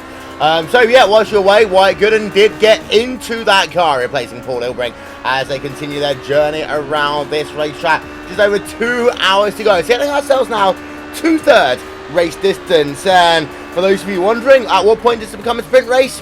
That'll be in 2 pit stops time. So out of turn number 1, up the hill they come once again, having ourselves a look at as you can see, just the elevation change at the first part of this racetrack. Will Vinson, Cameron Walsh, Rachel Whiteford, Hugo Louise here will be joined once again by Randy Chenoweth a little bit later on. RaceSpot TV, your home of some of the biggest sim racing events in the world. Of course, this is the 3rd stop of the iRacing.com Endurance Series. We are going to have 3, maybe 4 more stops to come. Of course, we've got ourselves the iRacing.com 24 hours of Spa. That is coming your way in just 3 weeks' time. In fact, 3 weeks' time, exactly now, we will be 4 hours almost into the 24 hours of my 2 stints, along with Rachel. Then, we'll have ourselves in October back-to-back endurance races. Excuse me, what? First of all, we start off by going over to Road Atlanta for the iRacing.com Petit Le Mans. Then the next week, we head ourselves over to Bathurst for the biggest race in Australia. And then maybe, just maybe, before the end of the year, we might head ourselves over to the granddaddy of them all, the Nordschleifer. Who knows? That one has yet to be determined, but that one additional race could make the difference in this championship because Radicals are looking really strong at the moment. Out of the final corner they come once again, as they so far today led a total of 98 laps in this event. Second place, Marco Molkman has led number 515 machine. Sylvian Pomerade has led 4 laps. Of course, had himself a bit of an issue recently in the Radicals and Friends car. We saw an arrow up within the last hour, him being involved in an incident down in turn number 6. And the only other big leader today, well, that has been Jorge Montanez, has led 37 laps in that number 72 machine. However, the Nirvana X team involved in an incident very early on, and they are classified as out of 10. Having a look to the wonderful world of GT, well, Klaus Kivikas leads away in that division, and Rachel, the gap between Coanda and INX has opened up a little bit. It's about 30 seconds right now. That is not insurmountable, but here's the thing. We've got one of the greatest drivers in the history of iRacing driving in that Coanda SimSports car. You've got a determined Phil Diaz in the number 3 INX Racing red car. We have seen this GT field come together in the last 2 hours because sometimes they have to put someone who's just not as that final stint and a half. That is true, of course, and with only 2 cars left scored on that 15 laps down, well, the INX and Coanda, it's a tale of 2 houses, I suppose, at this point, and 2 mighty powerhouses they are indeed, of course. Philip Diaz and Klaus Kivikas, they're incredible drivers, and if anyone can take the fight to each other, it's those 2 guys. I'm expecting great things from them, and especially Klaus, he's just unbelievably consistent. But what was this I heard a minute ago about us driving at Spa? No, our stint. Commentary. Oh, right, thank God. Unless you, I mean, those of you who were Yeah, those of you who think we're crazy on RaceSpot, we are crazy, but I don't think it's quite possible to drive and commentate at the same time. I've tried it once, it is virtually impossible. Don't ever ask me to do it. Just having a look, by the way, the gap between Wyatt Good and Marcus Hamilton is about 1 minute and 28 seconds right now. Now, really, the only way that this Radicals team can lose this event, Rachel, is if they lose it themselves. Wyatt Gooden, the #1 car, is driving a good, solid race right now. Friction Racing have had their issues in the 515 car. Radicals and Friend car, Sylvia and Promenade, of course, have had their issues. Only 2 drivers on the lead lap in your LMP division, however. Indeed, and it's been an interesting conclusion to this race, of course. And again, like we said, both with the GT field and with the prototype field, 2 cars on the lead lap, and it's Radicals and Friction, no Coanda at all in the prototype field. So I wonder where they would have been if they'd been in this race. But of course, 2 Radical teams many laps down. We've lost one of the Friction cars, and the Radical and Friends are still in there somewhere. There's a lot of Radicals in this race, and I'm not sure if they're radical enough as the Friction Racing 515 car does its best to try and maintain that position on the lead lap, but it's slowly slipping away as Wyatt Gooden just continues to eat away lap time from them. In fact, they are going to get lapped fairly soon. They are just the exit of the S's, and the Radicals are coming through the S's, so... Yes, about 8 seconds, the gap between those 2 drivers. We're just having a look at the PRT car. He's going to work himself past the New World Sim Sports car around the outside. Will he be able to make it? No, he won't, but he'll have the inside line into the next corner, actually. And then, down into the next corner they come, Rachel. So, it's side-by-side racing here. Pretty stuff. It is indeed, and it's great to watch these cars getting into it, really, and driving so hard.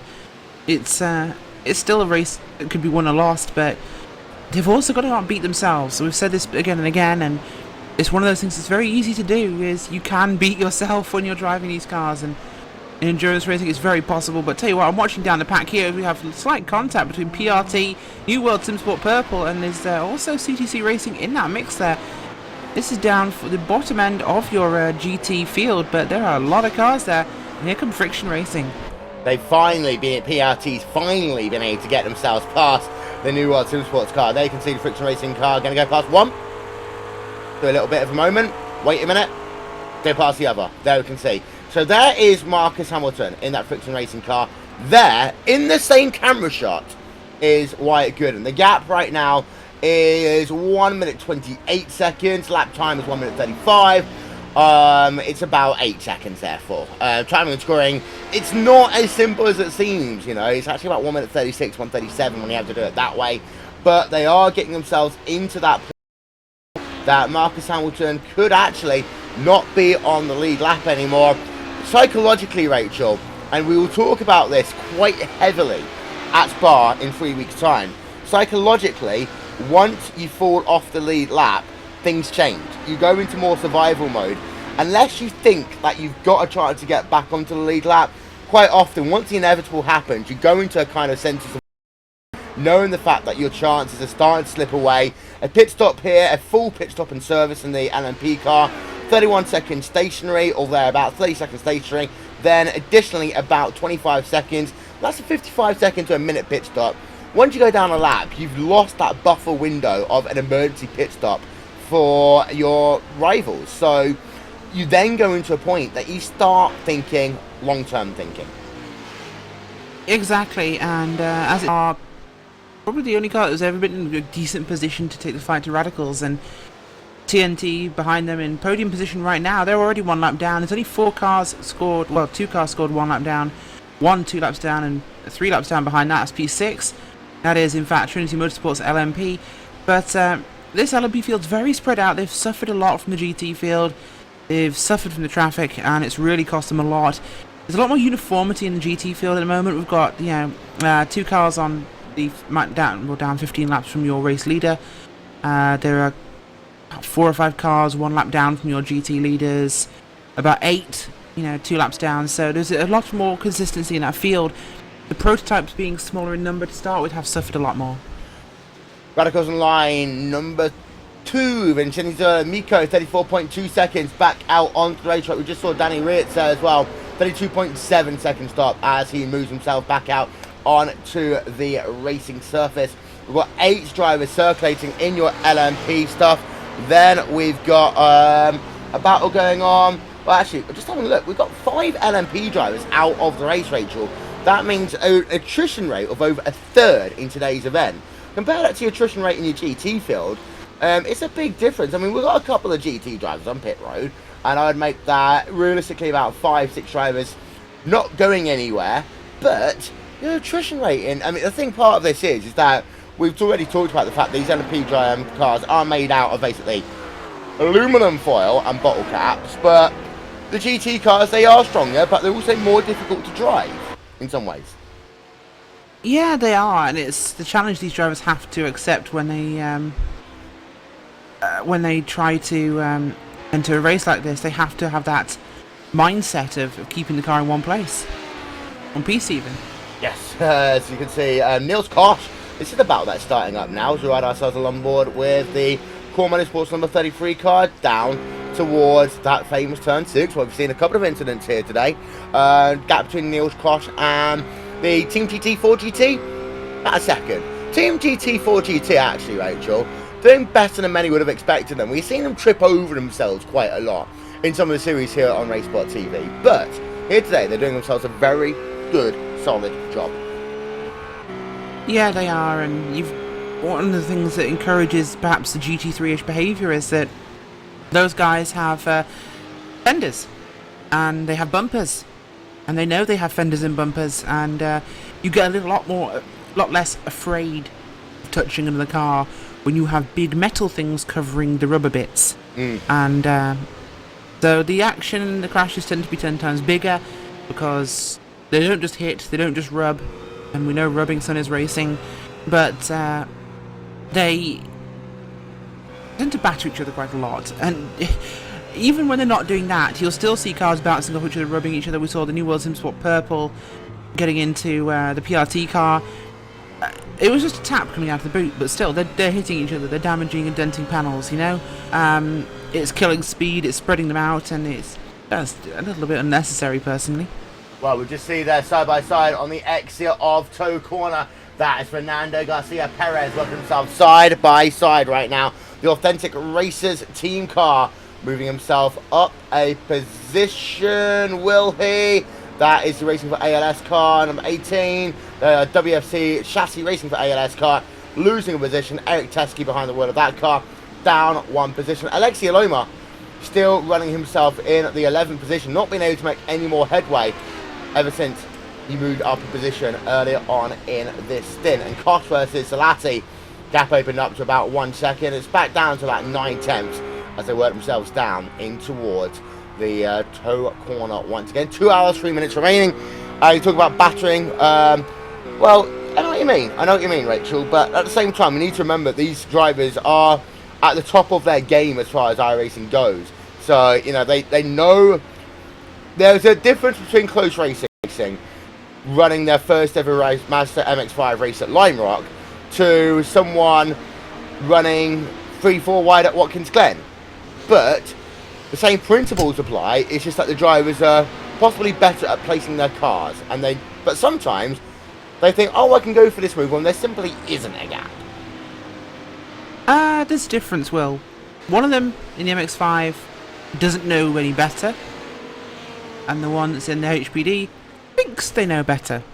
So both drivers probably in a similar position of it's probably not a good idea, but it's the experience to know when, and the overconfidence that comes from being faster. You tend to have some issues sometimes from people. Some very experienced people will still make mistakes, but a lot of times it's just racing pretty hard, and it's it's definitely making things more entertaining on the track to watch, of course. Having a look on board with Vortex Sim Racing's number 43 car of Louis Rodriguez right now. We've got Rafael Adapalo, I believe, on pit road. Yes, he is there. Movano X Team GT Division 2 car on pit road, as is Matthias Schroeder Sports LMP machine. But we were just having a look there at Louis Rodriguez. Let's go back and have a look at him. Exit then of that very difficult uphill left-hander. 2 corners left to go for him. We do expect, of course, a flurry onto pit road of some of these drivers in the next 10 to 15 minutes or so. As in fact, we've got one of those drivers on towards pit road now. That is Bob Van Catwink is going to come on towards pit road. There we can see we had ourselves on board with him. 70 kilometers an hour. Now for these drivers, Rachel, they're at the limit of we're just doing it on one more pit stop. They need a 65-minute stint in this one. The reason why is at the end of the race, they could have 20 seconds to the line or they could have a lap to the line. So you've got to make sure you buffer. And that buffer is so important in endurance racing. It is indeed, and you're right. You know, you can be on the lead lap or a lap down or 2 laps down and come into the line. That will dictate how far you need to go in this race. So they need to stretch this second to final stint as far as they can physically take it, just to give themselves that wiggle room. You know, there might be an incident on track. They might suddenly find themselves on the lead lap and having to make up an extra lap in the race. Because you've got a lap down, you know, you may have to do another one to get back on that lead lap. So, you know, the leader could crash. And that's extra fuel you need. So you're going to need to have at least 3 or 4 extra laps in the tank, I think, regardless. It might be a compromise of a couple of hundredths of speed, but you need that ability to go further if you have to. And yeah, exactly. If the leader crosses the start-finish line just before the timer runs out, go an extra lap. If they cross it before it, we don't. So that's very important.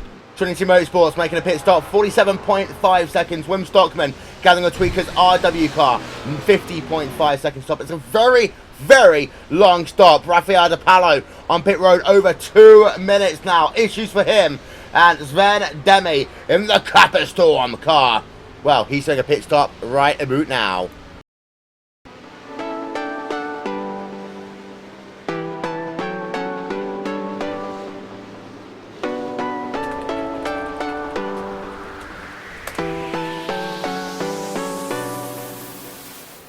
Well, we are down to the last third then of the iRacing.com. 6 hours of the Glen. Sven Demel on pit road in the Capistorm car. The WFC chassis racing for ALS car also on pit road. Well, they are going to be sorting themselves out as we've got ourselves now less than 2 hours to go. So just have a look up and down the field. Still Adapalo is making himself a pit stop. Well, PRT number 3 car team, they're making a very long stop, trying to get some repairs done. That car is pretty much toast for the day. Wyatt Gooden leads by 1 minute 26 seconds right now over Friction Racing as we're into that last 2/3 of this event. Will Vincent, Cam Stern, Rachel, Cam, let's have a look. It's not Cam Stark. I know, it's Cam Walsh. Let's just move on. Cameron Walsh, we've got a gap. We're not yet in a sprint race. We are going to try and get ourselves to that point, but everyone's still got to make the same number of pit stops. Wyatt Gooden, this does look like a net lead at the moment. Yes, and well, Wyatt Gooden is well, it's going to be a couple of turns, and I know that Radical's probably going to have to pit, but that Friction Racing car is pretty soon going to have a Radicals Online number 1 car behind it.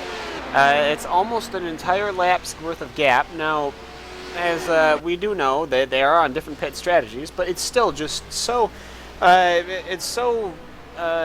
astonishing that this Radicals prototype team has been able to push this far. I mean, this is literally the highest highest worth of prototype drivers in field that we have that are available to us. So it's incredible to see that. Something has happened to the new World Sim Sports car. We're going to try and find it. We're going to ride ourselves on board. We'll try and figure out the issue. Something has happened in the last 2 minutes to Randy Chenworth in the new World Sim Sports purple car. He's on pit road. That car is damaged and needed a tow. Well, Randy Chenworth, he occasionally comments about someone crashing. Oops. Looks as though he's done it himself. We haven't even really been talking about it much. We can't blame us today. But we ride ourselves on board in the new World Sim Sport purple car. Try and figure out what happened to that number 81 RaceSpot TV Mugo Shuli car. It is on the S's. And you know what? He said this actually to us. He wrote us a nice little guide, all of us commentators, about the things to look out for. McLaren in particular, Cam, he told us up the hill, low fuel, worn tyres is going to be an issue. That is exactly what's happened to him.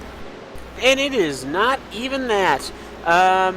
it is they had a setup where it was safer to drive, and they had a setup where it was trying to kill you going up the S's. And they loaded the one that was trying to kill you up the S's, and my God, it looks like it has succeeded in doing what the original setup had been planned to do. It killed him going up the S's. He managed to flip it. I have to say, out of the entire 6 hours, I have a feeling this is probably going to be the only car that has been flipped up and down. But boy, what a bummer. As you can see there, we're having a look. This is going to have the moment right about now. Coming up the S's, the New World Sim Sports car is going to work himself up the hill, and there we can see that point right about here. Kablam! Around, upside down, and around. New World Sim Sports car, one of the fastest points of the racetrack. Randy Chenoweth, unfortunately, classified well down the field, potentially out the race point soon. Authentic Races team, well, they have done themselves another service. It was in 53.5 seconds. As far as your battle for the race lead goes, Rachel, in your GT division, Kivikas eking out another 4 seconds since the last time we looked at it. They now have a 33-second advantage over the Inex Racing red car. They do indeed, Will, and they are coming up to lap at the moment. That is the number 2 machine of Jam Racing. So your third position car, the final podium position for the GT field, has just gone down a lap to your race leaders. So that is 2 cars on the lead lap now. Might even be 2 laps down there for Jam Racing, but Professor Commander Simsport and Klaus Kivikas are kicking ass today. Yeah, I'm actually just trying to think, you know, you mentioned Jam. I actually want toast. I still haven't had anyone deliver me pizza, ladies and gentlemen. I'm really upset on your field. Screen right about now, Inex Racing Red, the only other driver team even on the lead lap. And these are 2 of the teams we've been talking about it already, Rachel. Inex Racing, Karasa, Kwanda, Simsport are 2 of the teams who we expect to be battling quite heavily in the RaceSpot GT Pro Series. And that one, of course, is coming very soon. But these 2 teams are going to be right at the very top echelon. Adding Team Redline, anyone who watched the Master of Endurance series will know that Team Redline could get there in the mix as well. There's a couple of other teams who will go in the mix. But P1, P2, this is a statement being sent out right now.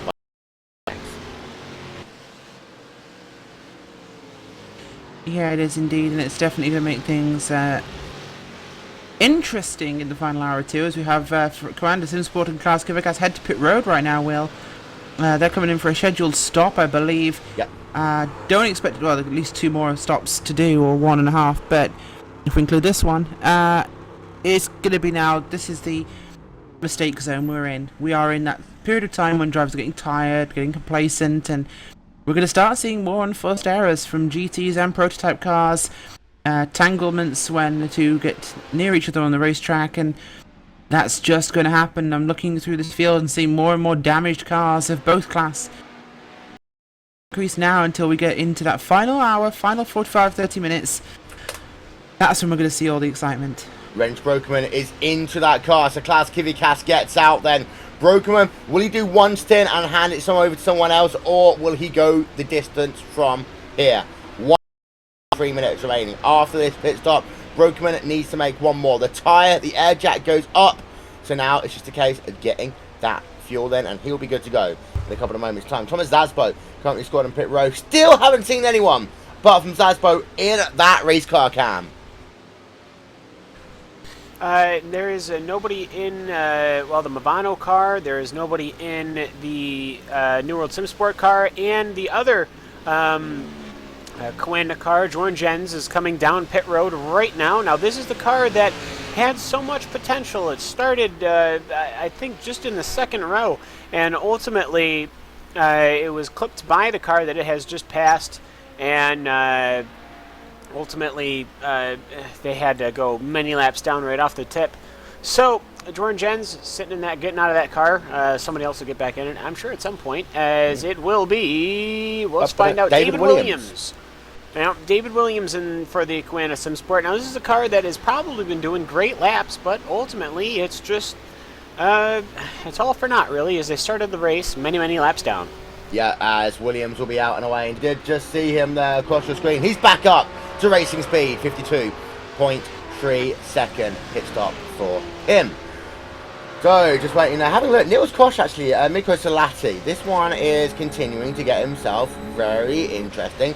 Core Motorsports number 33 car versus Team GT. 3 tenths of a second. They work themselves through the inner loop, down towards the outer loop they come once again, Rachel. This is one battle that's gone on quite a lot here today, and it's one that we're nowhere near the end of. It is, and it's going to be a very long battle for this one. They've been together all race, and I can only see it carrying on right until the start-finish line, because this just shows no sign of letting off. And we're going to see that the number 33 car, Core Motorsports, going to head itself now through toe corner down towards heel. And it is worth noting, Cam, as well, that this is one round of 6, maybe 7 races. And for those of you who are keeping score, we have now done 40 hours of racing in the RaceSpot Endurance Series, as Kosh actually going to get himself a good run there on the exit of hill corner. Not quite close enough to make a move into that very difficult left hill uphand for turn number 10. But points is something that some of these teams will be thinking about, Cam. And they do know that, of course, in the RaceSpot 24 hours at Daytona, the RaceSpot 12 hours to Sebring, they scored points. We're going to do the same thing here today, because they are running in the Endurance Series part of the schedule, which has its own championship separate from the Road Warriors Series, which in some cases I think the teams finding it to be a lot more prestigious because of the fact that it is the creme de la creme of endurance racing.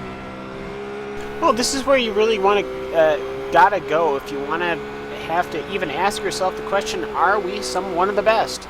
Well, you need to come here if you want to find out if you're one of the best, because otherwise you're just not going to be, you're going to be dodging the question. You're going to have a Floyd Mayweather situation where you keep saying you're the best, yet you never fight anybody. Do you want to be the very best, but no one ever was? It kind of. So these guys are all going to be going around. It's nice to finally have a series where we can have the question asked. Now, the Daytona 24 was a great event. The Sebring was a great event. This has been a very entertaining event, and hopefully going forward we can start having more of a pro series and have this question spear tipped point. To pass them is their real test, and to race them is their course, as Core Motorsports number 33 heading himself on the exit of Total Corner once again down towards heel. And last time by the way, it's a 148.3 for both of these drivers. I think the Core Motorsports car is just in that dirty air right now, so it's going to frustrate him.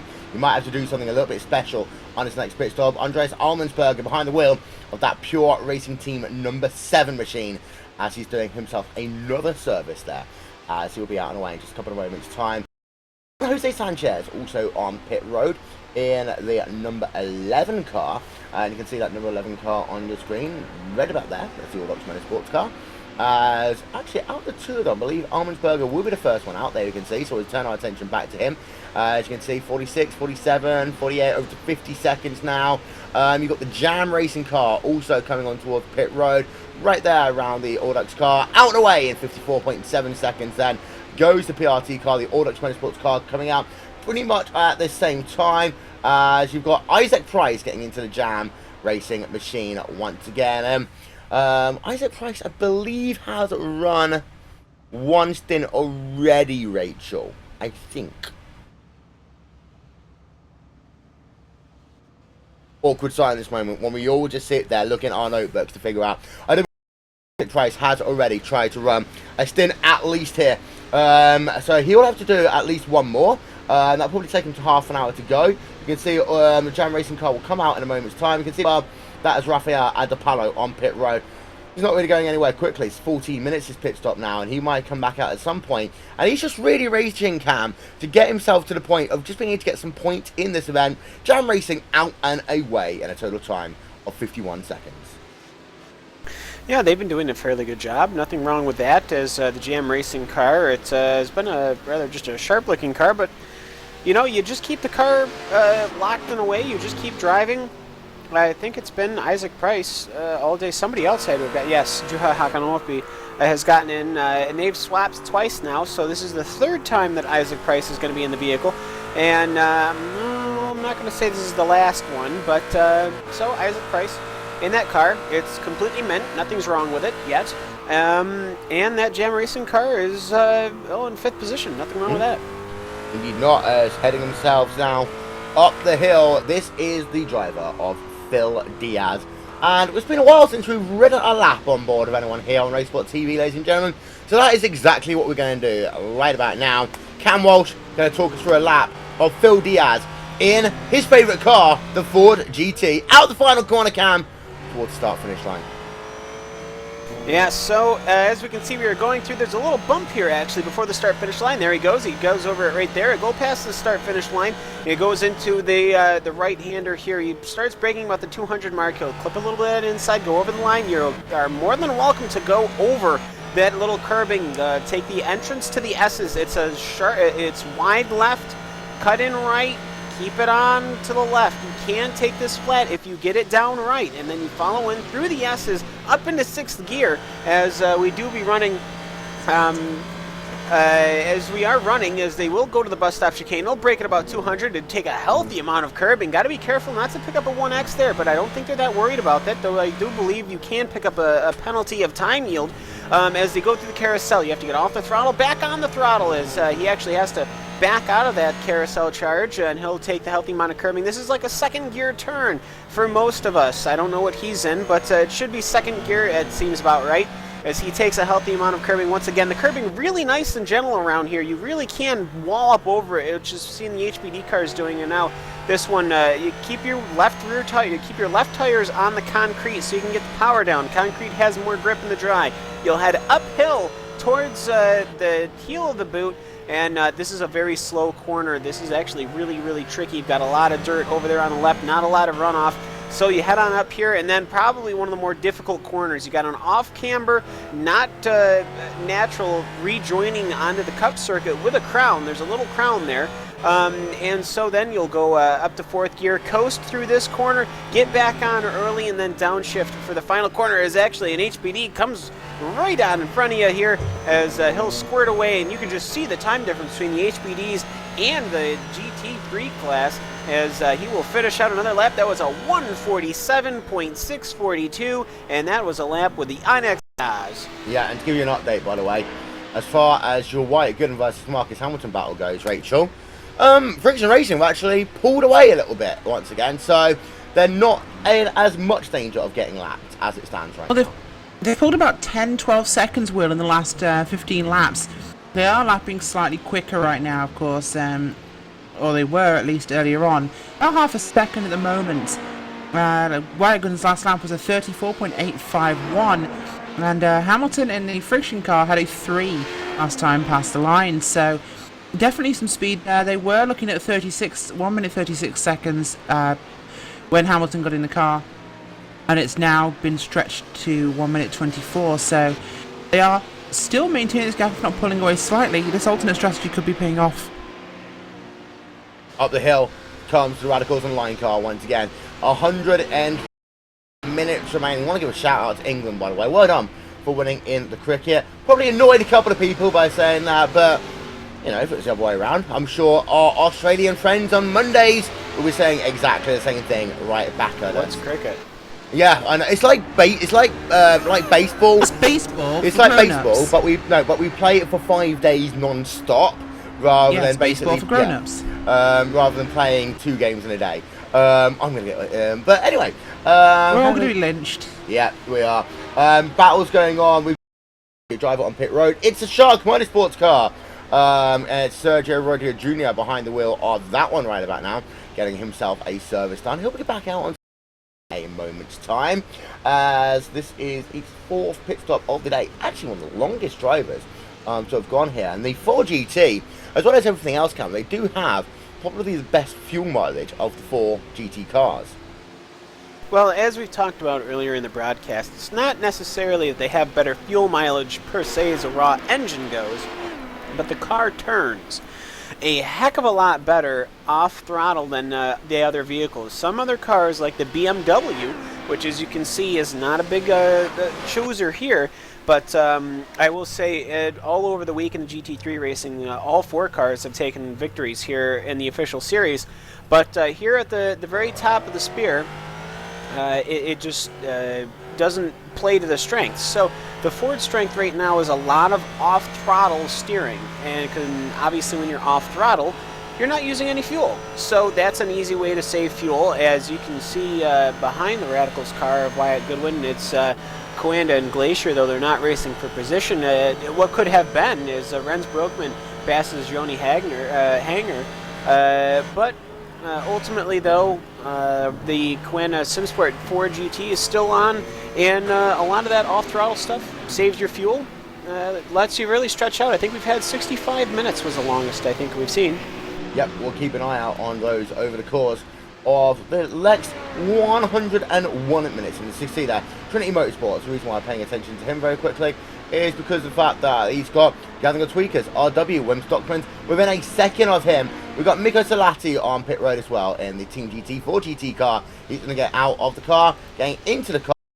Going to be Diego Comini, and of course you've seen him so many times on RaceSpot TV in the STC Blue Cups. So it's a bit of a household name. The 4GT powered by Ford. Going to get himself his service complete in just 1 moment's time. We'll be back out onto the racing surface as actually number 60 machine. We were just talking about him a moment ago. Trinity Motorsports with Dirk Reinhardt. He's actually been able to pull out a tiny bit of a gap over at the Gathering of Tweakers. Hashtag RW car as they work themselves up the hill one more time. Well, situation time.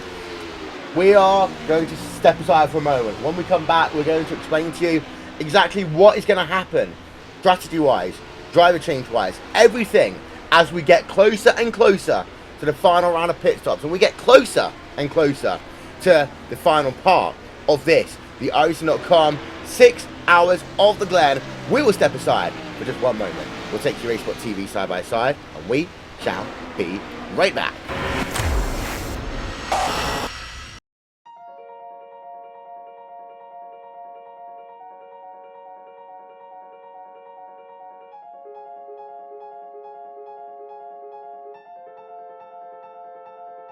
Racing to get Le Mans is huge. I mean, this is a unique event, a unique track where, you know, half of the track is public road, so you can never test on it, you never get experience on it, and it's 8 miles in length, 4-minute lap time in a GT car. So, you know, even if you're here for an hour of testing, that's only 15 laps, and you're only going to see the corner 15 times that day. The first section going through the Dunlop area is pretty unique. You know, it's got elevation change and off camber. Then you go down Mulsanne into the chicanes, and you know, the straights are unbelievably long. It's a tricky track, and you know, every year I've come here, this being my 4th year, you learn something new every time. We've wanted to add Le Mans to iRacing for a long time, and we've really been working hard towards it for the last 5 years. But really, things only came together in the last week leading up to this race. So it was a real scramble to put everything together. The majority of Le Mans is public roads. So when they're preparing for the 24-hour race, it's really the only time that we can visit to laser scan and photograph the track so that we can recreate it in iRacing.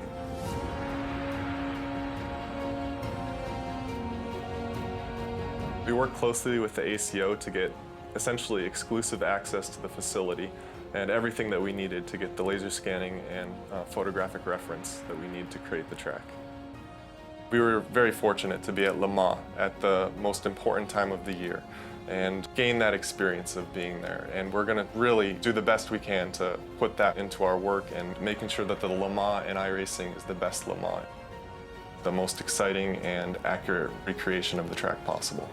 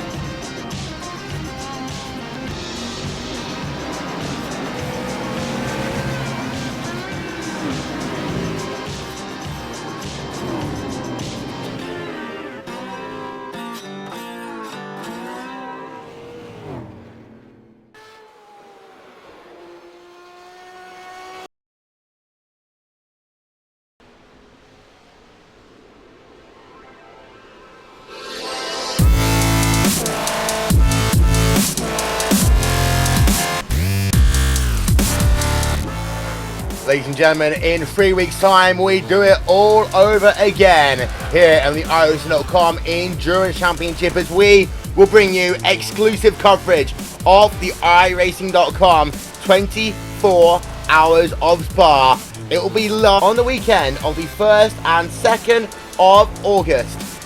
That is exactly 9 months after RaceSpot TV was the first ever broadcaster on iRacing to provide you with a 24-hour race. We go back to where it all began, and that will be here on RaceSpot TV and also on iRacing Live. Well, you know, the Glacier Racing Car even, but it's not going anywhere. It's kind of just stuck there on pit road all by itself. Some issues to the Glacier Racing Car, not what they would have wanted. They'd had themselves a nice moving up through the field, but you notice there, we'll just circle it for you. The driver's right-hand side, a little bit of damage to the rear upright. There you can see, we'll circle that for you there. And Cam, it looks as though the charging for the field for Glacier Racing not going to work out as planned. No, it's not. And as what's happened on their lap, 142, Joni Hagner there was coming out of the boot, the turn that we have talked about so much today for being very difficult. The rear end just slipped out on him as he landed, as the car resettled onto the cup circuit, and it spun out and took him right into the barrier. Massive tire damage on that Ford GT, and Joni Hagner disappointed getting out of that car. Yeah, we are going to get ourselves another look at that one for you right about now. So here we are, corner before. Works himself through the right-hander. That is heel corner. Up the hill he comes. We'll talk about how hard this corner can be. Joni Hagner is so experienced. You don't expect it to happen, but that car just sliding. So many times I've seen that over the years. And while from there, Hagner, you can see, desperate. He almost took out the number 2 machine, Isaac Price, behind the wheel of that one. Good car control there by Hagner to at least bring it onto pit road. Well, it looks as though that one could, well, might well be terminal. He was very lucky to even be able to get it on towards pit road. Joni Hagner, one of the very best in the Ford GT.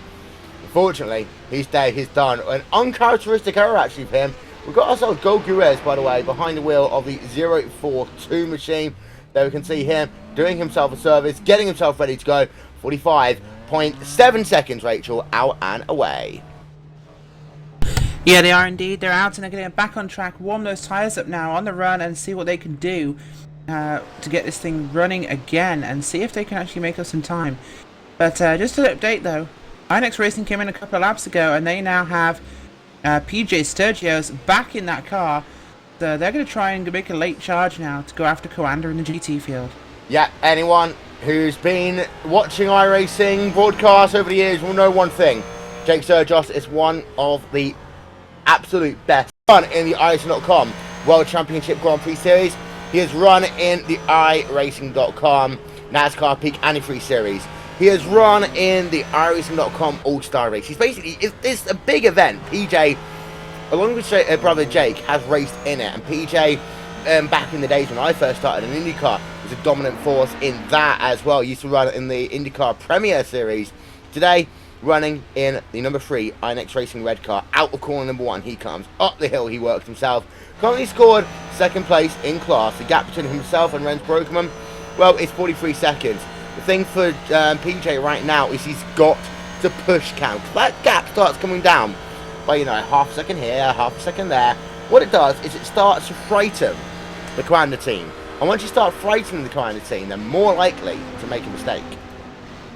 Well, I don't necessarily know if you're going to frighten Renz Brokeman in a Coanda SimSport car that's in the lead of a race. He's actually broken the top 10. He's in 9th overall, as he actually is going on the inside of a lapped car, the Vortex Sim Racing car there, as Gianluca Belladornali there will allow the leader to go through, which is nice playing there. But ultimately, though, if he can just get a half second here and a half second there, I mean, I don't think there's that much time left. There's about an hour and a half straight.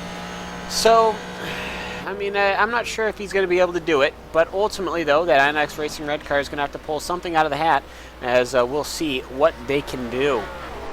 Ladies and gentlemen, with 90 minutes left of this event to go, we've got Marcus Hamilton on towards pit road. There we can see him then. So Friction Racing, for the time being, at least will go down 1 lap. but this is the penultimate pit stop now. All of these drivers in Prototype Division, Rachel, have to make 2 more pit stops. Hamilton the first to blink in the Friction Racing car, as he's been pretty much all day. Now it's interesting to see someone else get in. We'll find the answer to that question out within the next 5 seconds or so, and it does look as though he will be staying in that 515 car. He will indeed, but he will have to come in one more time though in this race, because they are not in a one-stop window right now, so this will be his second to last stop. Probably going to finish out the race for Marcus Hamilton there, unless they put someone in the very end, but with the gap to the Radicals Online, a driver swap could cost them, of course. By the way, just had a quick comment in from the YouTube channel, guys, if you want to cover this one. They've asked, what's our favourite GT3 car and why? Well, we'll just put Cams to one side for a minute, shall we? Because we know. No, I can handle this in an adult manner. No. Let me put the promo code up on the screen first. Go. Yes, you should. Yes. Okay. Go for GT promotion. I don't think it's necessarily that we prefer or enjoy one GT car over another. My favorite current running GT3 car has to be the BMW. I love watching it. I love watching it at Watkins Glen. That's the first GT3 car I've really got in with. But I love in this series the Ford GT.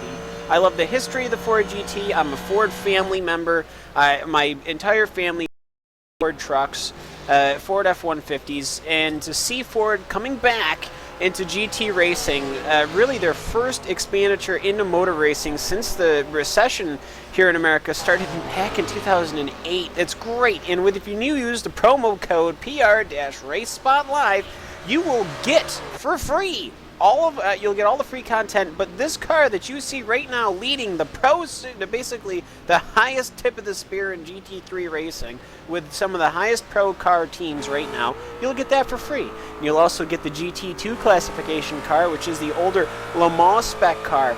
On top of that, all just for using that promo card. Now, do we need to say, but wait, there's more? Well, no, but wait, there is more. Because it's not just me in the commentary booth here. Of course, we have Will Vincent and Rachel Whiteford, and I think Rachel Whiteford is more of a fan of GT3 with gull-wing doors. You know I am. But if I had to pick one of the iRacing cars in the GT3 field, I think I would have to go for the Ford. I like it. I own a Ford in real life, and it's a gorgeous looking car. It's got that pedigree, that history of the appearance. Not a big fan of the McLaren's handling, but if it was a real GT3 car, I'm torn. Either the Lamborghini Huracan or the Mercedes SLS. I'd probably lean towards the Lamborghini. The SLS, of course, which will be coming to iRacing, it will, quote unquote, indeed. soon. I mean, there is a little bit of a queue here. Like when we say soon, I don't mean like check in tomorrow. I mean, they are in develop these cars, but yeah, the Mercedes SLS, that was just recently announced, and that'll be here in iRacing as well. By the way, Sylvian Pomerad is on towards pit road in the Radicals and Friends car. So he's staying in that car for the time being. Of course, they were running in P2 earlier on in this race. Just for the record, kids, don't smoke. Smoking's bad, okay? I was going to say, that is cigarette branding right there. You need to take the pen and scratch that out. That is offensive to children. Which car is this? Yeah, there we are. That's Sylvian Pomerad's There we are. Safe now. Safe for broadcasting to everyone all over the world. Actually, Autosport magazine, they did for a while actually filter out any cigarette advertising on the photos. Just basically photoshopped it out. By the way, they filtered out the cigarette advertising. Filtered it out, yes, they did. Compared to the non-filter stuff that they had in the beginning. Now, Pomerad back out onto the racetrack. There, you can see all three of the Radicals cars pretty much within a straightaway. Of course, on very different laps. There we are. Wyatt Gooden, by the way, still leading this event. He's the only driver on the lead lap at the moment. We do expect him on towards pit road at some point soon. The reason why I haven't made any comment on GT3 cars is because my favourite car is, too good for a GT3. Well, I had to pick a GT3 car. I do not have GT3 cars aren't my favourite, and I will say that now. If you have to pick a GT3 car, you have to come out with one. Come on, Will. It would be the Corvette GT3 model that iRacing will bring out one day. Damn. Yeah. Yeah, I'm sorry. I was gonna say, if Will Vincent was running, like, if Banshee Autosport expanded, Banshee Autosport being his IndyCar team, expanded into GT racing, I would be curious to see what he would have. And a Corvette, I can't. You gotta love the Corvette. I'm I do sorry. have to say, the favourite car overall is IndyCar for me, no question. What's an IndyCar? Never heard of it. Yeah, Never heard of I mean, I didn't think They're dangerous, I hear. But yeah, it would be the Corvette. Basically, as we're riding on board, by the way, with Audax Motorsports, Juan Jose Sanchez, currently running himself in P number 7. Have a look then at the stats for him. Fastest lap, 1 minute 46.859. His last lap, about only 4 times per second slower than that, and that's not bad for Sanchez, because he has been in the car quite a lot today, Cam. Well, he has been in the car for quite a lot today, but honestly, I don't necessarily think that's a bad thing. When you're sitting in the car a lot, laps can and do just fly by, but ultimately, you're just comfortable. You know where everybody is, and I mean, other than that one stint from Santiago Núñez Ferrer, it's just been Juan Jose Sanchez all day, and you know what? That's not necessarily a bad thing. Yeah, and I'll tell you what, it's been almost a year actually, and I feel really bad when I say this. It's been a year since over a year actually now, since I've run an actual, a proper race. And there you go. Yeah, we are. But last time I did it properly, it was the 2.4 hours at Daytona, and it was actually the year that I had ankle issues. But I still, you're right. After a while, that's what I'm looking for. Rhythmic. And you always get yourself, and you can get yourself into a trance where you're actually not thinking about racing yourself. You just literally, before you know it, you're taking apexes, you're doing all this and the other. And it's that whole 1988 Ayrton Senna moment at Monaco, that the second that someone tells you to, slow down and do something, you're out of that trance almost. And at that point, you're more likely to make a mistake. And I think we'll see this quite a lot again in the 24 hours at Spa, where people will be, and then all of a sudden, they'll either slow down by 2 seconds, they'll crash, or something will happen. And the psychology of racing, Rachel, I mean, we could probably do a 6-hour broadcast talking about the psychology of racing alone, as we ride ourselves on board with Dimitrianis.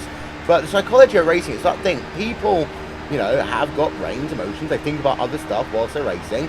What flavour pizza I'm going to have when I get out the race car, that sort of stuff. But there's all this stuff that goes on, of course, as well as actually driving the car itself. Well, it's a big challenge just trying to psych yourself up for this event. You can really get yourself overexcited at the beginning. 6 hours of the Glen, it's been many, many, many months since we've had one of these events, so it's really easy to just get very excited and then use all your energy right at the start. And we did see a couple of issues there, but I don't think that was jitters were the reason for that one. But you start working yourself into it, everybody's starting to get tired, but in different ways. Somebody's getting mentally tired, somebody else is getting physically tired, somebody else is getting tired because it's getting late in Australia or getting late in their country. So it's just, it's very interesting to see how they do these things, and especially how they meet the challenges of this. I mean, as a racer myself, and I know you are as well, Cam, Will, not so much anymore. It's not my fault. Because you have no time for anything else other than broadcasting, but you get yourself into a rhythm. You, like you said, you just go for apexes, and you don't even think about that anymore. You just arrive at a certain point where you're on the throttle, it's off the throttle here, brake here, turn, on the throttle, off the throttle, brake, on the throttle, off the throttle, brake. You don't even think about it being a rhythm anymore. You drive the track. You're just going round. You don't even think about the speeds you're doing. You're just flowing, and you do feel the car changing in terms of its tightness, in terms of the differences of the fuel burning off, depending on where the fuel cell is, and the tyres giving up grip. Of course, you've got a lot of driver aids in the car. You can adjust and change as the run goes on. The prototype here, of course, is probably more similar to the Indy cars I'm used to on the road courses, where that you can adjust roll bars and you can adjust brake biases and keep the thing balanced over the run. Scott Goodyear's here, ladies and gentlemen. We have Scott Goodyear, who is... No. I'm taking the mickey, Rachel. Okay. It's an ESPN. It's anyone who doesn't know what I'm talking about, it's Scott Goodyear. No. Every time there's an IndyCar broadcast on ABC, he has to talk about the anti-roll bars, both front and rear. Well, it's a thing, and the prototypes have similar tools. But of course, you know, you just flow with the drive, and when you come upon another car, that's really, it breaks you mentally, because you're like, oh right, I can't just do this now. I've actually got to wake up and think. You don't realise how little thought you have to put into when you're driving fast. Yeah. Audax Motorsports, by the way, right behind Bessie. We need to find out at some point why Bessie is named such. We'll try and find out before we go off the air today. Yeah, put us up on Twitter. Using the hit us up hashtag in the YouTube channel. iRacing. We'll get you the TeamSpeak address, and somebody can get in and talk with us. We want to talk to you, Mad Cow. We want to talk to you about your cow. Any team principals or drivers that have gotten out of your car? It's just, I don't know. Boring. We're lonely. I gotta deal with guys. these 2 people for 6 hours. Thanks, guys. Well, and I had Randy Chenoweth. Thanks, guys.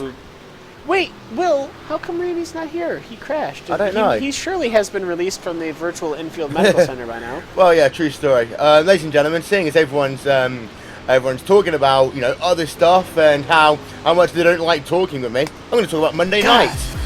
Don't forget, ladies and gentlemen. Monday Night Skippy. Yeah, every Monday night, Monday Night Skippies. It is on the air, 7:45 p.m. GMT.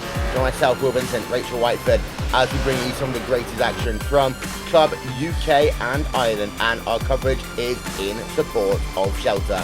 That's Mondays from here on RaceSpot TV, home of the world's biggest and best sim racing event. While Sanchez working himself up the hill still within 0.2 of a second of Bessie, looking as though he's going to get himself a very good run up the hill this time by Rachel, and he's going to look himself down to the inside. Well, this is going to be easy by the time he gets down in towards the into the inner loop. It is indeed probably one of the simplest places to pass anything on this track, and that'll be done and dusted fairly short order. Also got your race leader, of course, Radical's #1 car passing there, the Coanda race leader in the GT field again. Through turn 1, start lap 175. Can I just note something? I only just noticed it. Somehow, Radicals have lost themselves about 15 seconds. Now, I know part of it potentially. Their last pit stop was 35 seconds compared to 25.5 seconds for Friction Racing. And again, I know they're on slightly different strategies, but last time by, White Gooden came on towards pit road. The gap is now down to 69 seconds. 15 seconds just magically disappeared, Rachel. Well, they're lighter on fuel, of course, with Marcus Hamilton running a different pit strategy. We expect the Radicals to come in one more time, which will be in about 15-20 minutes. So that means that there'll be one, again, shorter stop for Friction, and they're lighter on fuel, they've got fresher tyres, so they're making better use of those tools. And they're running faster laps, so whilst the Radicals are saving and scrimping and trying to split this up, well, we're hoping they can make it to the hour mark so they can pit once. But if they have to pit twice, Friction could be right back in this picture. What do they know that we don't? One thing that is worth noting as well, there's been some technical difficulties for the Yanis and the Vortex Sim Racing HPD car. They are struggling, so they're falling down. The Sylvian Promenade, as a consequence, is back position in the Radicals and Friends car. So Sylvian currently working himself down in towards the inner loop once again. Robert Tinsey is in the 3rd place in the TNT Racing Gold car, and that is one of, there we are, that is your race leader in your GT car and field. Brent Brokerman for Ascomanda Sim Sports, number 18 machine, working himself through turn number 1, up the hill, through turn 2, once again. We're going to very quickly, ladies and gentlemen, take you through your field here, powered by And1 Design, and we will start by having a look in your GT division, because we can, for once, just start and do things elsewhere. We're going to have a field brought to you by And1 Design, and well, really, there's no other place that we can have a start, Cam, because what a drive it's been so far for Ascomanda Sim Sport. At one point, it did look as though Inex Racing were going to take the battle to them, but the last couple of stints with Klaus Kivickas and now with Brent Brokerman, it pretty much their lead. It went from 20 seconds to 45 seconds. They are absolutely charging. Yeah, the Coanda car doing extraordinarily well, but it's not just that. They have not gotten themselves in any sort of trouble whatsoever today. Knock on wood. That's not wood, that's fake wood. But either way, that Coanda SimSport car looking very good. There we go. There's some authentic hardwood for you. So Rens Broekman in that car. Now, this is the most interesting part. Rens Broekman is the only one who's been in the car twice. There have been 4 separate drivers. This is rather strange for Coanda. We only normally see 2. So 4 drivers in that car. They're all flexing their muscle, and it's paying off. There you can see then Broekman heading himself down in towards the final corner once again. His 147.4. That was 2 seconds slower than his fastest of the race. However, he crosses line once again a little bit faster there. 146.699 down towards turn 1. He comes once again. Second place is the Inex racing car. Rachel, in P number 2, PJ Sturgis behind the wheel of it. They've done themselves a good job. I think that they've kind of given up the ghost in some ways now. Yeah, they have somewhat, and they really haven't got much to... Oh, we nearly saw a bit of a moment there with Coanda trying to get past the CTC BMW, but yeah, Inex Racing Red, they've lost a bit too much now, and I think as they're just coming through the penultimate corner with Coanda through the bus stop, they've given up any realistic chance of making a difference here. They're too far back now. They're, maybe 40-50 seconds back, so it's not within a realistic window. There we can see we zoom in to turn number 1 once again. Third place in class is this team. It is Jam Racing, and Isaac Price currently behind the wheel of that one. Cam, they are for the moment, I believe, scored just about. I'm trying to do the math in my head, and actually no, they are scored a lap down to class leader. So the JM Racing car are scored a lap down to your class leader, because there you can see JM Racing car, there you can see your class leader. So just a lap behind and about 5 seconds they are, but they're still doing a good job. They have got a bit of pressure coming from Alexander Voss and also Diego Comini behind them, and this is going to make that final stop interesting, because they cannot speed, they cannot lose time. They have got to push it all the way for the next 73 minutes of this event. Otherwise, they will lose that podium finish. That they will, and they started in 22nd, which may seem far back, but when you think about it, they, I believe the first starting GT car was, what, 18th? 16th? 16th. So, they didn't start too far off the back, and they've maintained their position all race long. They're in 3rd. Good racing from Isaac Price and his teammate there, and so they've just been doing a good job. Up the hill comes that JM Racing car then in 3rd place. So 4th place is Alexander Voss in the Core Motorsports car. Last time by, he was actually half a second slower in that first actual car, Rachel. That is not a full GT. Voss in the Core Motorsports car. Randy Chenwell talked about it earlier on. The fact that he, this is the kind of joker card in the field. And it's doing a good job still overall in P number 4. It's got a little bit beaten up on the front though. It is looking a little bit worse for wear, and that car's had its share of excitement throughout this race, and well, hopefully it gets no more dents and they lose no more top end speed, of course, on these huge long straightaways. So critical to have good top end speed, and bits of bent metal do not lend themselves to that. Will?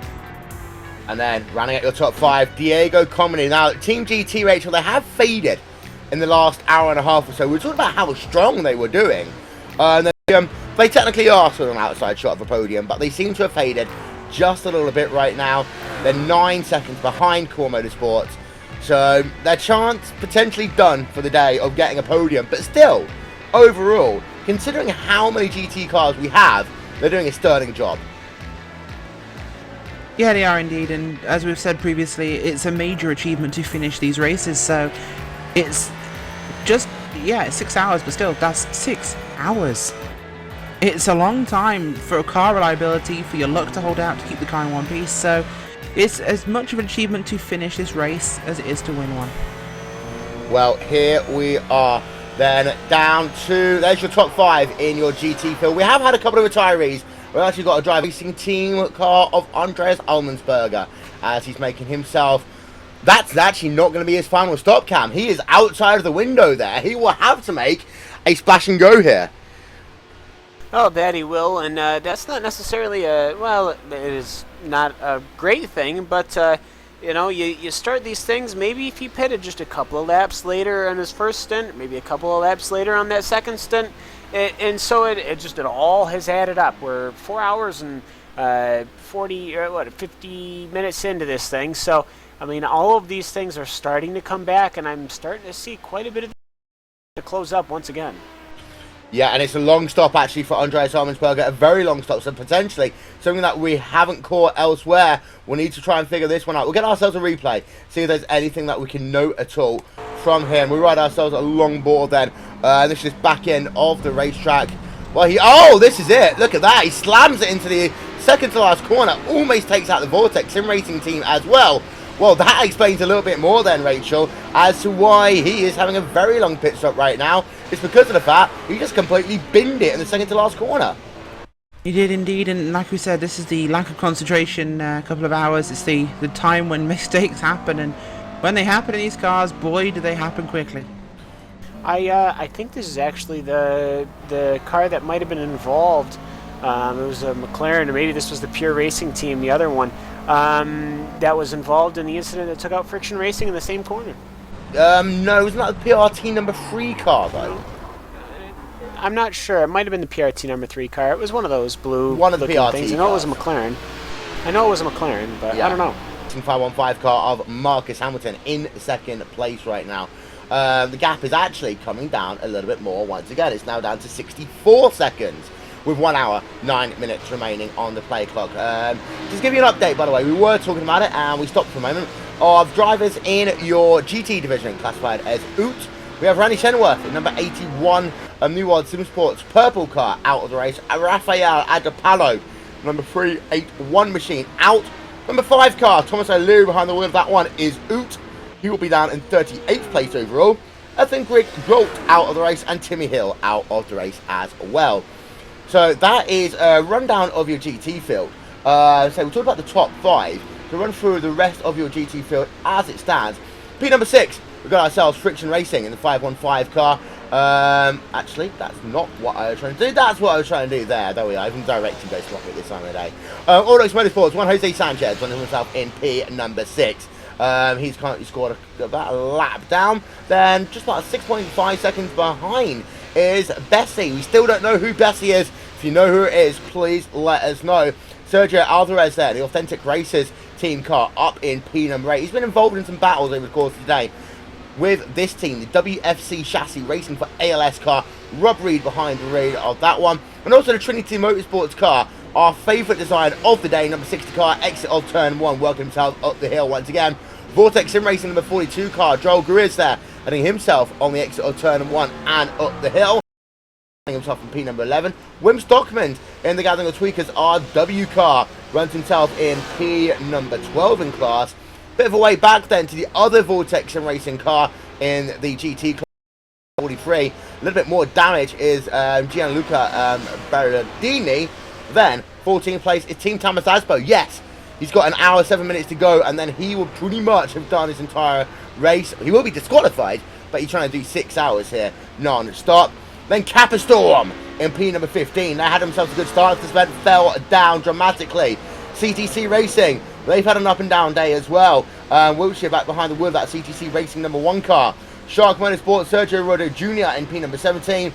New World Sim Sports, 12-hour FGT car back out into the track. Now, we did think that they were going to be an outside favourite for today. They are really struggling. Patrick Pleasure, we talked about already, PRT car on pit road. David Williams in the other struggling. Then we've got ourselves Jamie Fluke there, Red Devolution Racing 4GT in 21st position. Yoni Hagner back out onto the track there, and the Glacier Racing car after a pit stop of 11 minutes. And then Michael Schulbach there, 47-minute pit stop, but is now circulating once again. Ironic point there, anyone who's got an 8 who we expected to do really well here today actually isn't Cam. I'm just having a look because we've got ourselves, for example, the 81 car, Randy Chedworth. We thought that was going to do moderately well.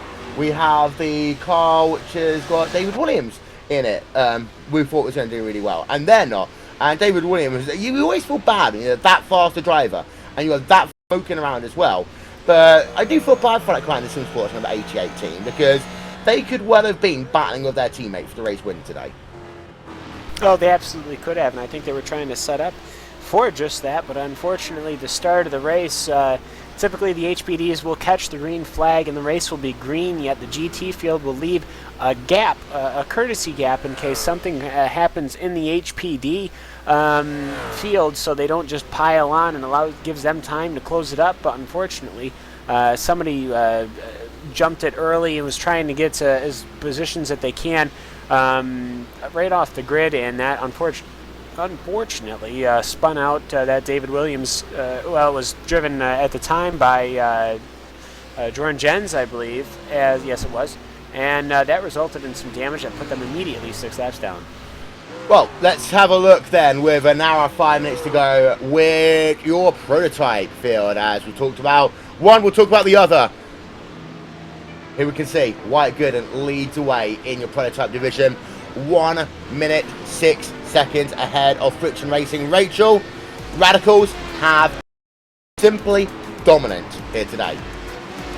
They have indeed, and after a really controversial incident between the Radicals Online 1 car, the current overall race leader, and the Movano X Team Pro Division prototype, driven at the time by Patrick Holzman, and the Radicals Online vehicle driven by Matt Backham, that was the race deciding, I believe. The only other car in the field that was capable of keeping up with the Radicals Online 1 was that Movano car, and they're sadly out of the race.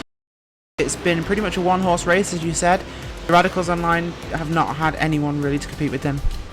Second place, Marcus Hamilton. There you can see him working himself up the crest, down and towards heel corner. Now, thing for them, Cam, is they've just been in damage limitation mode. They've had a tough old day. They knew they were an outside shot for the win. They knew they could have battled for the win. Things didn't go the way they wanted it to and they needed it to. Had some issues along the way. Hamilton still pushing hard. This is a team that we know can win races. This, though, is going to be a look for 3 weeks' time now. Yes, and Friction Racing is a very large team, I would think. I mean, they've had 3 cars just alone here in the top split between the 2 classes, and yet they always seem to be knocking on that door. It seems that every race that they're there, they keep the guys on their toes. But right now, just in the current format, that I don't know what it needs, but they're, at the end of the day, a minute behind the Radicals after 4 hours and 55 minutes. So, of course, they've had one car that was involved in an incident with a GT car coming across them and basically just taking them straight out between turns 11 and 12, the last 2 turns. And then their GT car, which we also had hopes for, was taken out by a prototype car early on in the S's. So ultimately, Friction's just holding on to their one car that's left, 515, the Friction Racing car, and you know what? Second place after 6 hours would not be a bad thing at all for them. Third place is TNT Racing Gold.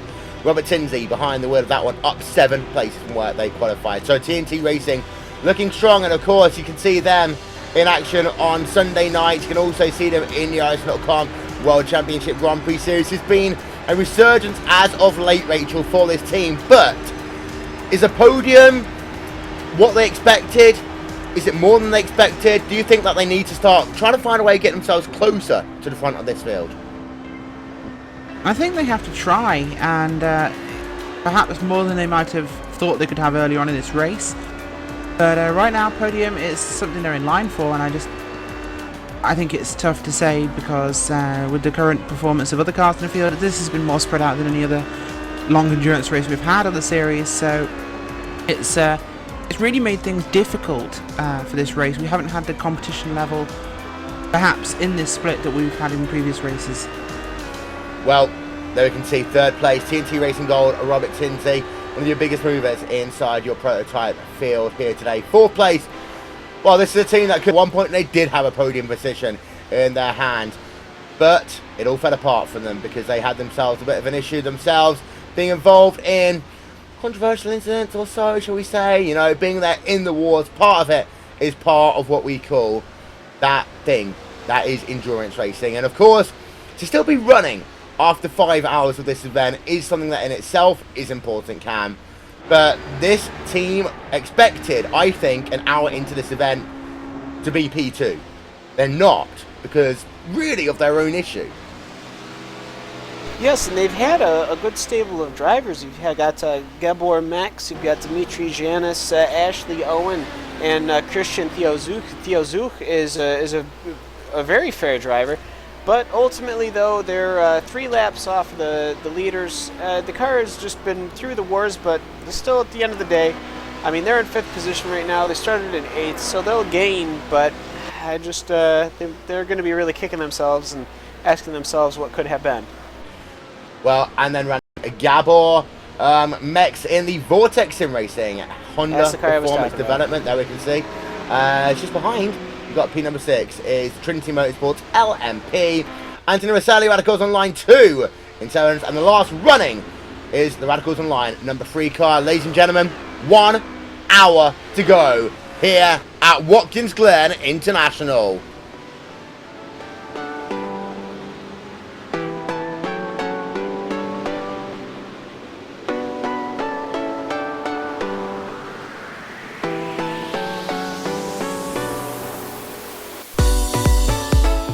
Is it a sprint race? Almost. We're almost into that zone where we're into sprint race territory. There's some great battles going on up and down your field here as we're into the last hour. Inaugural iRacing.com 6 hours at the Glen here on RaceSpot TV. Will Vincent, Cameron Walsh, Rachel Whitehead here for the next hour, and then of course we'll get you some interviews before we go off the air as well. In 3 weeks time we do it all over again as we go to Spa, but now here at Watkins Glen we've got a race to finish off, and you know what, any endurance race, things can still change right to the very last minute, so you do not ever take anything for granted. All you need is one driver to spin, and perhaps White Gooden might be taken out of this race with no fault of his own. All you potentially is one blown pit stop and a speeding penalty, and Marcus Hamilton's right back in this. As it stands, Hamilton has almost got that gap back below 1 minute again. He has closed off 25 seconds in the last hour. That's a big difference. Psychologically, that's huge. An hour ago, we were potentially talking about a driver going down a lap. That was psychologically important. Now, with 58 minutes to go, who knows what could happen? Well, Marcus Hamilton could, in theory, try and find a way back into this one. I think Wyatt Gooden is doing all he can to get himself. He's been fuel saving a little bit. His lap times have fallen off. He had responded that last time by, but Radicals aren't as strong as they were. So things can still well change. Over in the wonderful world of GT though, 47 seconds is the difference between P1 and P2. The same applies. Crying Sim Sport versus Iron X Racing Red. Renz Brokerman is one of the very best in the world. However, PJ Sturgios is just as strong, and he will pounce if anything happens to that number 18 car. So here we are, 57 minutes remaining, and it is time for these drivers to get themselves ready for one more stint after this one. Pretty much has to pit one more time, Rachel, and every time we come to pit road, anything can happen. Can indeed, Will, and most importantly right now, the strategy play for Friction Racing has definitely come to fruition. Both cars on the lead lap for the prototype field will have to pit one more time, but more critically, of course, Friction Racing having gone off strategy, they will have to pit much earlier, and they will also have to pit for far less time, because, sorry, I apologise, they'll pit later and for less time, take less fuel to get to the end of this race than Radicals Online will. Indeed so. We're having a look at Commander Sim Sport. We've got a couple of people on pit road, and this is that perfect time to make it, Cam, because you always count backwards in racing. And again, I'm an Indy guy. You always count backwards from that Indy, because you always know that once you're into that final window, it's go time. We've got Martin Solari out of pit road there. He's just done a service time of 52.8 seconds. Wim Stockman on pit road right now in the Gathering of Tweakers RW car. You've also got the Vortex Sim Racing number 43 car. Very long pit stop, front end damage. That Vortex Sim Racing car will try and figure out what happened to him. But then we also got a couple of other drivers having made stops recently or doing stuff at the moment. We're into that stage now that you can start counting back, because what will happen then is, you know, you can just fill the car up and it's job done. Yeah, absolutely, and you really need to be that working from that final lap number to work your way to the finish of this race. So these guys are going to have to make sure they can do that and get the laps well, but they also need a little extra on top just in case. Where we talked before, the driver leading the overall race may cross the start-finish line after the timer runs out. He may cross it before. You might get one lap to the end, we might get... So you have to have a bit of flexibility in what you have to take this to the end. Most importantly, though, it is going to be now the final stint, so you're going to be pushing harder than ever before. You're going to be stretching that car to its limits, and especially in the GT field, where we have many cars on the same lap as compared to the rather strung out prototype field. This is where it gets frantic. Drivers are tired, they're worn out, it's nearly at the end, and it's time to actually start going. There is a thing that people from all forms of life will know. It's called go time. We're not quite there yet, but the second that car comes on towards pit road, it becomes a Vortex Sim Racing number 43 car. It heads itself down in towards the inner loop, so we'll try and figure out what happened to it. It knocked over, went onto the grass. There's something very weird happened to it there. It just overshot the chicane completely. I believe there was some damage done to that car. They did try and keep it going, but then the Vortex Sim Racing car, it's not in a good state. It's on pit road. It's been on pit road now for 4 minutes, trying to get some repairs done to that car. Once it's now onto its final stop, we talked about this before as well. Sometimes it's better to just try and get yourself a car that can go to the finish rather than having to deal with a car that's an absolute dog, because you might lose more time overall. Team Tamas Zazbo is on towards pit road, making his final stop of the day. Now, he will be disqualified, Cam, 4 minutes, but you know what? Let's give him some credit, because so far, he's pretty much been flawless in this event. And there we can see, we'll circle that camera around, just finishing off his final service of the day. Team Tamas Zazbo with Tamas Zazbo inside it. Okay, so they're going to go all the way with one driver. We just lost Cam. Hi, Rachel. We have indeed. We've lost Cam. We have lost a Cam. We are short a Cam. I believe he's just in the background trying to get a word in edgeways. Yeah. Hey. Yeah, he's not even heard what I'm saying, so I'm going to move on while I have the opportunity. So I was thinking, I don't even remember what I was thinking about. That's okay. Somebody was trying to pit. I was trying to figure this all out. We have got... In my head... Yeah, I'm alright. So yes, go ahead, Will. Go ahead. We have got a battle going on between Trinity Motorsports and Authentic Races team, so we'll pay attention to that one for a moment. It's Patrick Berry versus Martin Solari as they work themselves now on the exit of Hill Corner down towards turn number 10 once again. And this is the thing now, Cam. When you get a battle like this, you can make a pass before the pit stop. You do it if you can. Why? It gives you the mental advantage coming in for that final stop. Yes, and not even that. This final stop is going to be so very vital because of the tires.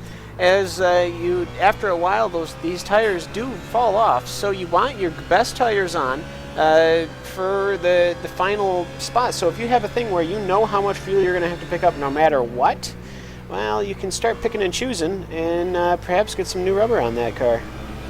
Up the hill they come. We're running our board then with that number 77 car. Yes. Oh, Will Vincent, Calamity, Wyatt Goodwin, Radicals Online has put it into the wall. The front end of that vehicle is damaged somewhere in the boot. We'll be looking through. Yep, right in the boot, right at the toe. As just as we had been talking all race long, it takes one moment, and oh, that is it. Well, we're going to see... McLaren around the outside. He does stay out on the racetrack, so we're going to try and figure this one out for you as we speak. On board then with Wyatt Gooden in that number 1 Radicals Online number 1 car, working himself on the outside of someone, and there we are. Oh, there he is, just round the outside into the wall. That's a bigger impact. Why he didn't come towards pit road that time by, I have no idea. He did make himself a pretty big impact there, but he does carry on going. He's not yet pitted. Whether this is damage limitation mode, whether he knows, of course, generally you'll get 4 laps maximum, Cam, to come on towards pit road. So we've got another look on board of him. Well, sometimes we get told we do too many replays, Cam. That's when we had to show you twice, because that one is a game changer. It is 60 miles an hour into a tire barrier. A car is not healthy when it comes out, but ultimately I'm only seeing front end damage. It looks like it maybe went through maybe somewhat of the side pod, but ultimately that the tire looks straight, and it does not look like Wyatt Gooden is fighting with the car to go straight. I'll actually have to have a double look here through the cameras here. No, the steering wheel is straight right now. So The wheel seems to have possibly gotten away with it, which would be just the cruelest of fates for Friction, where their car has been absolutely destroyed at the slightest of touches. This vehicle, they might just be pushing it to the fuel window that they needed to go to, put a new front cone on, and that'll be that.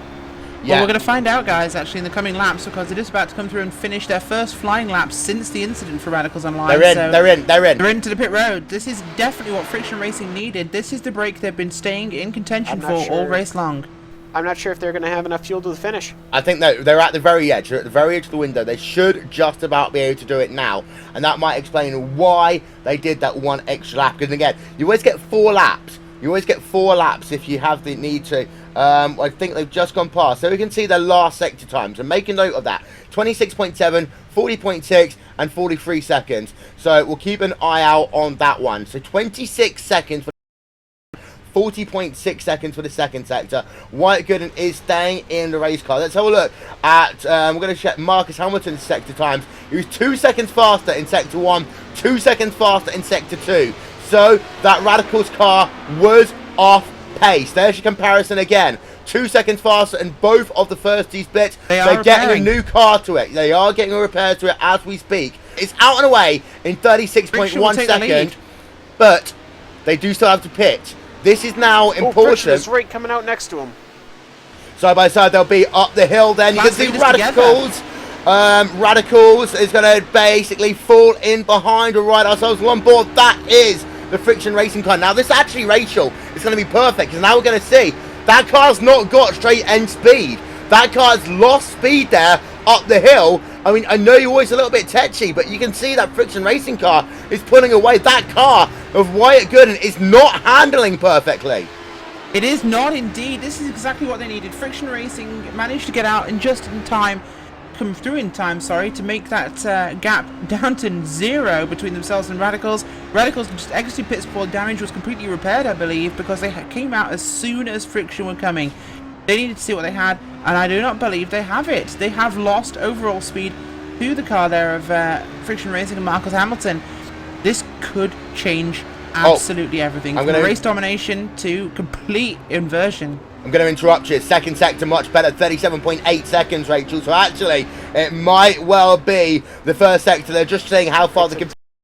37.8 seconds, sector 2. Look at that, identical pretty much there to Friction Racing. So actually, it's not as bad as we thought. It's not as bad as it thought. They've dodged the bullet. They've actually dodged the bullet there, Cam.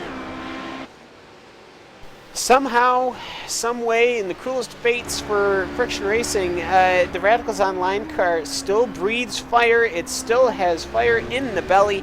And boy, oh boy, that has got to be a waker-upper there for Wyatt Gooden. If he doesn't have blood in the nose, he will now. And he has now got to try and figure out what he is going to do. He's 0.9 of a second behind. And there's going to be some GT traffic coming up. We'll see what they want to do. Here's the thing, Rachel. That car might well be on pace, but it doesn't necessarily mean it's going to handle perfectly.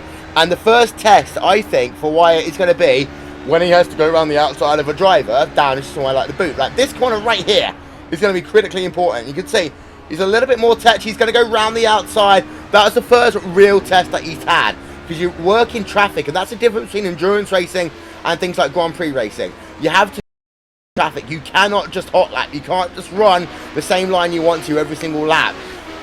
I think Wyatt is okay, but I think that car might still struggle in traffic, and he's got to be careful.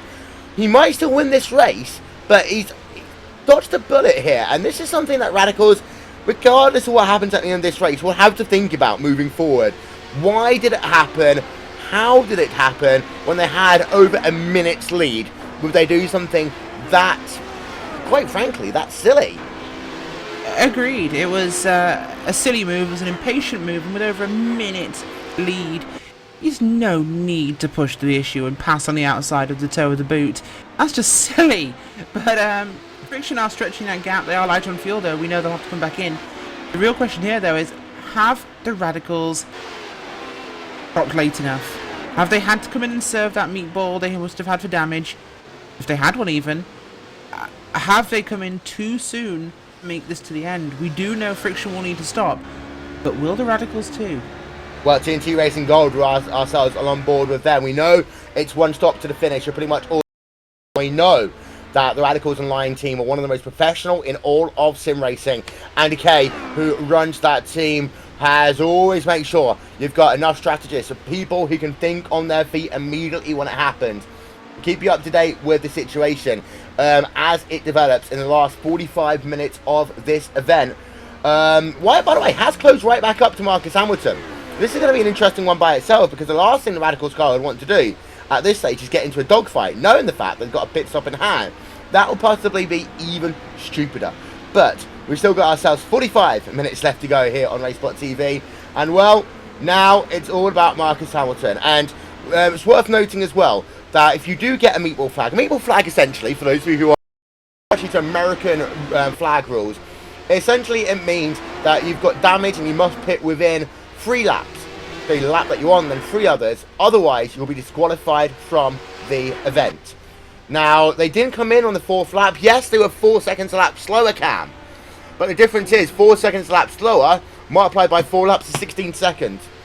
You would do that and eke it out as long as you can, rather than basically wait up him. I think they must have enough fuel, because they wouldn't have come in unless they'd exhausted all those other opportunities. Yes, and I can't imagine that anybody in the Radicals Online pit box panicked and said, "You got to pit, you got to pit, you got to pit." These are big boys. They know what they're doing, and ultimately they recovered well. They got a new front nose cone on that. That is a replaceable item. You can just unbuckle it, take it off, and put on a new one. So that is exactly what has happened, and now Wyatt Gooden has a car in front of him that he has to race for position for, and honestly, I'm not even sure if this is a position that Wyatt Gooden's been in all race long. He hasn't. He's only led 4 laps in this race so far. And Capistorm, by the way, we can just see there, unfortunately, it looks like their day is gone, because that Ford logo is not pointing the right way, and they will not be first on race day. We've got another though, Ford GT, slowing it down, and that is Lars Jepsen. It's Bessie making its final pit stop of the day.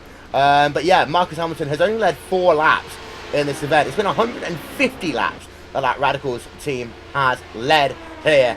Ironic, you lead 150 laps and then crash at that particular point. So always a sound pit road, Rachel, because Bessie, final pit stop of their day, looks as though that it will be Lars Jepsen bringing that car home. Will be indeed, and Bessie coming in for a final stop at the feeding trough for fueling up and heading out to the pasture once again, and that's enough metaphors from me. Well, yep, so it's going to be another. Well, actually, these pit stops will be quicker now. They were closer to. Now they get quicker because you have to put less fuel in. Of course, you still take tyres, and that is going to be a determining factor in some way about how long these stops are. But expect something sub 50 seconds now. It's going to be 46.6 seconds. Out and away, Lars Jepsen goes. So they are making their final stop now of the day, and for the final time they come back out onto the racing circuit. So let's just ride ourselves on board with them as they come back out onto the racetrack. There is a nice freeway battle actually going on behind there, Cam. We've got ourselves a great little scrap. This is between Eric Teske, but in the WFC chassis racing for ALS, Trinity Motorsports, and then also the Authentic Racers team. These guys have been battling all race long. Trinity are ahead now of Authentic Racers. That we saw earlier, it was the opposite way around. But this, 3 drivers, 41 minutes on the clock. Let's do this. Absolutely, let's do this. So, you've got this situation, 3 cars, nothing wrong with that. And the car in front of them is actually involved too. So it's a 4-car battle with the Vortex involved. Yeah. So you've got these 4 cars, 2 BMWs, a Roof, and a McLaren. So the most exciting battle won't even have a car that's has been getting talked about all race long. So this McLaren is trying to stay right ahead of that WFC chassis racing car. Now that car had been worked on all day long, that WFC racing car. It had... Hamilton's on pit road. I'm interrupting you. Sorry, Hamilton is on pit road. Carry on. No problem. Hamilton comes in and is getting the pits, but that ALS car had damage before the first turn was completed. Now Marcus Hamilton, that car is up. It is going to be getting tires. He is going to be staying in the car. Of course, they're going to Marcus. They're going to lean in and say, all right, look, this is the chance that we've been waiting for. Bring it home. Let's see if we can't get this thing. Give it your best shot. Do your laps. Just keep your focus on, watch your lap traffic. Don't do what he did. Don't do what Radicals did and beam it. So, Friction Racing car is off, it is on, and he is going to be going. Already hitting 90 miles an hour just in the exit, and already hitting over 140 miles an hour before he even hits the S's. Sorry, I had Pat Benatar on my head there. Hit them with your best shot. If you're a Friction Racing driver. Fire away. 45 seconds. Yeah, indeed so. We've got ourselves Angelo Michael there, number 33 machine. Core Motorsports making his final pit stop. 43.6 seconds out and away. Yeah, you other Radicals car. Radicals, it's Ami. Sylvian Pomenard making his final stop of the day. So he looks like he's staying in the car and he'll be bringing that home. He shared that car with two other people, including his brother in today's event. So just having a look back to this four-way scrap we've got going on the racetrack. Well, Rachel, a BMW, a Roof, and a McLaren walk into a bar. Unfortunately, the barman says, sorry, we only feed people. Yeah, well, exactly. And the BMW is not the most popular person in the bar. No. Usually has the windows broken, yeah? Anyway, that's worst German accent ever. It is terrible, but I do like to refer to him as break my windows rather than BMW. They probably took like 4 parking spots too somehow. Yeah. Yeah, they do somehow manage that, as Inex Racing is passed by Radicals Online, your class leader right now. That is Inex 22 laps down. The one car in lead lap for the GT field. That is the Coanda car in a Ford GT, also known as Fix or Repair Daily. Because, well, we're Ford owners, we know this is true. Yeah, as far as the BMW goes, don't forget as well, even though they're taking 4 car parking spots, they're still going to be parking exactly 2 inches away from your window so you can't get into your car. Absolutely. Yeah. So we can see WFC chassis racing for ALS right there in the middle of this dogfight. 38 minutes to go here on RaceSpot TV. We are going to step aside in a couple of moments' time for our final commercial of the day. But first, let's experience some of this incredible action here. Vortex Sim Racing versus WFC Chassis, P8 versus P9. This is a 4-horse level way to finish off a 6-hour race, and we do love it when a plan comes together at the end, Cam. Oh, that we do. So now we've got these cars coming through. They're still going to be having to dealing with HPDs coming through, as Wyatt Gooden is going to be taking one car on the inside of the S's, as he is still absolutely pushing. He'll go on the outside, get the exit, and Wyatt Gooden in that HPD car, as that HPD car is looking to try and pull away from that Friction Racing, and we'll see what they can do in that Friction Racing pit box, as the fire has to be in the belly. He led, and now Marcus Hamilton has led, and now we will see what Wyatt Gooden can do in response after that incident, how quick he can recover. Well, let's have a look then. Wyatt Gooden, he is working himself on his 200th tour around this racetrack of Watkins Glen International. We haven't really played the game here today, how many laps we're going to do. We'll do that one at Spa. But Radicals Online, Wyatt Gooden, he had himself a close call. He is still leading the way. The gap is, though, 41.5 seconds. Last time by, Wyatt Gooden was 1.7 seconds slower than Marcus Hamilton. This is not over yet. And the thing is, if you've got a damaged race car, things might seem okay for a couple of laps. But then as those tyres wear down, they wear down quicker. And as those tyres wear down, you've got yourself a dog of a race car. And who knows what will happen at that point if you can keep it on the racing circuit. So, 200 laps of the 6 hours of the Glen are scored complete. Now, we will step aside for our final commercial break of this event, ladies and gentlemen. You're watching RaceSpot TV, home of some of the greatest racing events in the world. We'll be back in just a couple of moments.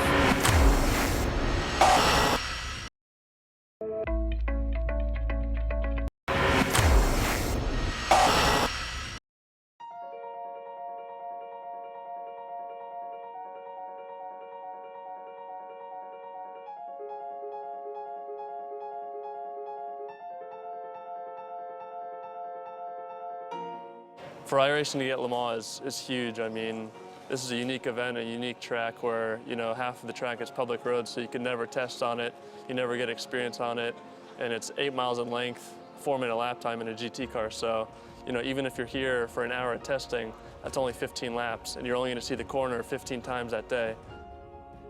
The first section going through the Dunlop area is pretty unique. You know, it's got elevation change and off camber. Then you go down Mulsanne into the chicanes, and you know the straights are unbelievably long. It's a tricky track, and you know every year I've come here, being my 4th year, you learn something new every time. We've wanted to add Le Mans to iRacing for a long time, and we've really been working hard towards it for the last 5 years. But really, things only came together in the last week leading up to this race. So it was a real scramble to put everything together. The majority of Le Mans is public roads. So when they're preparing for the 24-hour race, it's really the only time that we can visit to laser scan and photograph the track so that we can recreate it in iRacing.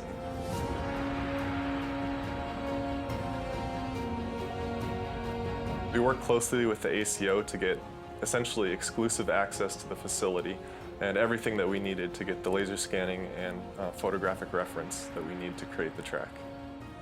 We were very fortunate to gain that experience of being there, and we're going to really do the best we can to put that into our work and making sure that the Le Mans in iRacing is the best Le Mans, the most exciting and accurate recreation of the track possible.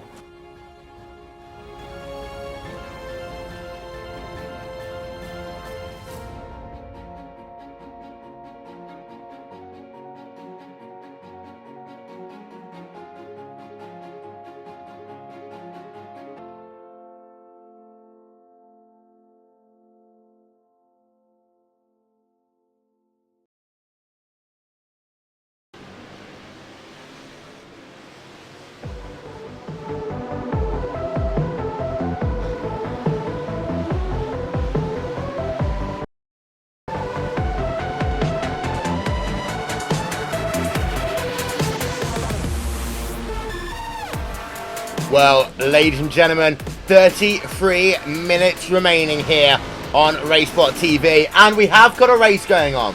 A couple of things to mention very quickly. We have had ourselves Mikko Salati get behind the wheel of this car. It's the Team GT4 GT, as we can see them heading themselves down in towards Hill Corner once again. We've also got ourselves Marcel Fassbender on pit road in the Trinity Motorsports LMP car. They're making their final pit stop of the day. There we can see the pit stop timer ticking on up for them, as we are going to see that it's almost at the very end now. So we've got 44 seconds. That's a long stop actually for the Trinity Motorsports LMP car. They're not really fighting anyone, but well, they still got some stuff that they need to finish. That is finishing the race itself. As far as the race goes out front though, here is your battle. It is 39 seconds. It's come down a little bit more. Rachel, the issue I think for Wyatt Gooden is that car is okay when it's running by itself. So nerves of putting that car around the outside of everyone. The balance isn't there. It's a little bit off. He doesn't know what to do. Even though they had the Audi pit crew put on a new front end of that car, it's not perfect. When things aren't perfect, Marcus Hamilton can smell blood. He can indeed, and all this needs now is a mistake from the car of Wyatt Gooden in that number 1 machine, which he's already made one. He could make a second one now. Marcus Hamilton has made up huge amounts of ground. Even with a pit stop, he is now down to 39 seconds, 38 seconds behind your race leader, which was at one point nearly going down a lap. So half a lap has been made up, and they're both pitted for the final time. We think the Radicals may just have been. So we will find out in short order, Will. Yep, we're going to turn our attention very quickly, though, to ongoing fun in your world of GT. I'll tell you what, Cam, GT, racing-wise, has been so much better than the LMP division today. And sometimes that's just the way it is. Sometimes LMP provides this battle for the ages, you know. It's as exciting as watching the 2013 Iron Bowl final play for that 24 hours. Sometimes it's your GT division that just has the better racing. And even if they're not passing each other every lap, we don't need to go 5 wide at Auto Club Speedway. But what we can sometimes get is some incredible action. This is what we've got right now. WFC Chassis Racing for ALS. They have pulled away from Trinity Motorsports, but they're still scrapping it out of Vortex Sim Racing as they work themselves up the hill. 30 minutes remaining on the play clock. Come! Okay, we've lost Cam. Yes, sir. Oh, there he is. We'll move on anyway, as you see there. Working himself up the hill. You can see the gap actually behind. We've got ourselves another battle cam going on. This is the ongoing one between Trinity Motorsports and the Authentic Races team. Now, of course, Trinity Motorsports, they moved ahead of Authentic Races team, but now Martin Solari in the number 77 car is pushing back as we get into the last half hour of this event. Oh, that we do. That BMW does have to be very careful. Martin Solari, of course, has been in that vehicle now. It wasn't started by him. It was started by Fernando Garcia Perez, which was involved in an incident with an Australian team, the SDC Motorsports team. Before we even hit 20 laps already, that BMW rear-ended that McLaren and ended its day. So he's just got to be careful. They've already managed to get involved in one fight. Let's see if they can't join another, as Patrick Bieri in that Trinity Motorsports car is the one that is sitting in front of him now. Here we are, out of the final couple of corners then for the Authentic Races team car. Now, we so often show you what a lap is like when you're running it from the front of the field. Not so often we show you a lap when it's down in a dogfight. So let's ride then a lap on board with Martin Solari in that number 77 car as he continues to trace down the Trinity Motorsports number 60 machine down in towards turn number 1. They come, and well, one of the things you notice, Cam, is that sometimes just drivers aren't as, what's the word I'm looking for, committed to the apex of the corner. The reason why is they might not have their setup in tune, or they might not feel that they can attack it as much. It's that whole thing, well, why am I 3 seconds, 4 seconds a lap slower than some of the greatest drivers in the world? It comes down to two things generally. It's apex speed and it's braking points, essentially. Yes, it is an ebb and flow in the mind of the human brain there, as you're just trying to get up your confidence to take the corners at speeds that you know the car can take, but you just that you're just worried about yourself to try and get it through. And then you have to try and do that 12 times, there's 12 corners, and then you also have to have the knowledge for what's going to happen with the car as the stint goes on. So it's building up that confidence, and when you get your confidence built up and you get yourself surrounded by fellow drivers, you can come over here and you can do something. Or even if you're by yourself, like who was that, Tomas Zabo there, he's doing this all by himself. But ultimately, though, it's just learning, and right now Patrick Bieri is learning what it is like to have a BMW stuffed right up the rear end. Yep, Tomas Zabo was alone. He was all by himself, no one was looking, but he wasn't thinking of us. Out of the final couple of corners they will come then. Authentic Races team still pushing, still just half a second back, and the dirty air effect isn't as bad in GT racing as it is in, say, a Formula car, Rachel, but it is still bad. And so sometimes it's just so easy to get yourself involved in one of these kind of situations with acceleration points, and you forget actually that you can do it a little bit faster. Yes, you can indeed, and well, it's certainly something that will help keep that flow of the race going for you, and if you keep getting it right, it helps you make up those places. Yep, up through the field they come once again. We'll turn our attention back to the front of the field because, well, plot twist, Cam Gooden's pulled out the gap again. Last time by, he was a second and a half slower, but the gap is over 40 seconds again. I don't know what's going on here.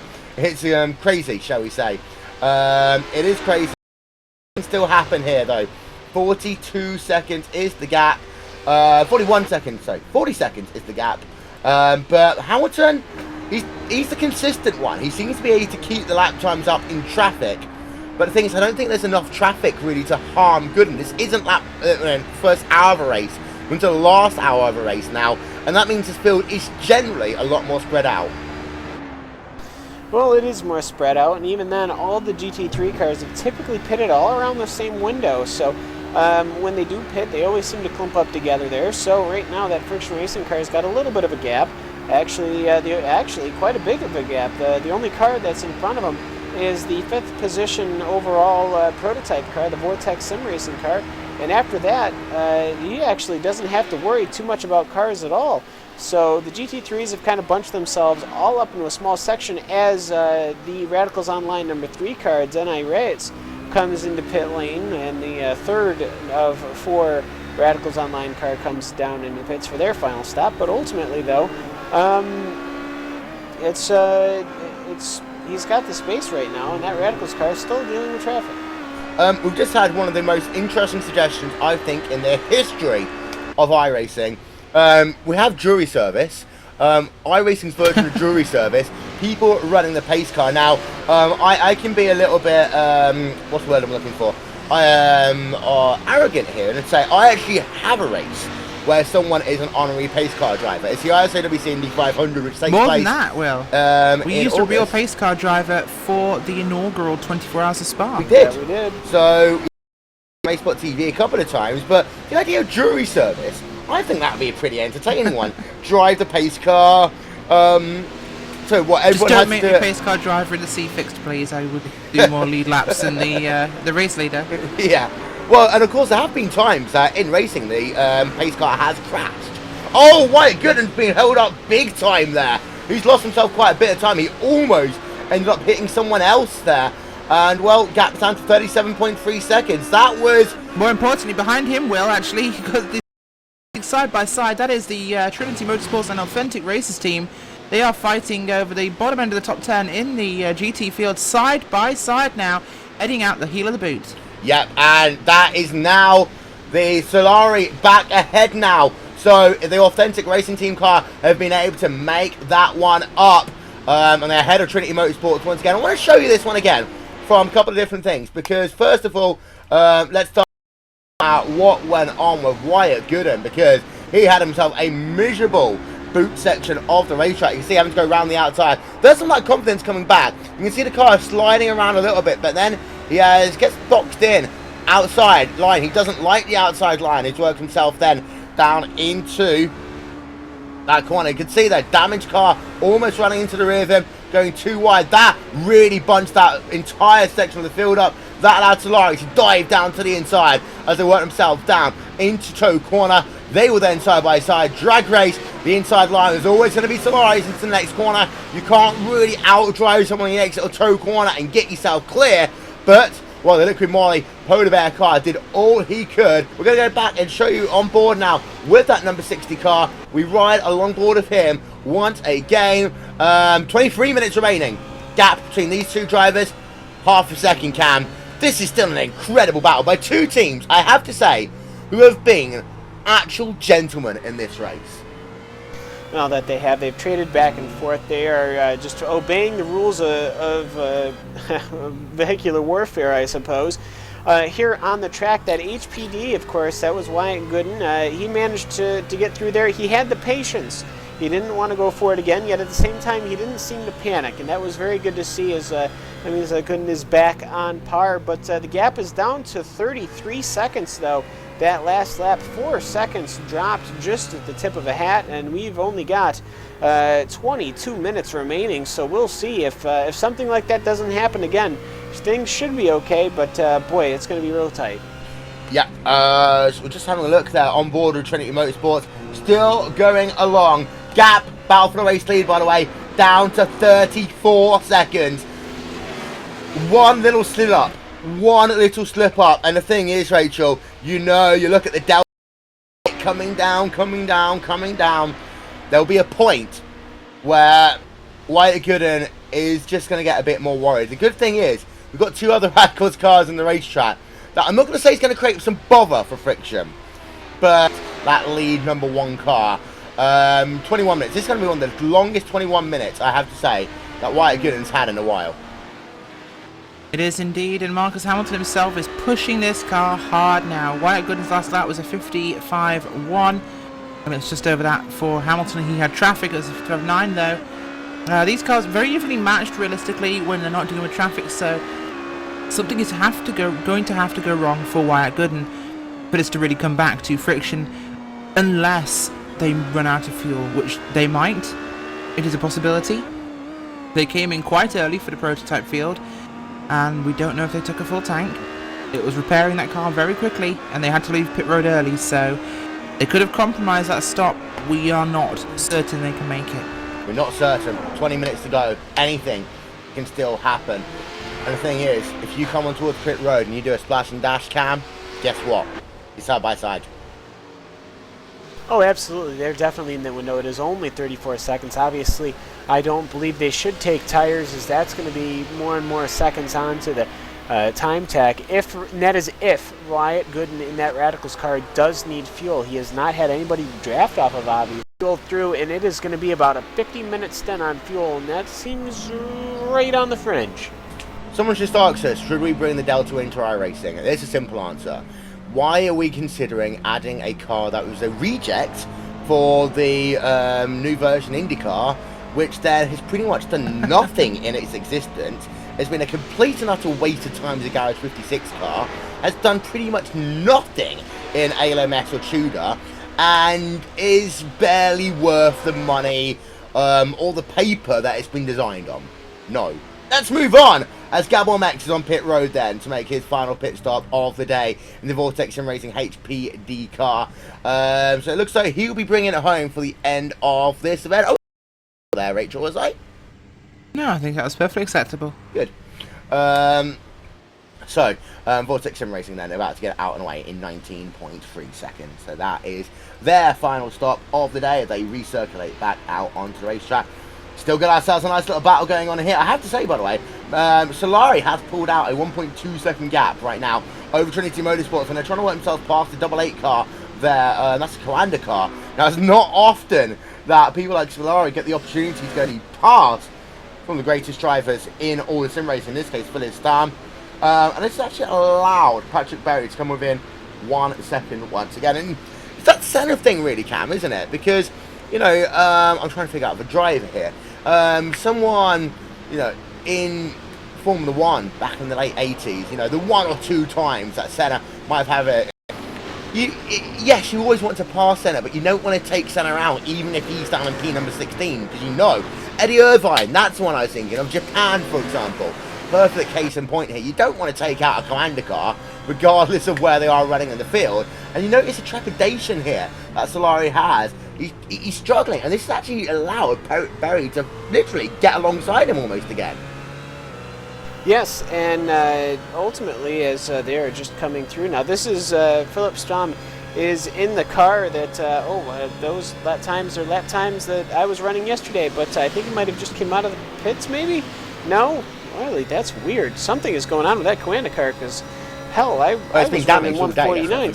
It's been damn. Yes, Trinity though tried to get past, and he just got completely chopped off by that 88 car. Yeah, the 88 chopped the nose off. Now there's a TNT prototype car that's also going to make it interesting. They're going to try and go 3 wide into the boot, and that TNT car clips the nose and then clips the rear end. That Coanda car just went from being handleable to not at all, as he will go way wide. The front nose got clapped off by a prototype. The rear end got rear-ended by a BMW. Philip Strom is having a bad day. Let's get ourselves a quick replay of that from Robert Timothy's point of view, shall we? Show you how crazy it was all.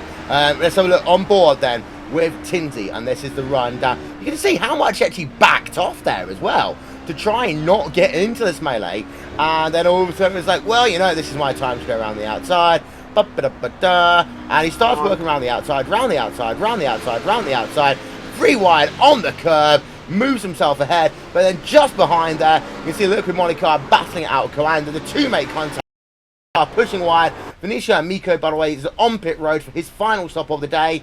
So the Radicals number 2 car, yes it is, Radicals number 2 car is on to pit road. Final pit stop of the day for them, out and away in 32.2 seconds. Yes, Cam. Oh, that was just a bad day. You're just sitting there by yourself. A prototype takes the front nose off of you, and then literally a second later you get rear-ended. It's just a bad day. And then he managed to keep it out of the retaining barrier. That was a very good job on Philip Strom's part, but boy, that was a close one. One thing was worth noting as well is that first of all, that was not the lead Coanda car. We would be having far more strokes if it was. Yeah, my octave level would be about 7 times higher.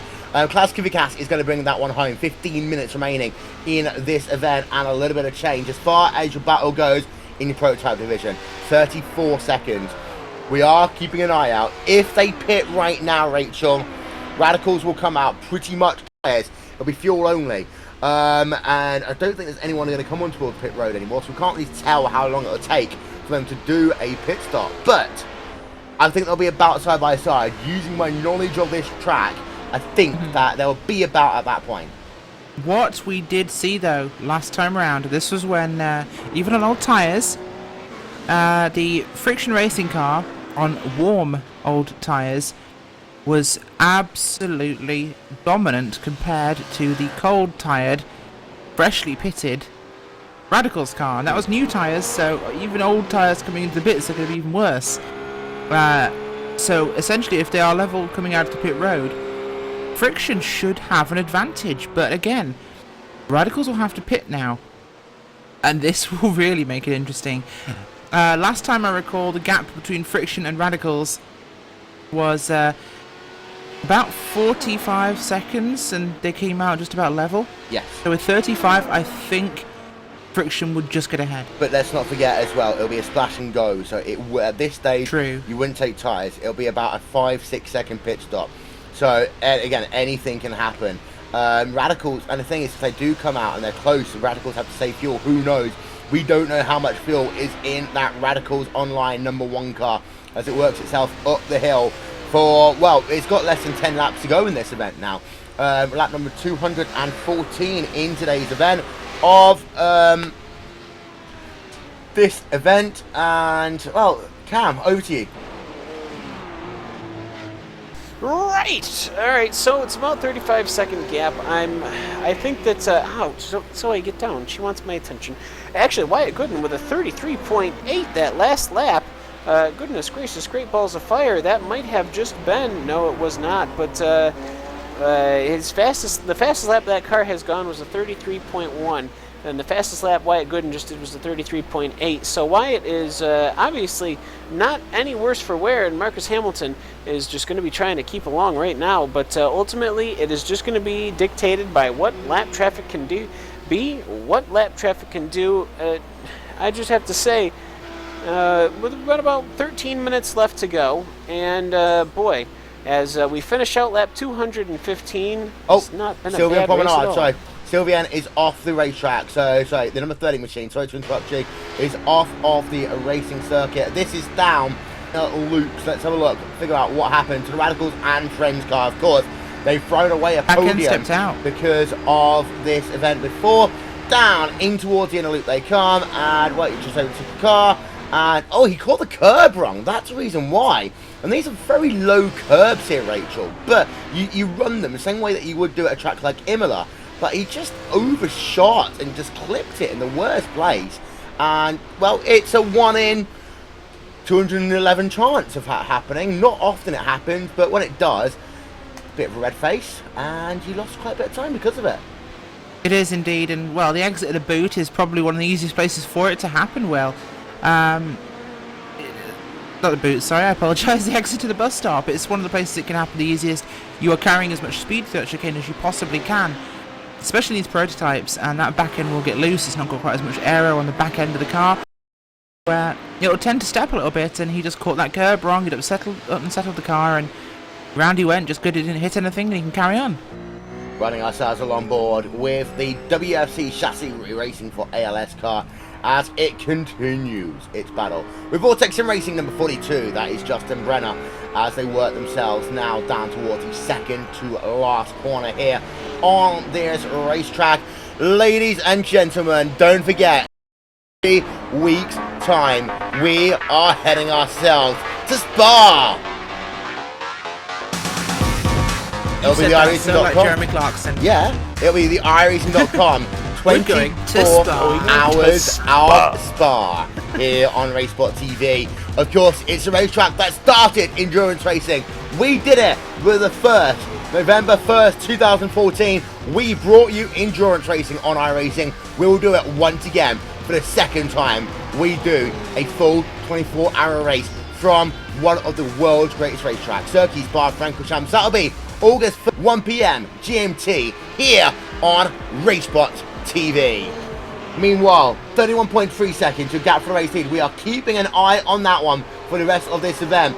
Give you an update, by the way. It looks as though that in that ongoing battle between Authentic Racers team and Trinity Motorsports, Trinity Motorsports might well be the losers. They're now 2.2 seconds behind the Authentic Racers team. I do think they might have actually just got themselves a little bit of a bump in that melee cam that went on around this exact point on the racetrack a couple of laps ago. A bump between who? The Trinity and the Authentic? No. A bump between who? Who bumped who? Trinity Motorsports in the event. Let's move on. I know what I'm talking about. Okay. Three-word situation on the TNT racing car. No. That was a little bit of front end damage with the Trinity car there. That I don't even think the bumpers deformed. That car, I don't even think it lost any of the wingy bits, so it should still be good. Looking at the lap times after that incident, there have been a couple of 48s, 49s, but these tires are starting to get pretty clomped out. The last pit was on lap 165. They're on lap 191, so those tires are probably going off more than any damage. A little bit further up through your field, we've got that ongoing battle. That is about, well, this is the only battle that we really have in your field right now. That's the reason why we're focusing on it so heavily. Justin Brunner, let's have a look from the rear of him as they work themselves up the hill. There's the Vortex Sim Racing number 42 car down towards the inner loop. They come once again. And well, Vortex Sim Racing, they've had a very big up and down day. Look at the flames coming out of that car. Basically, if you'd like to make some s'mores, this is what you do, Rachel. You go and get yourself a McLaren MP4 12 GT3. Get the engine revving. Forgot the C. And get C. I don't care. I don't even like this McLaren. Don't forget. And then essentially, and then this is the only point of even having one. Get the engine revving. Get your marshmallow on a stick. Put next to fire. Makes. Well, I was going to be more British for you, actually, Will, and pass on a really professional tip. Okay? Yeah. Say you're stuck out in the countryside with your McLaren. You desperately needed a cup of tea.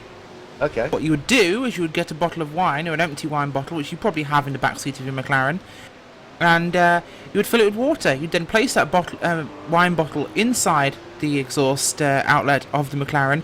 You would sit in neutral and rev the nuts off it, which would then boil the water for you. Instant boiling water, and hey presto, a cup of tea in your British supercar. Yes, of course. But you don't have a cup holder in your supercar, so therefore you have to stand outside. That is unfortunately true. Yeah, so therefore you have to stand outside and drink it. 7 minutes to go, ladies and gentlemen. Yeah, I don't like the McLaren, I'm sorry. It's a dog of a car, and let's be honest, this is one of the cars that killed off the McLaren Formula 1 team, really. When you get a man of Marussia that's almost as fast as you know something's a little bit wrong. And even worse, Rachel, when you've got a man of Marussia with more sponsorship than McLaren, you know something's seriously wrong. Yeah, when a team like they, and well, we're at RaceSpot TV, love Flexbox, so what can we say? Flexbox. If anyone knows, by the way, if anyone doesn't know what we're talking about, go and YouTube Magnus Racing. They do the most incredible 24 hours of Daytona streams. Flexbox is a big part of that because they sponsor Magnus Racing. They sponsor Marussia, Man of Marussia, and basically, yeah, we were incredibly happy to see that on the side of the car. I actually saw Andy Lally, who's one of the main drivers for the Magnus Racing car, actually here just 2 weeks ago. Very nice. How were they? They were actually very, very busy. I think they were doing some important thing. It was with a car. Something. They're all standing around the car, looking at it would be the trunk of it. But yeah. So he just kind of looked over his shoulder, and I looked at, I gave him a wave, and he just kind of acknowledged me and then moved on because he was surrounded by like 20 people. Cool. 6 minutes to there go. There you go, indeed. Cam Walsh's claim to fame. Yeah. But, as we carry on with the final minutes of this race, I've been closer to Patrick Dempsey than I have to him. Okay, he's Patrick Dempsey's a great actor. I love some of his films, but that's another story. We have 6 minutes 19 seconds remaining in this race. Radicals Online still leading from Friction Racing's 515 machine, but the gap is shrinking. It's 30 seconds. Well, they've closed that in from over 1 minute 35, so a lot has come through, but will Radicals make it? Will they have to pit? Will there be a late race incident for them? We will find out soon, guys. As we're running along board with Friction Racing, 5 minutes and change to go. Up the hill for Friction Racing, they are pushing it. Although look how hard they're pushing it. It's like, you know what, I'm taking this line, move out my way, honk, move it. It's almost as if you are driving around central Italy with the horn on, just constantly. Friction Racing are desperate to keep that pressure up as they work themselves down into the inner loop once again. And well, for Wyatt Goodenough, if he is going to have to pit, It's going to have to be soon. They might well just be at the edge of the rear cam. When that white flag comes out, who knows how close it is. And of course at Spa, it's the longest track of the year. And we've had it at Spa when, 5 seconds, either way, it could have been different. Here, I mean, it's still going to be a long lap. And it's a lot of acceleration as well. So that one lap could be the difference maker. You might want to start slowing it down if you're closer as well. And I think we'll see that dramatically if he's one lap shy. Just to make sure he gets the white flag at the exact right spot. Yeah, you can time it correctly, but also that Radicals car is literally going to be on fumes. Well, I mean, virtually on virtual fumes as it crosses the line. So if they get that wrong and they pick up a lap with maybe 5 or 10 seconds to go and they have to do an entire other lap, that's a lot of fuel. You just gotta magically wiggle your fingers and hope that's there. Up through the inner loop, gap is 29.8 seconds. So for the first time in over 3 hours, the gap is below 30 seconds as Radical's car goes past Corona Sim Sports driver of Klaus Kivikas, who is going to bring that car home. Anyone long-term fan will know that driver of Klaus Kivikas there. The green helmet 2011 Iris.com World Championship Grand Prix Series winner. One of only a handful of drivers that have ever won an Iris.com World Championship event. And it's worth noting as well that when we Grand Prix Series, we very easily can have ourselves Gregor Hutu getting 50 wins in the series. And that would be absolutely, it would be groundbreaking because he's the first, really, of the sport, the first star of the sport. But I have to laugh at Klaus Kivikas, who has managed to, after 5 hours and 55 minutes of racing, he has managed to damage the SimSport number 18 car. If you look, you can see a little bit of front-end damage on that Ford. And he was exiting the carousel, just went wide on a normal line, rode that rumble strip, and it actually it damaged the front end on that poor car. Oh boy, all that time. Now they gotta pay to have something fixed, I tell you. Well, here we are then. 3 minutes remain, getting ourselves close to the 2-minute warning here on RaceSpot TV. Yeah, I'm a football fan. In the college football season, please hurry up and get here. War Eagle, by the way. As we're just keeping our eye out. Eric Chesky, the battle that we saw earlier on, it's kind of faded for the time being. 1.5 seconds. So it looks though, with about 2-ish laps to go, that one's pretty much all over. Let's figure out where Wyatt Gooden is. How many laps is it going to be? Well, he's halfway through a lap right about now. So it will be potentially 2 laps go at the line. But we'll start seeing that potentially slow down in a minute. So we're going to stay on board with Wyatt Gooden for the time being. Let's figure out where he is on the racetrack. And Rachel, we're going to be very close to 1 lap versus 2 laps here. It is indeed, and we will soon find out exactly what that will be with our Radicals Online leader arriving at the line. 2 minutes remaining, so we will get 1 more lap, judging by the current timings, I believe, as he will cross this line. Oh no. 2 right. laps. It'll be this 2 could laps. be very close. Yeah, it's going to be 2 laps. He will make it back before the timer expires. So, 2 more laps to go here at Watkins Glen. Here we are. So, we are going to see 2 laps to go. The white flag will be out the next time. No. Yes, the next time they cross the start-finish line. Every time I've done one of these long endurance races, I've always called it wrong. This time, I'm going to get it right. I promise, ladies and gentlemen. Having a look through your field, we'll show you your top 8 in each of your classes as they head themselves down into the last part of this event. And, well, Cam? Yes, sir. Go time. It's go time. Well, it has been go time for that Frictions Racing car. It was 31 seconds off the tip, but ultimately that Radicals Online car by Wyatt Gooden with his co-pilots of Paul Ilbrink and Mac Backham.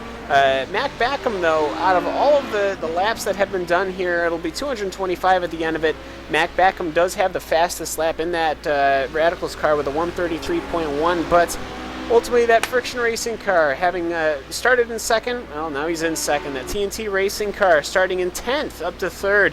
Radical and Friends, Vortex Sim Racing, Trinity Motorsports, and then a pair of Radical Online cars for whatever is left of the prototype field. It has been a very interesting race here at Watkins Glen, filled with a couple of high spikes of drama.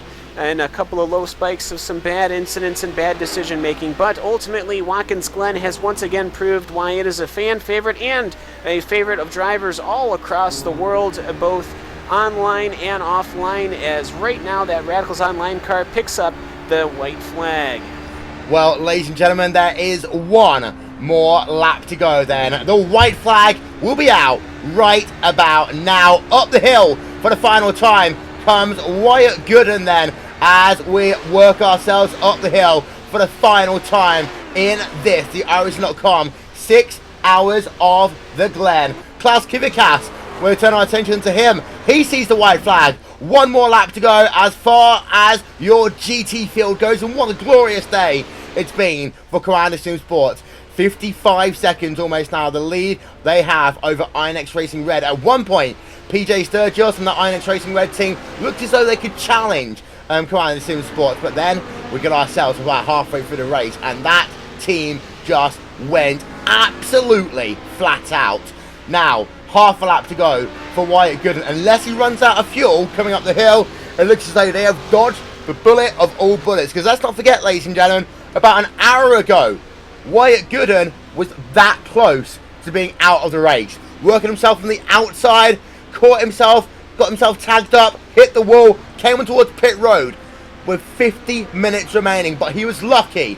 He could get a new front wing, and now he's got just 2 corners to go. Wyatt Gooden for the Radicals Online team works himself out of the final corner for the final time, and Radicals Online are going to win in the prototype division and overall in the Irish.com 6 hours of the Glen.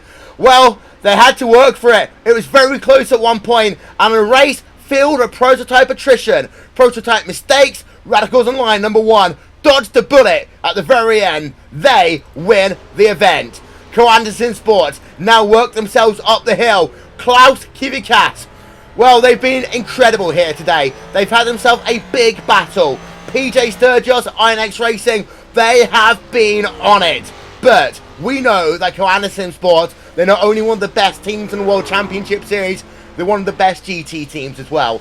And they today make a statement that they are coming when the Pro Series starts, as Klaus Kivikas claims victory in your GT field. What a dominant drive by the team in white, purple and orange. Marcus Hamilton for Friction Racing though, Rachel. It's a race of what could have been for Friction. What a drive though by Marcus Hamilton. He did try. He pushed it to the limit. Just wasn't his day. It wasn't indeed, and well, it's been an odyssey because this race started out as something completely different, and it doesn't feel like 6 hours have passed. It feels like it's been 20 minutes, Will. This has been an intense 6-hour race. We've had so much action, cars going out, we've had major incidents and minor prangs. It's been one hell of a 6 hours. Honestly, I thought with 15 minutes to go, it was all over for Radicals Online.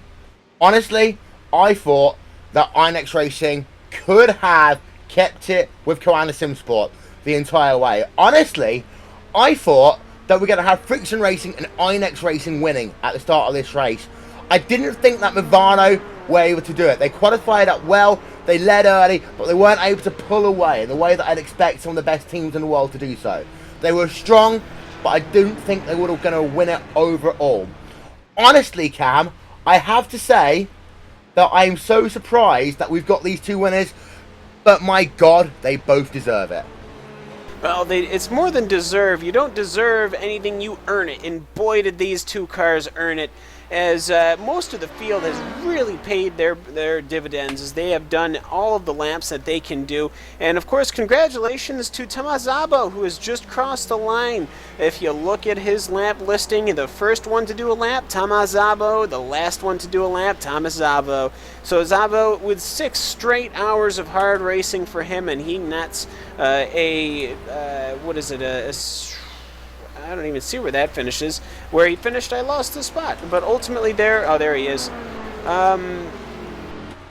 He just, that's why, because the timing and scoring got dropped all the way down. But he did finish, I think it was probably 5th or 6th in the before they did get, before the disqualifying does get placed. But just a big congratulations to all of the finishing cars. Yes, it is only a 6-hour race, but it is still a 6-hour race. And I have to say congratulations to that Radicals Online Racing #1 car. Ladies and gentlemen, let's run yourself through your finishing results for the iRacing.com 6 hours of the Glen.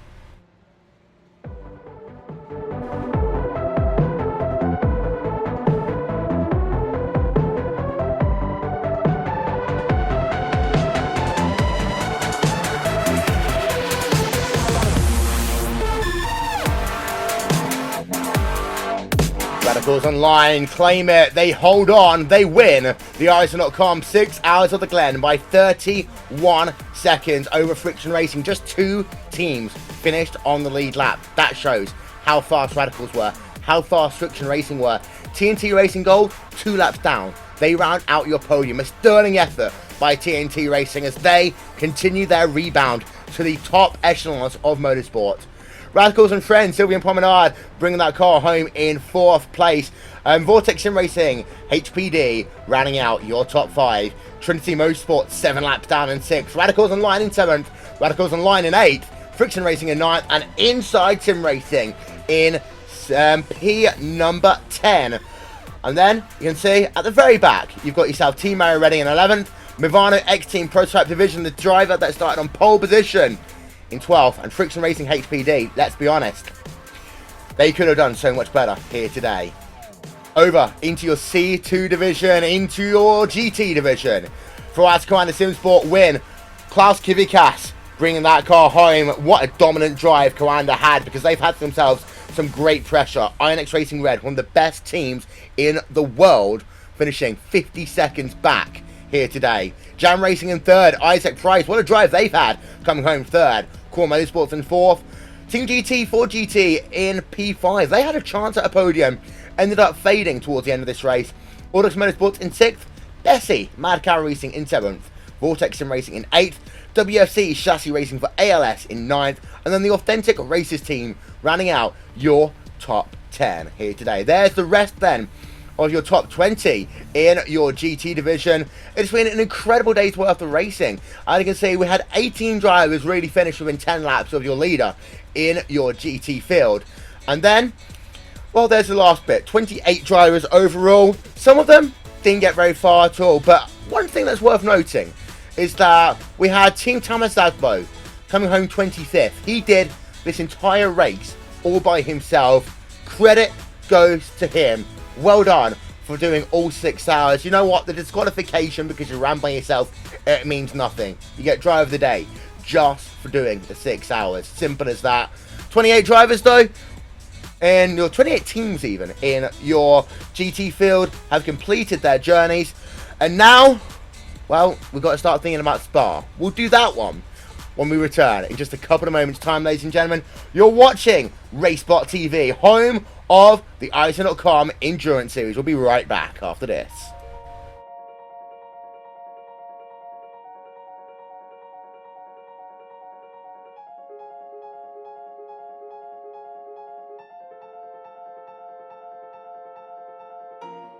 For iRacing to get Le Mans is huge. I mean, this is a unique event, a unique track where, you know, half of the track is public road, so you can never test on it, you never get experience on it, and it's 8 miles in length, 4-minute lap time in a GT car. So, you know, even if you're here for an hour of testing, that's only 15 laps, and you're only going to see the corner 15 times that day. The first section going through the Dunlop area is pretty unique. You know, it's got elevation change and off camber. Then you go down Mulsanne into the chicanes, and you know, the straights are unbelievably long. It's a tricky track, and you know, every year I've come here, this being my 4th year, you learn something new every time. We've wanted to add Le Mans to iRacing for a long time, and we've really been working hard towards it for the last 5 years. But really, things only came together in the last week leading up to this race. So it was a real scramble to put everything together. The majority of Le Mans is public roads. So when they're preparing for the 24-hour race, it's really the only time that we can visit to laser scan and photograph the track so that we can recreate it in iRacing.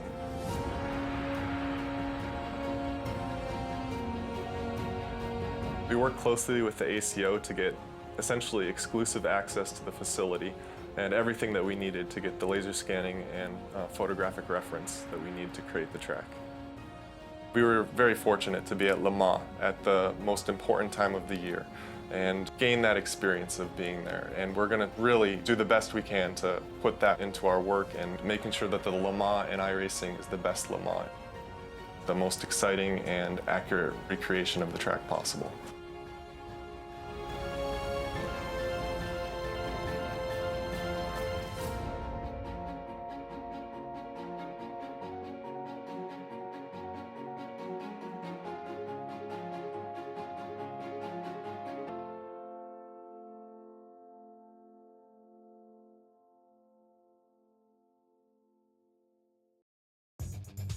Simulated racing can be awesome, but it can also be kind of a free-for-all. Interestingly, auto racing faced the same problem in its earlier days. Whether it was on the back roads, the beaches, or the city streets, the racing was fun. But there was always a certain level of chaos and danger, until some folks came along and put some order to all of this. Stuff like official racetracks, regulations about weight and equipment, and enforcement of standards. That's what gave us high-speed excitement, fast-paced action, and photo finishes. That's when racing became racing. The guys over at iRacing.com have made the same transformation in the world of sim racing. Sure, they've got the most accurate tracks and realistic cars out there, but that's just the start. See, iRacing analyzes the performance and results of each driver in every race, so you can be sure you're always placed in races where the competition will be tight, and that those reckless drivers who ruin it for us all are kept in the pits. Not to mention that with over 45,000 active members already in their vast community, you can find races day and night, so you can always get in on the action. You can even join a league of your favorite series. And since updates are always automatic, you don't have to worry about software and can focus on the track. Zip up your fire suit and check out iRacing.com.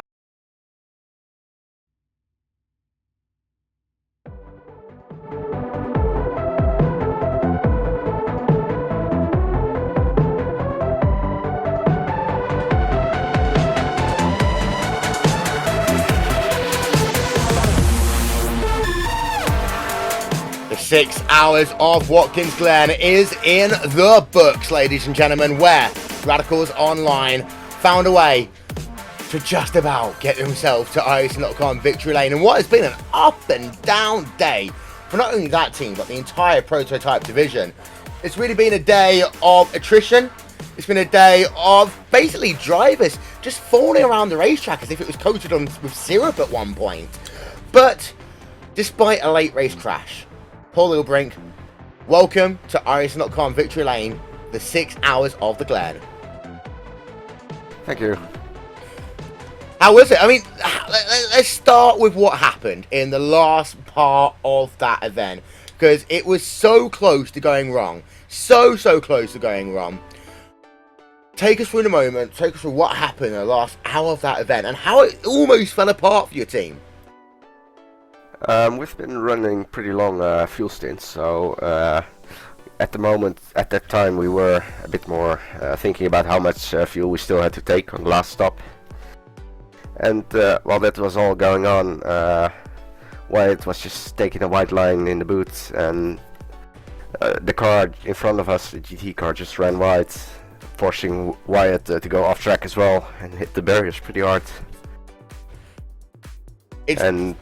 From there, the car was really slow. It was really slow on top speed, and we had to do, I think, one more lap before we were in our pit window, so that was very fortunate.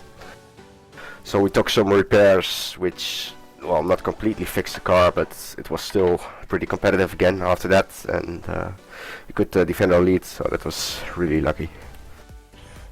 How worried were you when you came out of pit road, and how much communication was there between Wyatt and the rest of the team in that stage of the race, the first 2 to 3 laps after you came out of pit road? Because we noticed that you came out pretty much behind the car, so the friction racing car, and for about half a lap you fell back by about 2 seconds.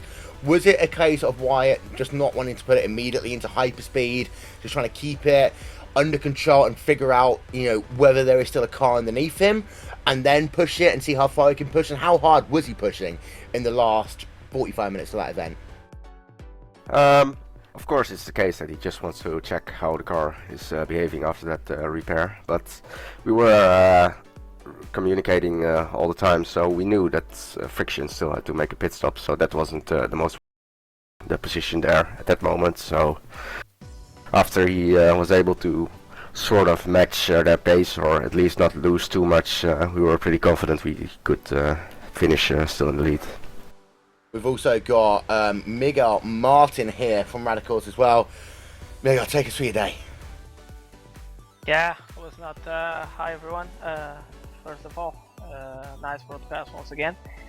Yeah, it was not a very good day for our car, but at least it was a very good day for our team as we won again in the Radicals #1 car. Well, it was a tough day with a damaged car earlier on the race on the 4th lap, and after the pit stop the car just snapped out of nowhere, and I had to stop the car for 9 minutes repair, which almost killed our race.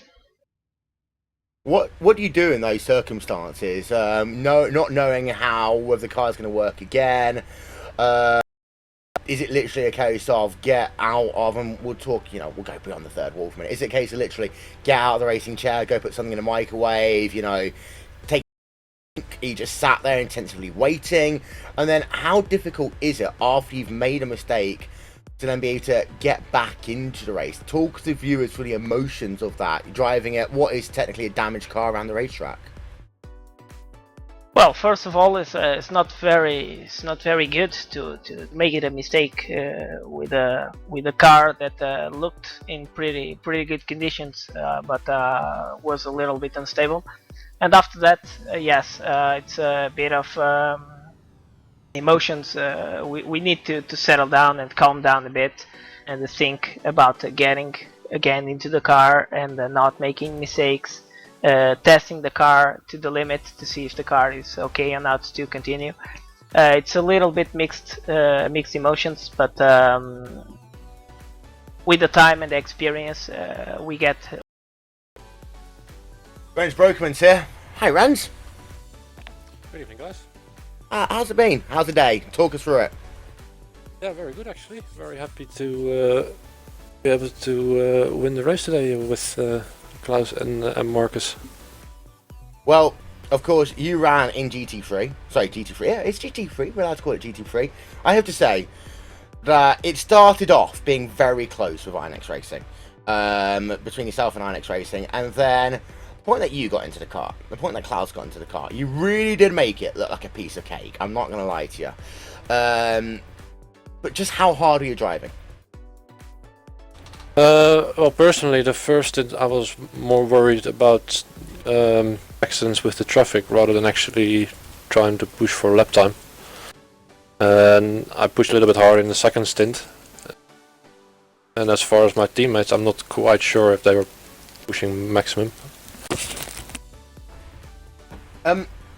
We've been talking all broadcast long about how this was really a kind of a statement.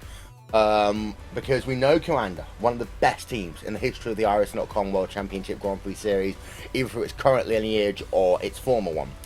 We also know that there's a little thing called a GT Pro Series coming, and a World Championship Series focusing on GT racing coming. What's happened since the Sebring race back in March? So how much was this a statement to the rest of the iRacing community that you guys are here to fight? Well, personally, not really actually. I can really only speak for myself, but I'm just here to enjoy the racing rather than making a statement. Always nice to see where you are compared to the competition, but. Well, of course, you got yourself the victory. It was a dominant victory. We have to say it was a dominant victory, ladies and gentlemen. We're just going to get ourselves a couple of replays up on your screen of today's event.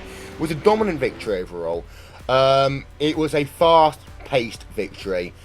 But what does this mean for Commander in terms of GT? And also, is it be worth asking the question, is this the direction that Commander are going now in the series? Because of course, we've seen you running in Prototype previously, in events from the first one back at Spa. Is Commander going to focus more on GT now, or would we potentially see a return to both a Prototype and a GT team being fielded in these big events? Well, Well, the drivers that were in the prototype at Daytona were simply not there, so I'm not sure if they are switching to GTs or staying in a prototype. But I'm mainly focused on GTs, and anything outside of that is purely for fun now. So, well, personally, just GTs. One of the great seen, of course, one of the greatest teams we've seen in GT over the last couple of years. Before we let you go, Ren, it's time to give a shout out to anyone you want to from your Commander Sim Sports team. Well, just the whole team, really. Yeah, just fantastic to be a part of, and I'm very happy to be there. So, yeah, shout out to all of them, and thanks to you guys for always bringing these fantastic broadcasts. Thank you very much. Friends Brokeman there, ladies and gentlemen, for Commander Sim Sports. Go back to Radicals Online, and I'll go back to you, Paul. It's been an up and down day. You've got one of your cars winning, then you've got a couple of your cars barely inside of the top 10. Then I have to beg ask the question: is we had the same situation as we always seem to have in these events? Like we've got a Radicals GT car in the second split. But how does it work emotionally when you get a car winning, but then two of your other cars having such difficult days? I think it's just a matter that it shows how difficult these kind of races is, with so many people attending, not all being all that experienced in multi-class racing. And you see it with Coanda. They had one car written off before the race starts, and you can't say that they are inexperienced or something, but bad luck just happens, and if you have more teams, one is about to get hit by it, I think. But in the end of the day, yeah, I'm just happy that we had 4 entries in this race, and also the GT car in the second split, and it was just a whole fun event where the team came together, and we enjoyed the experience, even though our bad luck, I think. Before we let you go, both Miguel and Paul, you get the chance. Say a couple of words to your fans and thank anyone who you'd like to. I'll start with you, Miguel, first, if you like. Well, first of all, I would like to thank all Radicals team. We joined with 4 cars in the HPD and 1 GT3, which is great to have all the team working together and in a good mood. And our sponsors, Steel Series and Simulare, which are pretty much good, helping us achieving these great results. Paul? I think we've lost Paul. Please don't go, Paul. Sorry, what? I was about to say, is there anyone you'd like to thank at all? Just all the drivers in the team, really, outside of our sponsors, of course. But yeah, it was just a good event preparing together, and thanks to you as well for broadcasting the race again, and to all the viewers, of course.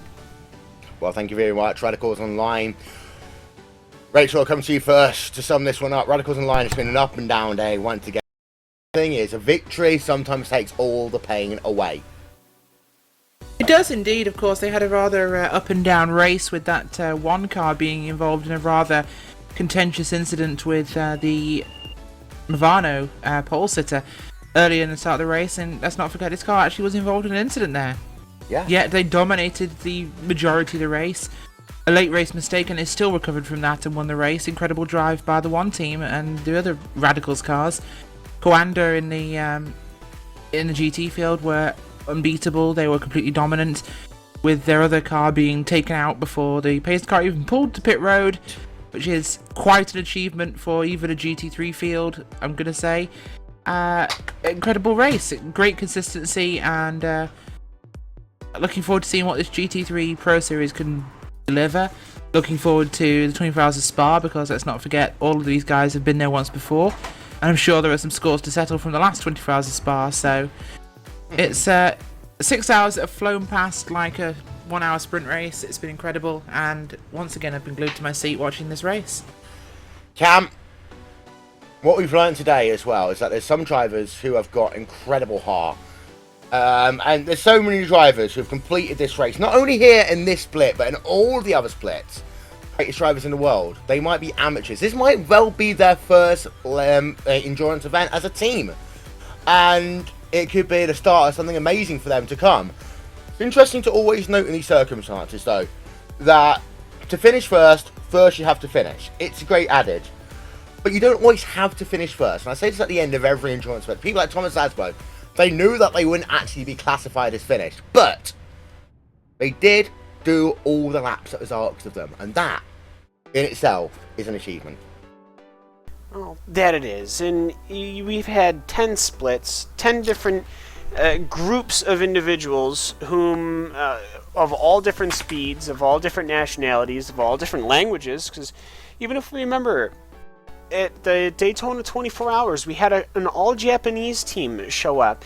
You just had all these nationalities, all these groups of people that have come together to celebrate one event. Well, not maybe to celebrate, or at least try to celebrate an event, and have a darn good time doing it, and just have a good time. And I think that we've seen a lot of different people have a good time. I hope the people watching this had a good time. I know we did.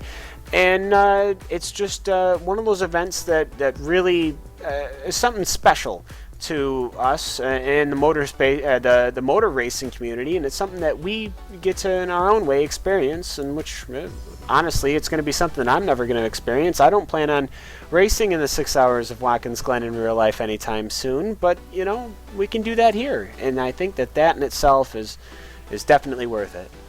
Of course, the next time we'll do this, we're going to Spa, one of the greatest racetracks in the world. And it's a racetrack that, as we've talked about it before, it started this journey into endurance racing for so many people. It was the first thing that we brought you, the RaceSpot TV 24 hours of Spa. We didn't know if we were going to pull it off, and somehow we're able to do so. But now endurance racing is a part of sim racing like never before. The world's greatest racing simulator with the world's easiest to use endurance software. It means that we can do events like the iRacing.com 24 hours of Spa take place in exactly 3 weeks time. It'll be the first and second of our third 24-hour broadcast here on RaceSpot TV.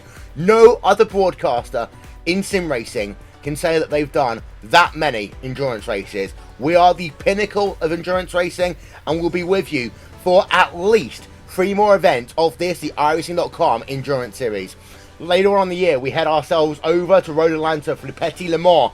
1 week after that, we head ourselves to Bathurst. And yes, we may well have a third 24-hour race this year at the Nordschleife. Who knows what will happen there? But what we do know is here today, it's been a story of ups and downs. And that is what endurance racing is. We've had Koala Sim Sports and Radicals Online. Both have some issues. We've had Coanda have a team out before this race even got going, essentially. We've had Radicals Online, 2 of their drivers finishing outside of the podium, when actually at least one of them should have finished alongside that team, number 1 team who won. However, winning sometimes makes things a little bit sweeter, especially when you've got so many entries here. Radicals Online came and they won the event. That will be their headline out of this event. Koala Sim Sports came and they dominated their event. They didn't put a foot wrong against a very strong INX Racing Red team. And when we go to Spa, these storylines will continue to evolve. We have the world's best endurance racing drivers doing battle on one of the world's greatest racetracks, and that will be in 3 weeks' time. And we hope that you'll join us for our coverage of that one. This has been a RaceSpot TV presentation, 6 hours of Watkins Glen. Thank you very much to everyone who's been a part of our coverage. Shout out goes to our graphics partners and One Design for, once again, doing incredible overlays and logos for us.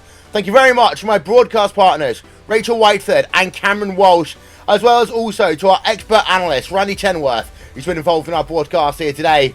Thank you very much to Hugo Louise, who does so much work behind the scenes to make this event possible. I'm Will Vincent, and we shall talk to you next time. Bye-bye.